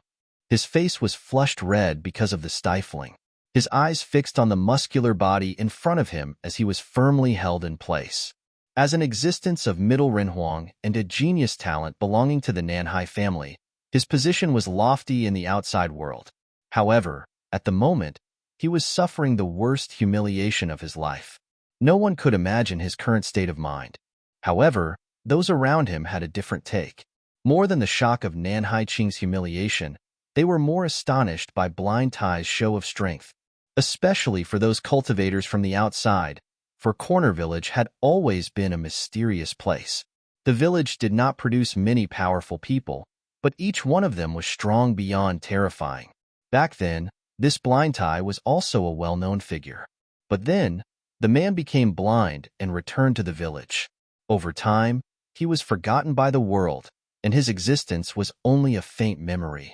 However, The person that Blind Tai humiliated was Nan Haiqing, Run Huang cultivator of the sixth realm with perfect great path. Blind Tai was able to render him completely without resistance, so much so that Nan Haiqing's power of the great path was unable to condense and take form. The power possessed by Blind Tai was not inconsiderable. Perhaps this genius talent of the Naihai family had never suffered such humiliation like this before. Those from the outside had their concerns and wouldn't act so boldly. But the people inside Four Corner Village was another story. The villagers themselves were stunned as well. Blind Tai had been striking iron in the shop all these years and no longer displayed any of his powers anymore. When he returned to the village, he was blind and on the verge of death. The teacher saved him and gave him his life back, but many speculated that he might have lost his cultivation in the process. They never expected that he was still so powerful. The teacher was truly amazing to have saved Blind Tai and restore his strength to the same level as it was before. Blind Tai, you've gone mad. When Nan Haiqing was taken down, Mu Yunlong took a step forward, and the aura of the great path exploded fiercely from him. He rushed towards Blind Tai, rousing a great gust of wind around them, so that everyone in the distance retreated quickly. Mu Yunlong, the head of the Mu Yun family, was a mighty man himself. Blind Tai raised his head and faced Mu Yunlong, saying coldly, "Mu Yunlong, you tout yourself as one of the people in charge of Four Corner Village, but you are condoning an outsider to violate the rules of the village, allowing him to raise a hand against people inside our village?" Mu Yunlong's face was austere. The ironclad rule for the village had always been that outsiders were not allowed to fight inside the village, let alone take action against the people inside the village. The village has changed, and the relics have merged with Four Corner Village. The teacher has agreed to the changes and allowed Four Corner Village to have contact with the outside world. Naturally, some of those stale rules will need to be revised as well. Under these circumstances, it is hard not to have some conflict. Mu Yunlong continued coldly, "Don't forget that the people behind you had also tried to move against my son, Mu Yunshu. I wanted to chase him out of the village, but remember how I was stopped?" Mu Yunlong, who was the one who raised his hand first? At this time, Old Ma came over and said, "Your son instructed outsiders to move against Tai Tu, and not only did you not chastise Mu Yunshu, but aided him in expelling the others. Once again, it's a guest of the Mu Yun family who wants to break the rules. I know Mu Yunlan's name rang throughout the world outside, and he's also the son-in-law of the Nanhai family. Therefore, the Mu Yun family is no longer focused on the welfare of Four Corner Village. How could us villagers be as valuable in your eyes as the people from the Nanhai family?" Mu Yunlong stared at the old Ma, and so did everyone else in the village. There were conflicts between the two parties again, and it's Mu Yunlong and Old Ma's family. This time, no one expected that little Ling would be the one to inherit the divine techniques. Perhaps Mu Yunlong was a tad too anxious when he saw what had happened, causing the Nanhai family to take part in the action. However, no one expected Blind Tai to be such a powerful interceptor. In my opinion, Mu Yunlong, you are too selfish. You only care about the interests of outsiders and not the welfare of the village. You and Mu Yunshu should be expelled from Four Corner Village." Old Ma said nonchalantly. This immediately made the heartbeats of everyone inside the village skip a beat. "Exile Mu Yunlong from Four Corner Village? Do you know what you are talking about?" Mu Yunlong stared at Old Ma. Expel his family from Four Corner Village? The Mu Yun family enjoyed great status in Four Corner Village, and he was now the unofficial head of the four great families inside the village.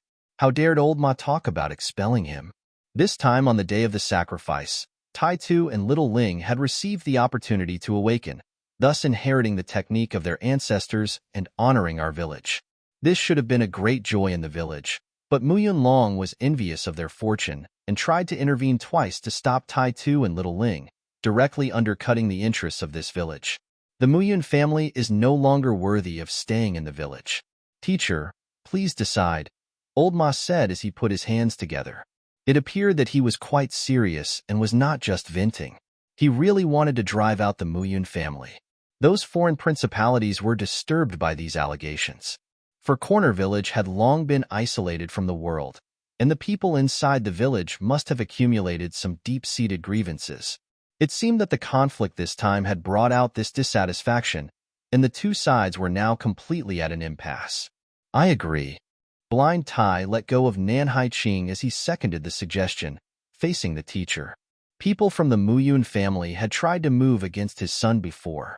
This time, they aimed little Ling, and he and old Ma were completely fed up. He couldn't fault old Ma for being so angry. The 7 great divine techniques belonged to Four Corner Village.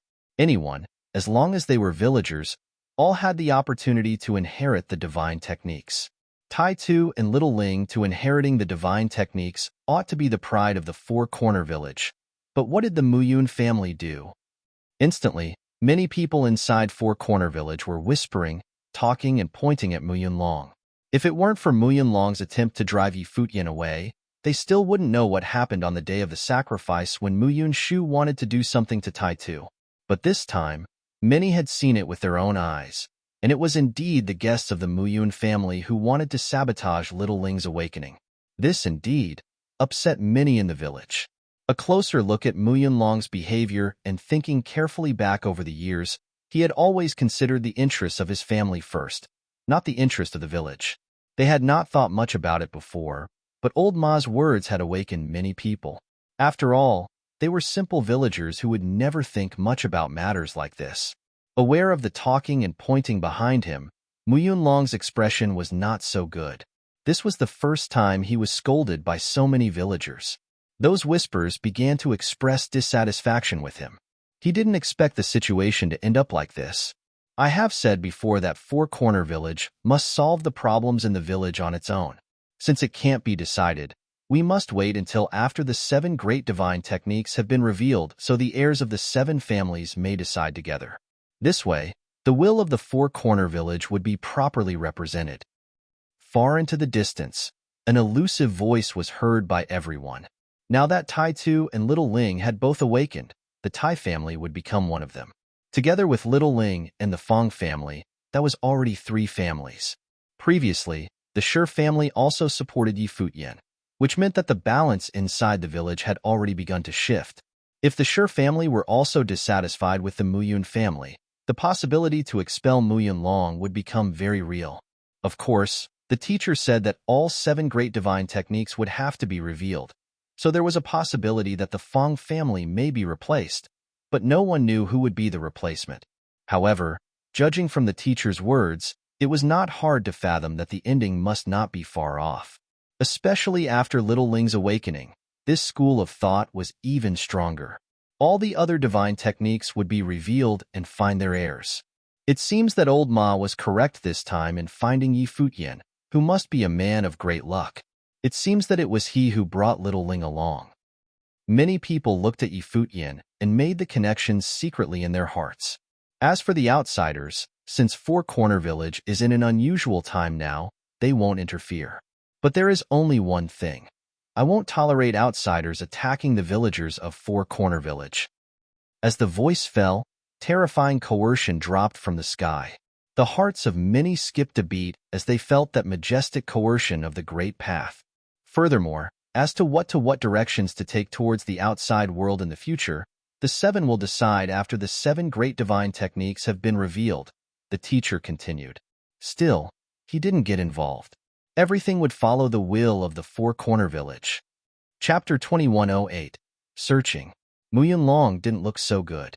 Although the teacher remained neutral, he had an ominous feeling about this recent turn of events. It was as if everything was as the teacher expected, including his thoughts, could not escape the discerning eyes of the teacher. He was like a god overlooking all of Four Corner Village, omnipotent, and everything was under his control. These thoughts crossed Muyun Long's mind because he believed that, with his current level of cultivation and the status of the Muyun family inside and outside the village, there shouldn't be another godlike existence above him. He wanted to see how far he could go. His first step was to open up the Four Corner Village so that it was no longer limited to this little corner of the world, but would truly dominate the territory it was in and lord over this land. Four Corner Village, located on an extremely barren continent, and was completely different from all other continents he had ever seen. In the upper ninth heaven, those continents were so prosperous that, in comparison, the Four Corner continent didn't even seem to exist. After he opened up the connections, he wanted to be like those top outside forces, to turn this continent into a place of extreme prosperity. For Corner Village ought to be worshipped and revered by all the cultivators. But until now, he felt as if he was still under the shadow of the teacher. Not long ago, he had thought that this would be a great opportunity for him. But now, it seemed that he was still under the control of the teacher. The 7 great divine techniques would all be revealed eventually. If Futian, Old Ma, and the others were to control the advantage, it would be him that would be expelled by Futian, not the other way around. In the past, this was something that he had never considered before. But now, it was something he had to face. Furthermore, when Lao Ma asked the teacher to expel him, something impossible to even think of in the past, the teacher did not outright refuse his suggestion. Instead, he said that the heirs of the 7 great divine techniques would decide. What did that imply? The teacher did not negate the possibility. When Mu Yunlong considered all this, he became quite aggravated. He raised his head to look at Nan Haiqing, who was in front of him. Although Blind Tai had let go of him, a strong sense of anger and humiliation lingered on Nan Haiqing. Traces of aura surged but were suppressed by him as he did not dare to strike back. A guest of the Muyun family was humiliated so publicly. Everything seemed to undergo a subtle change, and Four Corner Village was on the precipice of transformation. This seemed to be what he was asking for, and yet many cultivators were coming this way, but no one acted impulsively anymore. They kept looking at Little Ling and the tree, unsure what was so amazing about this tree. At this time, rays of divine light poured into Little Ling's body. She wiggled as she opened her eyes, blinking. She looked up at Futian and said, "Uncle Yi, it looks like I can cultivate." "Well, you can," Futian nodded. "But the teacher had said that I couldn't cultivate. So, could I or couldn't I?" Little Ling seemed to ponder the instructions given by the teacher. In the village, if the teacher decided one couldn't cultivate, it was the end of the matter. "Have you forgotten that there is a chance for awakening on the day of the sacrifice? Little Ling herself has great luck as well. You couldn't cultivate before, but after experiencing the awakening, you will be able to cultivate from now on," Futian said with a smile. "Is that so?" Little Ling blinked, already believing Futian's words with all her heart. She looked at Old Ma and Blind Tai next to him. Old Ma cheerily said, "Uncle Yi is right. You have already experienced an awakening so that you can cultivate in the future. You forgot that the teacher said not long ago that even if there were no awakening, the village is not the same as it was before. Everyone can cultivate." "Yes," Little Ling scratched her head with a silly smile on her face. "Little Ling, we can cultivate together now." Next to her, Tai Tu smiled happily. Little Ling nodded. "From now on, we can all study and learn from the teacher," Tai Tu said. Little Ling looked at Futian with a brilliant smile, full of simple contentment. "Thank you, Uncle Yi," said Little Ling. Futian rubbed her head and smiled casually, but his mind drifted. He thought that perhaps only the teacher and himself truly understood the truth behind the changes that were taking place in Four Corner Village. They were the only ones who knew that the 7 great divine techniques would be revealed eventually. Now that Little Ling had inherited the divine technique, he was on his way to find the next heir of the divine technique. At this time, many people came to the tree. After Little Ling finished cultivating, no one was stopped from approaching it. Lu Qixing was dapper and gentlemanly. He glanced at the tree and thought that he had felt the tree was extraordinary but difficult to grasp. He looked at Futian and bowed slightly, introducing himself, Lu Qixing from Shangqing Domain. Futian. Futian responded. Lu Qixing was being so polite so that he couldn't be overly arrogant. "I want to inquire if Emperor Yi had comprehended the mystery of this divine tree," Lu Qixing asked. "This tree is peculiar and connected to this space, but I haven't comprehended its secrets yet." Futian responded with a smile. Clearly, this was not the truth. But how could he tell a total stranger everything? Lu Qixing did not fully believe what Futian told him. He suspected that Futian might have comprehended some mysteries of the tree. Otherwise, he would not be bringing Little Ling to cultivate under it. Of course, he wouldn't divulge things of this nature to him. "Brother Yi seems to be a person of great luck," Lu Qixing commented. Since many said that his luck was unparalleled, they believed it was him who caused these visions. But now, it appeared that it might not have been the case.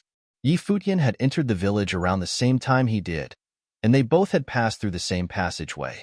Then, could the visions on that day caused by Futian? And he wasn't the only one who had doubts. Many people now thought of the same thing. After all, luck often went hand in hand with chance. Futian helped little Ling to awake to a divine technique that had never been revealed before. Such chance was a manifestation of luck. When Futian entered the village, it was little Ling who chose him. Futian. At this time, a beautiful woman stepped toward Futian.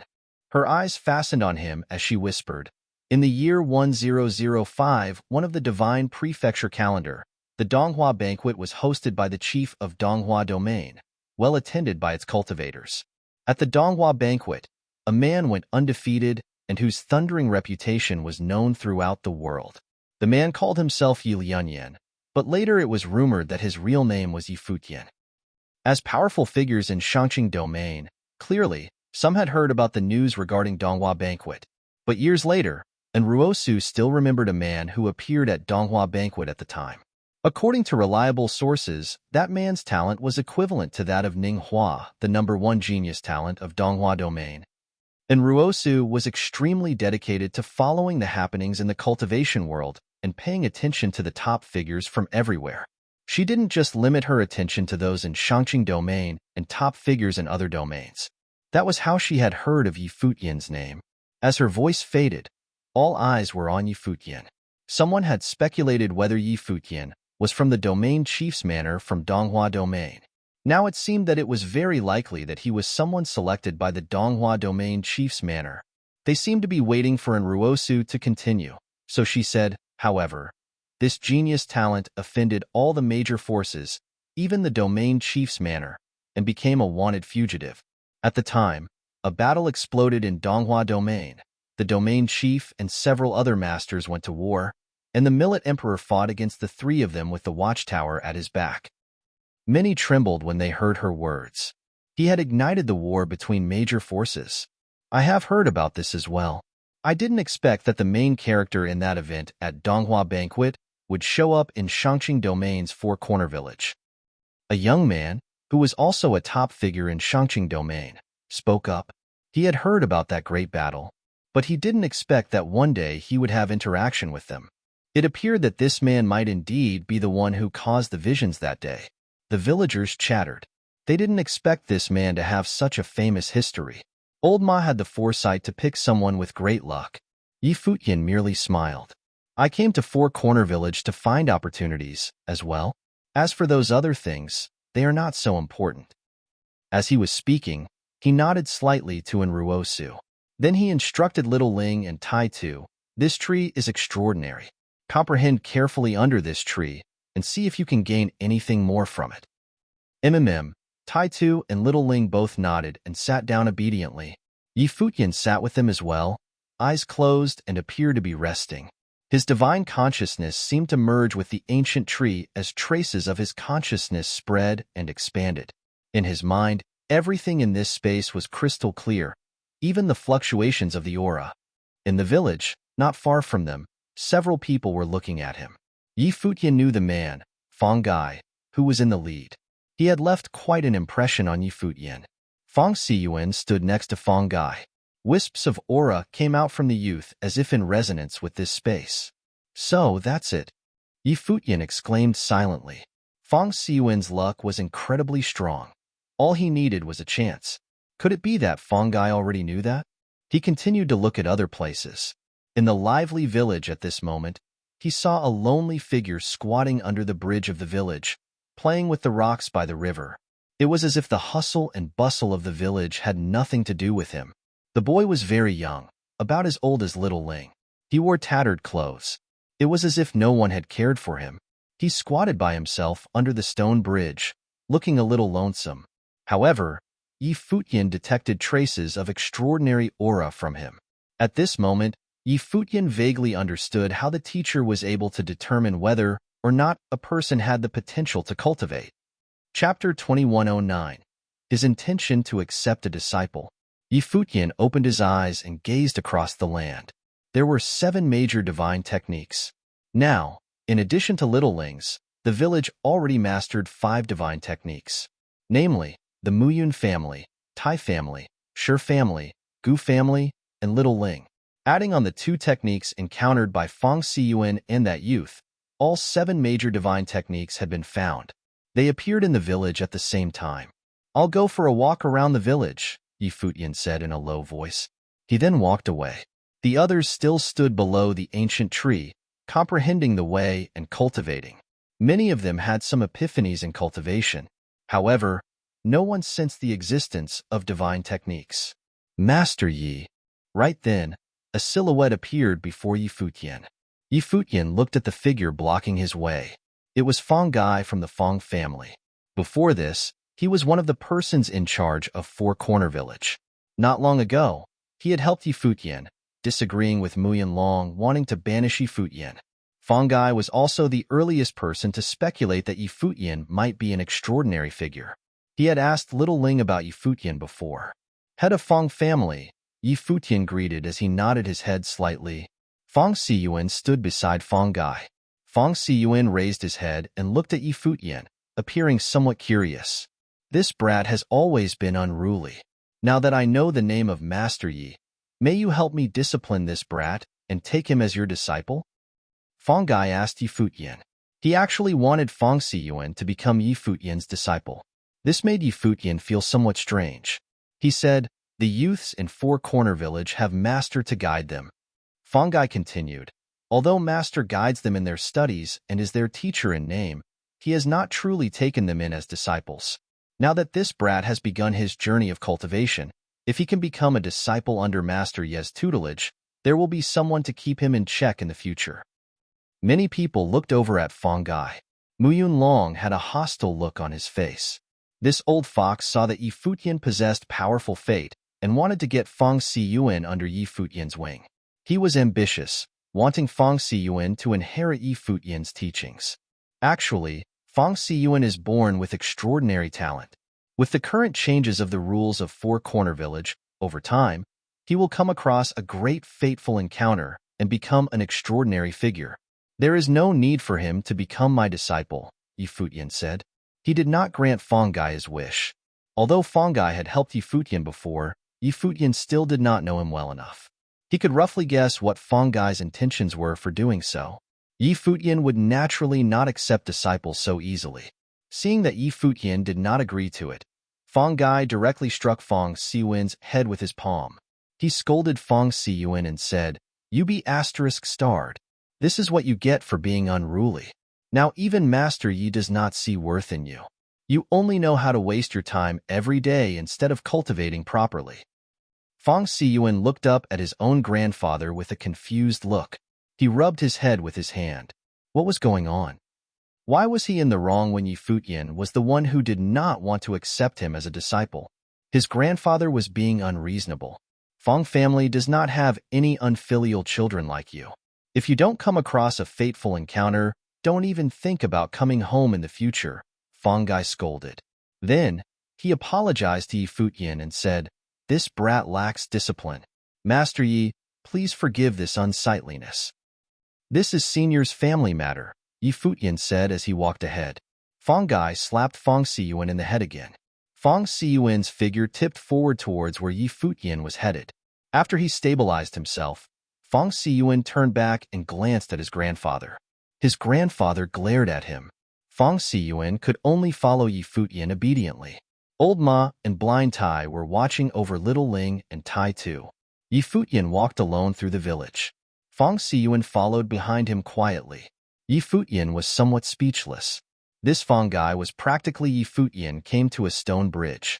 He then squatted there and gazed down at the youth playing below. The youth seemed to notice him. He looked up at Yi Futian, somewhat avoiding Yi Futian's gaze. He seemed afraid of strangers. "What is your name?" Yi Futian asked. The youth hesitated to answer and lowered his head. He seemed very nervous. "Master Yi is asking you something. Why do you hesitate?" said Feng Xiyuan to the youth. The other party glanced at Feng Xiyuan. Then, with his head lowered, he answered softly, "My name is Duo Yu." "Duo you?" exclaimed Futian with a strange look. "Mum," replied the youth as he nodded his head. "That is what the villagers call me." "Come over here," said Fong Siyuan. Duo Yu seemed somewhat afraid of Fong Siyuan. He walked forward timidly. He mustered his courage to look at Fong Siyuan. Fong Siyuan glared at him and said, "Why are you acting like a girl when you are a boy? You keep hiding away from others all day. Do you truly consider yourself unnecessary?" The youth lowered his head again. He was unnecessary. "Master Yi, this fellow is usually like this. He is very timid." "Don't mind him," said Fong Siyuan. Futian nodded his head slightly. Although Fong Siyuan was unruly and had a strong sense of personality, he had a good heart.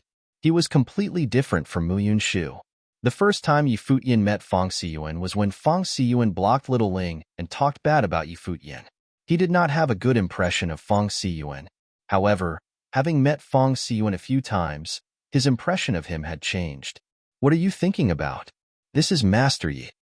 Seeing that Duo Yu was standing there stunned, Fong Siyuan was so agitated that he leaped down beside Duo Yu and slapped him on the head. "Master Yi," Duo Yu greeted Futian. Futian nodded his head. He looked at Fong Siyuan and saw Fong Siyuan smiling at him. Futian thought to himself that this brat was as sharp as his grandfather. Seeing that Futian had come looking for Duo Yu, Fong Siyuan must have figured out something as to why he had done so. "Is he usually so stiff and overlooks etiquette?" asked Futian as he put on an expressionless face. He pretended that he was somewhat unhappy about this as he coldly uttered this sentence. When Fong Siyuan saw the look on Futian's face, he quickly added, No, Master Yi, please don't misunderstand. Duo Yu's backstory is rather unfortunate. He has been an orphan since he was young, growing up together with the villagers. Hence, he is more withdrawn. Due to some matters with the elders, many people are also prejudiced against him and gave him the name Duo Yu. People got used to calling him that over time.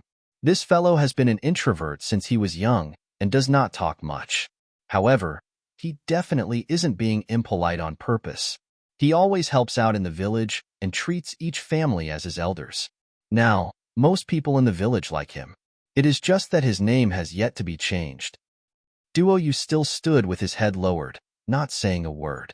Fong Siyuan had been the one talking all this while. As he looked at the two polar opposite youths, Futian smiled. Although there were people like Muyun Shu in the village, overall, the people here were still rather simple. Fong Siyuan and the youth before him now were such people. When Muyun Shu saw that Tai Tu and Little Ling were cultivating, he wanted to prevent them from awakening. However, although Fong Siyuan was also a little frivolous and domineering, he still managed to figure out why Futian came looking for Duo Yu and wanted to speak up on Duo Yu's behalf. From this, Futian could see how different Muyun Shu and Fong Siyuan were. "Bring him up," Futian said. "All right," Fong Siyuan answered with a grin. He then patted Duo Yu and said, "Aren't you gonna thank Master Yi?" Duo Yu did not understand why he had to do so, but he still said to Futian, "Thank you, Master Yi." Futian nodded his head. He then turned around and walked off. Fong Siyuan dragged Duo Yu along. Duo Yu was still somewhat fearful. He did not know why Futian wanted him to follow along. Right then, Futian thought that teaching the way here and guiding these simple fellows in their studies and cultivation like master was also an interesting proposition. If he ever wanted to rest, this would be a good place to do so. At that moment, Futian actually had the urge to accept disciples. Although he had accepted disciples before, he had been very utilitarian about it. This time, he did not think much of it. He rather liked these four youths: Little Ling, Tai Tu, Fong Siyuan, and Duo Yu. These four kids had no ulterior motives. Each one of them was different. Once they inherited the divine techniques, what would their futures be like? As for Muyun Shu, in Four Corner Village, he was replaceable. Chapter 21:10 Reputation. Futian brought Fong Siyuan and Duo Yu along as he walked around the village. He then headed over to the ancient tree. A villager saw this and shouted over, "Duo Yu, why have you come running over here as well?" "Aunt," Duo Yu called out as he glanced bashfully at Futian, who was ahead. "Maybe our little Duo Yu might have talent in cultivation. Master said that everyone in the village can cultivate in the future, An old man said with a smile. I wonder whether an old bag of bones like me can still cultivate or not. It might be possible. After you start cultivating, you might become a handsome young fellow, said someone playfully to the side. People started commenting one after another. When Futian saw this scene, he felt that the village was indeed simple. Although what they said could not be believed, and they were just joking, he could feel the villagers' warmth toward Duoyu. Everyone seems to like you quite a lot, Futian said to Duoyu, who was beside him. Duoyu scratched his head. He did not know how to respond. Beside him, Fang Siyuan replied, Duoyu was raised by many villagers. He was brought up by the joint effort of the villagers. This fellow is also obedient. Many villagers like him. Futian replied as he nodded his head. Go call the other fellows in the village. Fang Siyuan blinked and responded, All right, I'll be off then. As he said this, Fang Siyuan went off to call them over. Among the youths of the village, Fang Siyuan's position was very high aside from that of Muyun Shu, who could not be compared to. As a descendant of the Fang family, Fang Siyuan also bore an air of authority. His ability to summon people was not ordinary. Not long after, a group of youths clustered around Fang Siyuan as they walked over and came before Futian. Fang Siyuan shouted, Aren't you all going to greet Master Yi? Nice to meet you, Master Yi. Most of the youths could not cultivate before this. They all looked curiously at Futian. They did not know why Fang Siyuan had gathered them over. Was Master Yi also called Master? Could it be that his abilities were on par with that of Master? Let's go, said Futian as he nodded his head. He then led the youths forward. When the villagers saw this scene, they were somewhat surprised. What was Futian doing? It felt as though he was the ringleader of a gang. A group of children followed behind him. Even Xia Qingyuan and the others were stunned. Little Condor's large eyes blinked. Since when had Boss changed personalities? He no longer preferred beautiful women and now wanted to be the leader of a group of youths. The outsiders also revealed strange expressions. What was he doing? Many people followed them. Their group once again came to the ancient tree. There were already many people cultivating and comprehending the way here, including the outsiders. The people there heard some noise. When they opened their eyes, they saw Futian and his group of youths. Some people frowned. What was this fellow doing? Some people also revealed looks of interest. They watched Futian with curious gazes. Uncle Yi, little Ling called out to Futian. She then looked behind him and felt that something was strange. Responded Futian with a smile. He then turned and said to the group of youths, Master has said that the people in the village may have the chance to cultivate now. Before this, an ancestor of Four Corner Village came to me in a dream. The ancestor once cultivated and comprehended the way beneath this tree.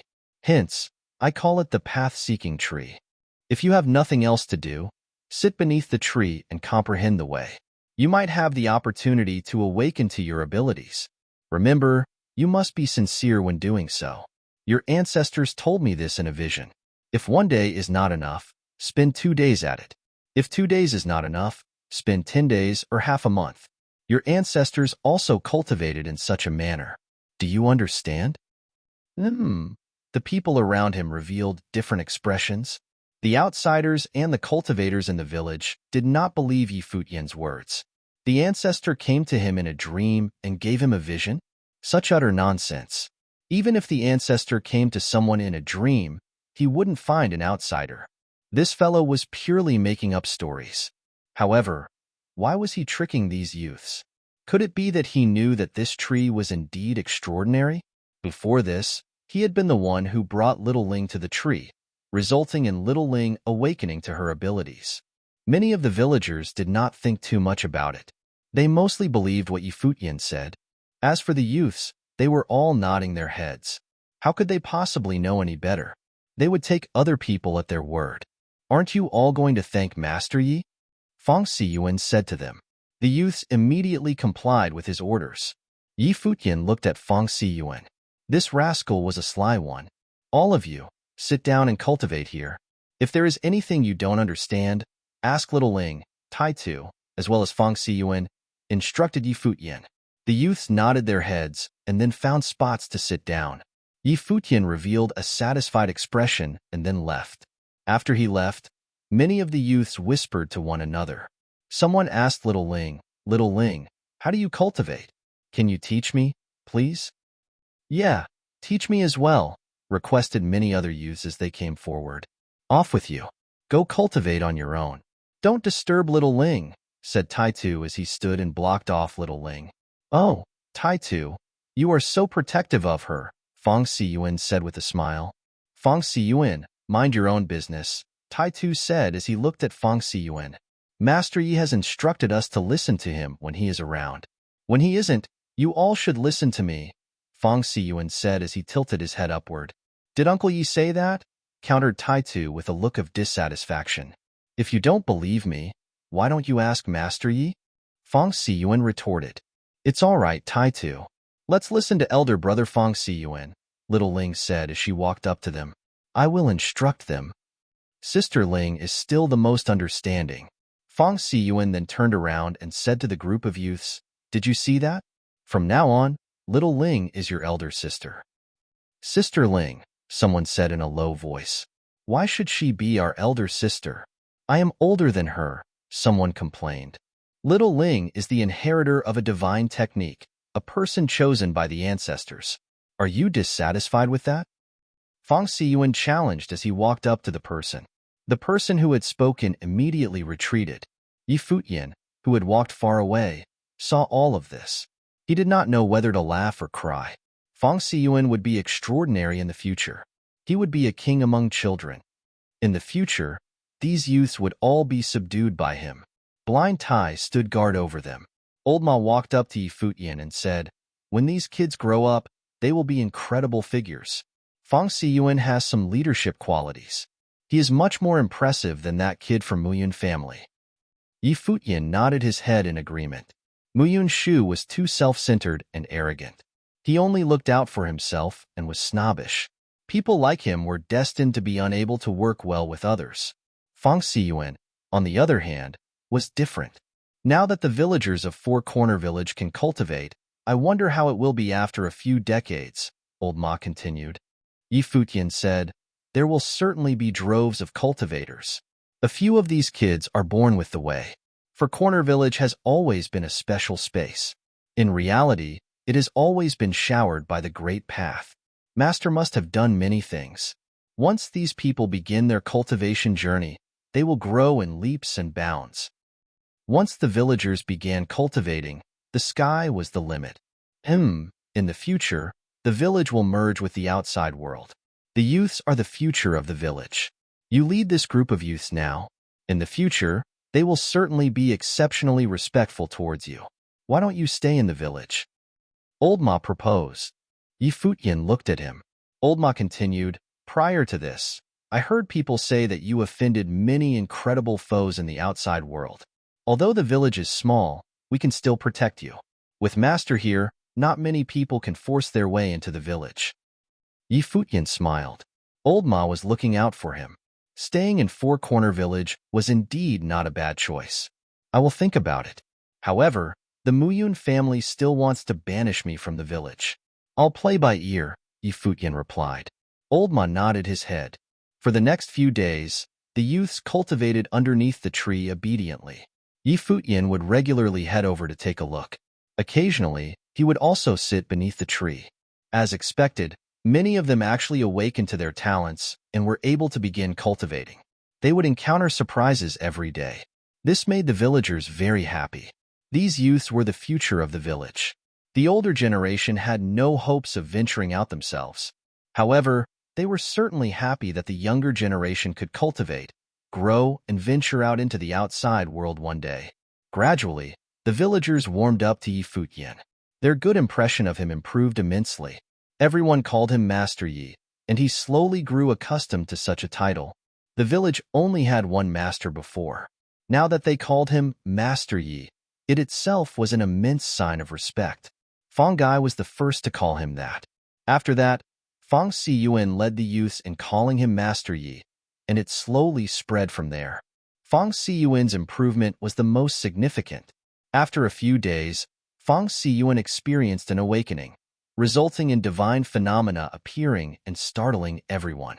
Today, countless people stood around the ancient tree. They were looking at Futian, who was sitting there. Beams of divine light shot into his body. Around his body, an independent space seemed to form. The space kept shifting and was extremely miraculous. Fungi was naturally overjoyed. He had a beaming smile on his face. He had long sensed that these youths were qualified to experience awakenings. Each generation was improving over the last one. Only now, with Futian's generation, they finally had the chance to cultivate. "I succeeded," said Futian, who completed his cultivation as he revealed a look of surprise. He bowed slightly at Futian and said, "Many thanks, Master Yi. This is your own doing." "I had no part in it," Futian replied, shaking his head. "Master Yi is truly incredible." "It seems that Master Yi truly is a person with powerful fate," the villagers discussed. They revealed looks of sincere respect. In the distance, Muyunlong watched this scene with a livid expression. The Fang family had also awakened to their abilities. Futian inherited a divine technique. The Fang family's position would improve once again. Now, the Muyun family already seemed to have no chance of victory. Futian had only been in the village for a few days. Now, his fame was like the sun in the sky. It already eclipsed the fame Muyunlong had accumulated in the village over many years. When that happened, it would not be Futian who would be banished, but rather their Muyun family. He could not imagine what would happen if the Muyun family was banished from Four Corner Village. "Will they be here soon?" Muyunlong asked Nan Haiqing over transmitted thoughts. "They will soon be here. The people from the outside world are gradually making their way over to the Four Corner continent. The members of the Nanhai family will soon arrive," Nan Haiqing replied. Muyunlong nodded his head. There would be a change in Four Corner Village. Foreign forces would also be arriving. No one knows who would emerge as the final victor at the end of everything. Four Corner Village would certainly belong to him. You're tuning in to the Warrior Lore YouTube channel. Don't forget to subscribe and join us on this journey to catch the most captivating stories.